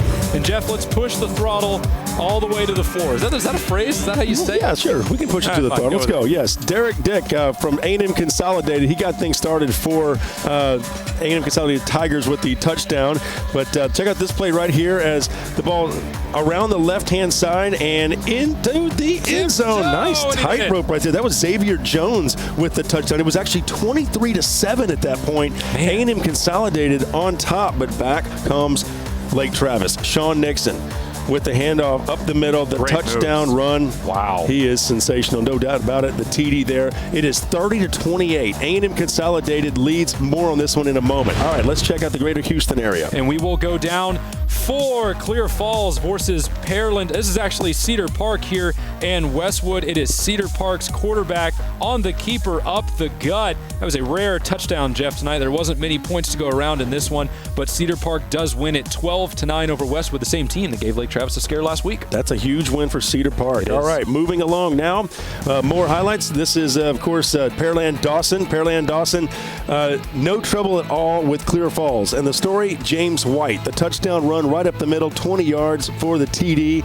And then Josh Sharp, look at the pass right here to who else? You guessed it, James White. Yeah, I'm shocked. White had himself an incredible game. Pearland Dawson, the number one team in 4A for a reason. They win 55-24. And that's Pearland Dawson's offense in a nutshell for you. They're going to score pretty much every which way possible. Swing down to San Antonio for Converse Judson and San Antonio East Central. This one was tight early on. The Hornets of East Central and their vaunted running game giving Judson some trouble here on the quarterback keeper, but the Judson defense was not amused. They bring him down in the backfield, and it actually ended up being a theme for the evening, Jeff, was Judson's defense playing so well, especially in the second half.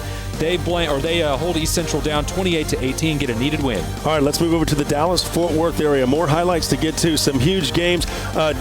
John Tyler, 35-30 winners over Mesquite Horn. Indeed, surprising that Mesquite Horn got so many points. John Tyler's a good defensive team. Swing down back to the Hill Country. We've got Leander and Pflugerville. Here is Pflugerville's quarterback under pressure, firing, and Leander, defensive back, jumps the route, and he is to the hizzy, as the kids would say. Leander is for real, folks. 20-0 winners over Pflugerville, and Leander with a big game coming up next week as well. We'll talk about that more in a minute as well. Now down into the River City, where we've got Smithson Valley taking on ultra-high-powered San Antonio Madison, but the Rangers of Smithson Valley, every bit the equal tonight. That's Madison's quarterback dropping back, looking for the deep ball. That is a touchdown. I think that actually might be Marquise Warford, their running back, but I don't have a roster in front of me. Lawrence Madison, the big old bruising Buffalo back for Smithson Valley, absolutely doing work for the Rangers. A good touchdown run there, and Smithson Valley was special tonight. The San Antonio Madison defense could not contain the Ranger running game. 49-24 is the final. Smithson Valley looking every bit as good as Cibolo Steel right now. Yeah, they look good. All right, the Coastal Bend area. Let's move down to the coast. Plenty of great football down there. That's Aransas Pass. Aransas Pass in a big battle against Orange Grove. Nice. The orange and white. Good uniform clash. Yes, I agree. As we said last year, Orange Grove made their presence felt with a big year, and they came out and played pretty well tonight, too, especially offensively. As you can see, one thing Orange Grove is not hurting for, Jeff, is speed. They got lots of it. They win tonight, 28-21 over Aransas Pass. There you go, 28-21. How about Gregory Portland? They have got themselves a pretty good football team this year. That's right. Gregory Portland looking pretty good, and I believe that was Ray Akins. It's not him in the stands, and of course over 300 victories there at Gregory Portland. GP, the running game there with running back Devin Bisbee is pretty good, and they went to him early and often tonight, especially in those goal line packages. He hits pay dirt again, and GP coasts over Rockport Fulton 42-21, looking like one of the best teams in Coastal Bend, no doubt. All right, let's go out to. We'll check in with Emerald in just a moment, but Ray Akins there, that's Angela Heyman's grandfather, so good to see him out there on the field as well. All right, Neil Maxwell on the phone with us right now, and a big victory for them as well. Let's talk about that. Yeah, Coach Mel Maxfield joining us from Amarillo. They had a very good team with Wolford Friendship tonight. Coach, talk to me about how well you thought your team played in the victory tonight. Well, we were disappointed last week with our loss against Ryder, so we had a lot of resolve to come back and try to get back on a good foot. Friendship brought a very good football team down, and our defense, we felt like played lights out, allowed us to give a chance to stay close. we made enough offensive plays to keep a drive going in the third quarter that allowed us to get our third touchdown. But it was a hard, tough ball game, but we're sure proud to come out on top. Again, joined by Mel Maxfield, the head coach at Amarillo, the Golden Sandies. Coach, I think a lot of people, probably including myself, are going to say you guys are kind of a running team, but how balanced are y'all offensively? Do you think you throw the ball just as well as you run it?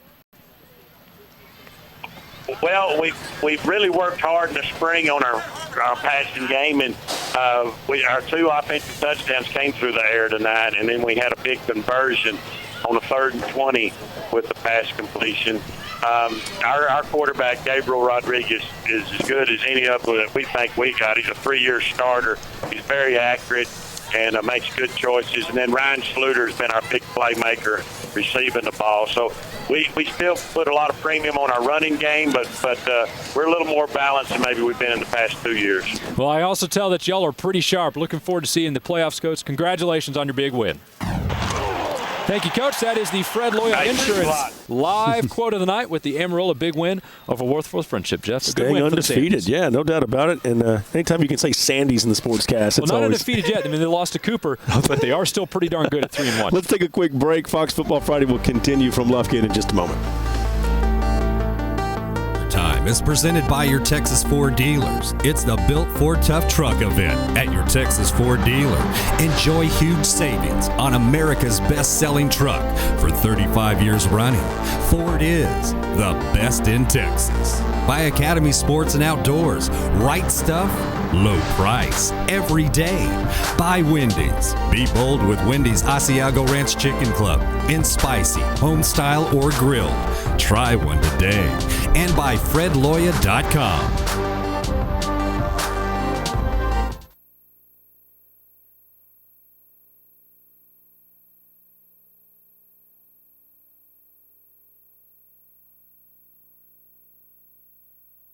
Be the kid we had in the pregame, Torrey White. He's going to be your winner.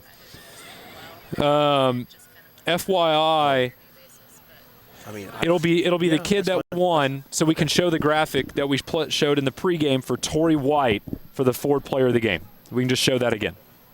Yep, we'll do Ford. DeSoto beat Cedar Hill, so Claude Mathis would be the phone call for that game. Thanks. It keeps following him. I know, it keeps flipping over. I don't know what to do with it. Yeah, it was 48-35. DeSoto? Yes. 48, what, 20, 35. Come back with Ford. And then if we have scoreboards, we can go to it. If we have a guy on the phone, we can go to that. Was that all of our highlights?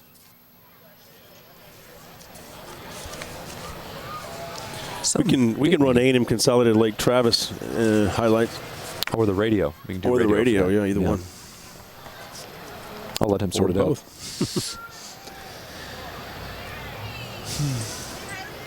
I would have liked to have had Navasota highlights. I sent some highlights to College Station, but I never got anything back from them. Yeah, they're final. I would have liked to have had some highlights from them, too. I mean, I can get it later this week, but it's kind of after the fact. I would love to have Lee Fedora, the head coach for Navasota, on the phone because he's a huge Dave Campbell's fan and just loves everything we do. I haven't had internet service in a while for some reason. I don't know. Are we doing? Yeah. Just do that graphic. I'll talk over it. It's easy.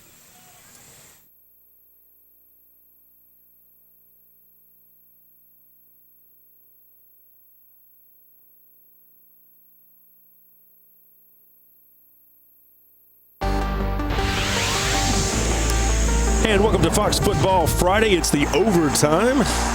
Powered by Dave Campbell's Texas Football Magazine. Jeff Power and Travis Stewart joining you from here in Lubbock. Hey, be sure to join us each and every Saturday morning at 8:30 right here on Fox Sports Southwest as we highlight our Built Ford Tough Player of the Week winners. You can also watch our show online at playeroftheweek.com, powered by your Texas Ford dealers. Now, it doesn't always work out this way, Jeff, but the guy I said I would love to nominate in the pregame, heck, I'm going to stick with it. I don't get a vote, but if I could, this would be the guy I'd nominate, running back Torrey White for Longview. He finished the night with 25 carries, 232 rushing yards, and 3 touchdowns. He didn't even play almost any of the fourth quarter. And he had some attitude. Special. And he had some attitude. Look at that photo. I love it. Okay, A&M Consolidated leading 30-28. Let's get a little radio right now and find out what's going on. Have knocked off the Lake Travis Cavaliers tonight as the final seconds tick off the final score, A&M Consolidated 30 and Lake Travis 28. And yes, the Tigers were as good as they were tonight. They did outplay Lake Travis. They are the better football team. Seeing it firsthand, we can attest to that. And with that, the Tigers go to an impressive 3-1. Lake Travis goes to 3-1, and we just sent some shockwaves across the state of Texas, I got to tell you. Yeah, there's a lot of folks going to be refreshing their computers, not believing what they've seen here. This was an awesome victory for this program tonight as they win it 30-28 at Cavalier Stadium over the Lake Travis Cavaliers. We'll be back with a couple of wrap-up thoughts on this one next as the Tiger fans. There you go. Look at that. The big upset. A&M Consolidated 30-28 winners over Lake Travis, and the Cavaliers. I tell you what, I'm shocked right now. I didn't expect that. I mean, I'm pretty surprised. I think most people are going to be pretty surprised, but I have to tell you, radio guys, I mean, until you win 5 state titles in a row, you may want to slow the roll on saying they're absolutely the better football team. Lake Travis has lost early before and come back to 1 state titles, but Consol did play very well tonight. That was Xavier Jones, right there, jogging down that the sidelines there, using the board. They got 23-7 at that point, but Lake Travis battled back. Sean Nixon with the touchdown run right here, and as you saw, they would get within 2 points at 30-28, but they did have a big turnover with about 4:45 to play in that game, and that proved to be too costly for the Cavaliers. Well, and that was the story of the night because they turned it over more than once. I mean, fumbled footballs that almost broke them against Westwood last week, and then it was a severe thorn in the side for them this week. I mean, obviously losing Zach Allen, the wide receiver, Zach Austin, their wide receiver, hurts. We're not going to underestimate that. But still, I think there's some other offensive issues that they need to sort out right now, and a very good Lake Travis defense can't cover up everything. So they definitely have room to improvement. The best news is this game doesn't count. Yeah, they've had some injuries, and you know, they'll have to bounce back as district play rolls in. All right, let's talk about these keys of the games here with this game between Lufkin and Longview. The game that just happened behind us. See the post-game recap of the Wendy's keys to the game, and it really starts off up top with Longview quarterback play. We said that was going to be a big one when the game started, and I mean, it was neither here nor there. We didn't hear much bad out of it, didn't hear much good out of it. Overall, I mean, the big touchdown pass came on a halfback pass, for goodness sakes. Quarterbacks fumbled once too, but they didn't lose the game, and they managed it very well, which is the most you can ask for when you lose your star starter early in the year. The effective Lufkin ground game wasn't there, Jeff. Wasn't effective. Nope. Longview defense really bottled them up. They made it very difficult to run the ball. DeMarcus Lathan effect, the linebacker for Longview, was great. First half, he had a blocked punt, 2 passes broken up. I'm telling you, if you're a college in the area looking for a linebacker, he's small, but sure, I'm not good looking. I could be on TV. We all have faults. We can find a way to get DeMarcus Lathan a scholarship, I think, and make every yard count. That definitely didn't work for him tonight because Longview snapped off a bunch of big scoring plays, and that made it really tough on Lufkin to keep pace because they're not an explosive offense like I guess Longview is now. Yeah, no doubt about it. Okay, well, so a big surprise here with Longview winning 45-14, and then also the surprise with A&M Consolidated upsetting Lake Travis. More to get to. We'll hear from more coaches, check in with more scores and highlights. A lot going on. In fact, let's go out to East Texas real quick. We just got this in. Highlights from Tyler Lee, I should say. Yeah, in Texas High. Of course, Texas High, if you haven't got a chance to see this team, they kind of look like the Longhorns in their orange and white, but Tyler Lee in the all-red uniform. And frozen up. Well, it was a photo. It was a snapshot opportunity. But I can say that Tyler Lee played really well. And like we said before the start of the evening, Jeff, that this could be a big moment for Tyler Lee with their new coaching staff to give them a positive step forward. Here's Tyler Lee, the Red Raiders, and appropriately, that red with the great running back LaQuintus Wallace. But this is the passing game that's big here. You want to know what made that play happen, Jeff? Play action. They fake that run around the side. The defense sucks in. And all of a sudden, you got a kid in red streaking down a field of green for a wide-open touchdown pass. That put Texas High behind the 8 ball. And Texas High is not a great offense so far, or at least they're not yet. Oh, wow. Yeah, there's some defense for you. Right there for Texas High. As I was about to say, they're not a great offense yet, but they're a good defense. So if they can keep a game within arm's reach, well, then you got a great shot. But Tyler Lee never gave him that chance. Offense was too good. Got ahead of him, 23-7. Yeah, so Tyler Lee wins it 23-7. And a great stadium over there, Rose Stadium there in Tyler. All right, Fox Football Friday will continue. We've got coaches coming up on the phone here for the next segment, plus more highlights. Stick around, folks. Fox Football Friday continues.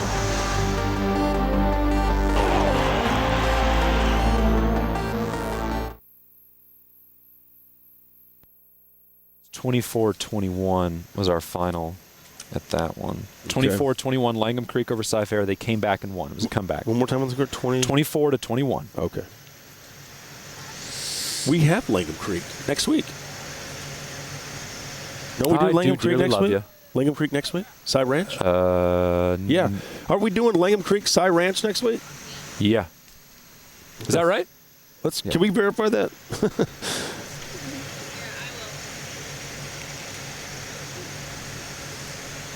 We do need to start teasing next week. Cy Ranch, yep. He's about to run out on the set right there. You see no, I didn't see it. Started running like he was coming out of the set. At least that's what I hope. I think he was doing.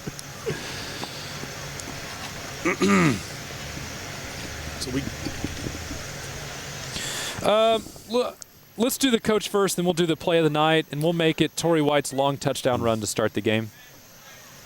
I was thinking that A&M Consolidated tiptoe down the sidelines. That's a pretty good one, but this was a big one too. Keep it here. That's fine. Yeah.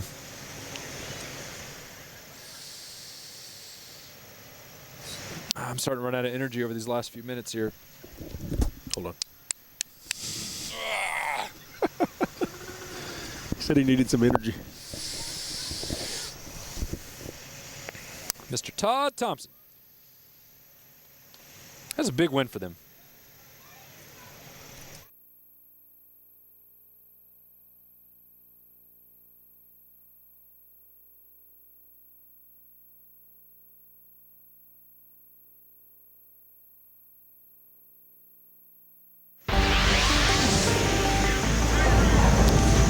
And welcome back to Fox Football Friday. It's the overtime powered by Dave Campbell's Texas Football Magazine. Jeff Power and Travis Stewart joining you at John Outlaw Memorial Field here in Lufkin, where Lufkin comes up short against Longview tonight, 45-14. But there's some big games all over the state, including in the greater Houston area. We're going to get a chance to see Langham Creek up close and personal next week when they take on Cy Ranch. Tonight they had a big win over Cy Fair, and joining us is Todd Thompson of Langham Creek. And Coach, first of all, thanks for being with us, and tell us about your win.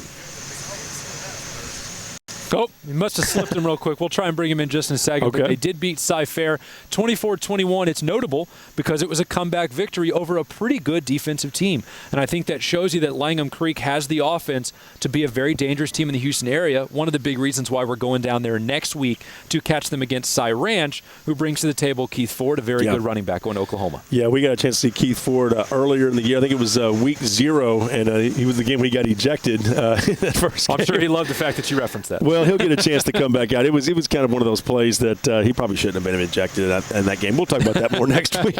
But other things going on. Lexington and Navasota was another big game tonight. As we'll try to check back with Todd Thompson. But Navasota had a big win tonight, and that team's out to a 4-0 start. Well, they're playing some really good football, and their quarterback, Kadarius Baker, was a man tonight amongst boys. I think more than 400 yards passing, 4 passing touchdowns, and it just goes to show you, no matter who the opponent is, and Lexington's pretty good, no matter who the opponent is, they can score on pretty much anyone right now, and their head coach, Lee Fedora, is about as bright an offensive mind as you're going to find in 3A these days. He's put together quite a triumvirate of offensive players. They are very tough to beat right now. Okay, and of course, DeSoto and Cedar Hill, that was one of the biggest games up in that Dallas-Fort Worth area, and I'm telling you, just week after week, DeSoto, they can just bring it offensively, especially Claude Mathis, the head coach for DeSoto. He came out of that Austin area, played at Southwest Texas State University. Of course, they're now called Texas State University, but a big win for them tonight, 48-35 over Cedar Hill. Speaking of big, let's take a look at the Academy big play of the night. That goes to Longview running back Torrey White, who started us off in style. Roll out the red carpet for the boy. A 71-yard touchdown right up the gut. He runs over the Panther at midfield as he does it, too. Insult to injury. 71-yard touchdown. Yeah, that got Longview started off on the right foot. He ended up having a huge night, too. He stepped up big when his team needed him against a heated rival. You're saying he kind of pulled a Terrell Owens out there? I did not say that. You said that. He run over. He did not run back to the Panther. He ran over the Panther. Big difference. You're right. On the way to pay dirt. Good game for Torrey White. Definitely a big game. And, there's some of the top teams across the state of Texas. I mean, right now, I'm thinking DeSoto, Allen, Katy, Galena Park, North Shore. North Shore gets a chance to take on Madison tomorrow. We heard from them earlier in the show, and I tell you what, I like what I see in those teams. Let's take a real quick look over to the Golden Triangle right now. We're going to get a chance to visit out there in a couple of weeks. Let's find out what's going on out there tonight as the Golden Triangle have some good football over there around the Beaumont-Port Arthur area. This is West Orange Stark and Jasper, and Jasper moving the ball here.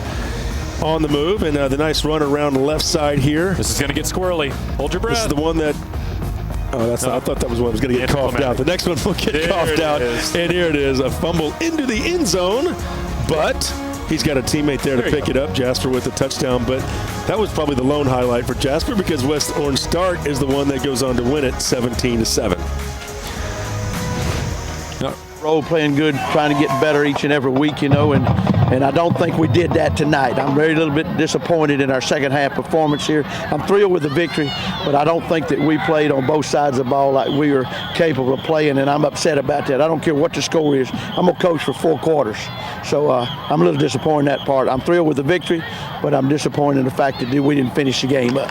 Well, that program right there is going to do nothing but get better. Coach Barber and his staff has come in, it's special to beat somebody like that because those guys will be in the playoffs later on. They're a playoff team, and it's special as far as the victory's concerned. But like I say, we need to perform because if we take off like we did the second half in some areas, then that's going to hurt us down the road. There's nothing more deflating than getting a win against a regional rival and still find yourself doing bear crawls on Monday because your coach wasn't happy with the win. Cornell Thompson, rightful rage. There you go. All right, Fox Football Friday continues. We'll break it all down here in just a few minutes when we return with Overtime.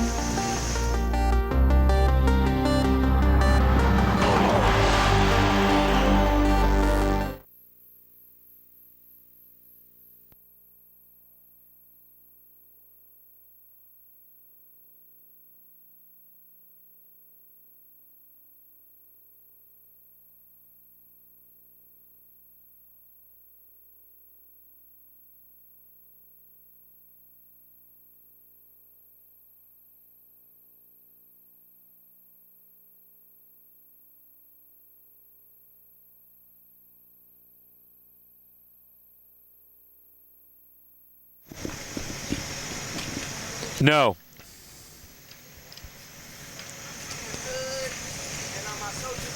Par for the course. There are no more sponsor elements. Do we have any more phoner coaches coming in perchance? Okay. Well, then let's just do some full-page scores. You want some? Stephenville, 43. La Vega, 22. Let me know when you're ready for the next one.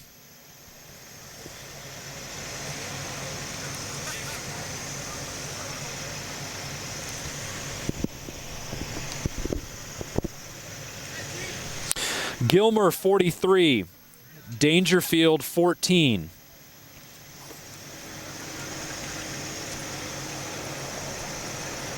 Cisco, 34. Godley, 33. It's a good one. Nice. Shoot, here's maybe your biggest upset of the night. Plainview, 34. Caprock, 28. You haven't seen them win one in a while.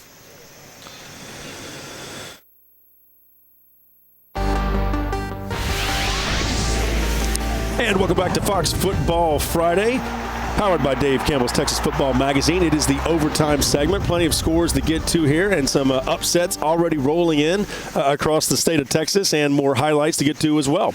Exactly. A bunch of big games that have already gone final tonight, Jeff. We've covered several already. One we haven't really mentioned was DeSoto. They win tonight over Cedar Hill, an impressive performance offensively and defensively. Another game that I noticed that I was impressed with was San Benito beating PSJ Memorial 17-7. I'd consider that a little bit of an upset. Here's some more big ones, Jeff. All right, Stephenville in Class 3 with a big win over La Vega, 33-22. What a marquee matchup that was. Gilmer over Dangerfield, 43-14. And look at this. We talked about it earlier. Cisco and Godley. Is that a game? 34-33. Cisco wins. That was back and forth the whole evening. We're missing the Plainview score, but I can tell I filled in the blank for you. It's 34. Plainview, a big upset win over a top 5 Panhandle team in Caprock, 34-28. I didn't see that one coming. I like how you touched the screen and the 34 just popped right on there. That was nice. Baby. Magic. Stephenville game was actually 43-22 over La Vega. The Stephenville offense turned it on second half. Came out with a big game tonight. So these are our Wendy's real score updates. And I tell you, Stephenville, very impressive so far this season. Since that opening loss to the team from Mexico, they have really bounced back in a big way. Somehow it just takes you a while to hit your groove. A couple other big scores that I've got on my little note sheet, which looks like total chicken scratch nowadays.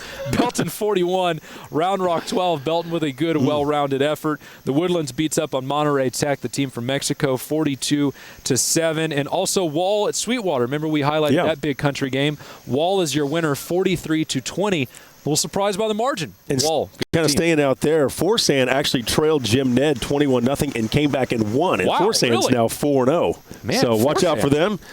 Big Springs, undefeated. You and your West Texas, you're all over it. Let's take a look at Lindale and Hallsville down in the Piney Woods, East Texas area. Remember we said before the game started that Hallsville had that great defensive end, Kobe Bradford, and we thought that if their defense played at a high level, they could end up being a team that could beat an offensive team like Lindale. And we'll get you the final. There it is, 31-28, Hallsville over Lindale. You can see Lindale got its points. It got in there, but Hallsville was your winner tonight. A big interception right there. A diving effort, too. I like what I see. Followed up with the field goal. Little chip shot. And through the uprights. And it's good. And sometimes you need a little magic for you, right? Hallsville in the purple uniforms there, the purple tops. Got to like those helmets. And but this was a game that kind of went back and forth, very close on the scoreboard. Watch out. Bobcats. That's awesome. Hallsville Bobcats. There's another play downfield. Just getting these highlights in. We're looking at him for the first time, just like you are, folks. Oh, wow. He fumbled the ball on the way down and was still able to recover it. Hallsville, again, that little sweep to the outside or a little out route to the outside. They cleared it out with a deep route on top of it. That was your touchdown. There's your win for Hallsville. And look at that, 31-28. So the big win right there for Hallsville. Don't forget, next week we're going to be at Cy Ranch. They're hosting Langham Creek, so we'll get a chance to see Todd Thompson's team up close and personal in Langham Creek. They're off to a great start this year. Cy Ranch also doing pretty well. Great wrestling match, quarterback, running back. Let's do it. Thank you. Catch you next week. Friday Overtime is presented by your Texas Ford dealers. It's the Built Ford Tough Truck event at your Texas Ford dealer. Enjoy huge savings on America's best-selling truck for 35 years running. Ford is the best in Texas. By Academy Sports and Outdoors. Right stuff, low price every day. By Wendy's. Be bold with Wendy's Asiago Ranch Chicken Club. In spicy, home style, or grilled. Try one today. And by FredLoya.com.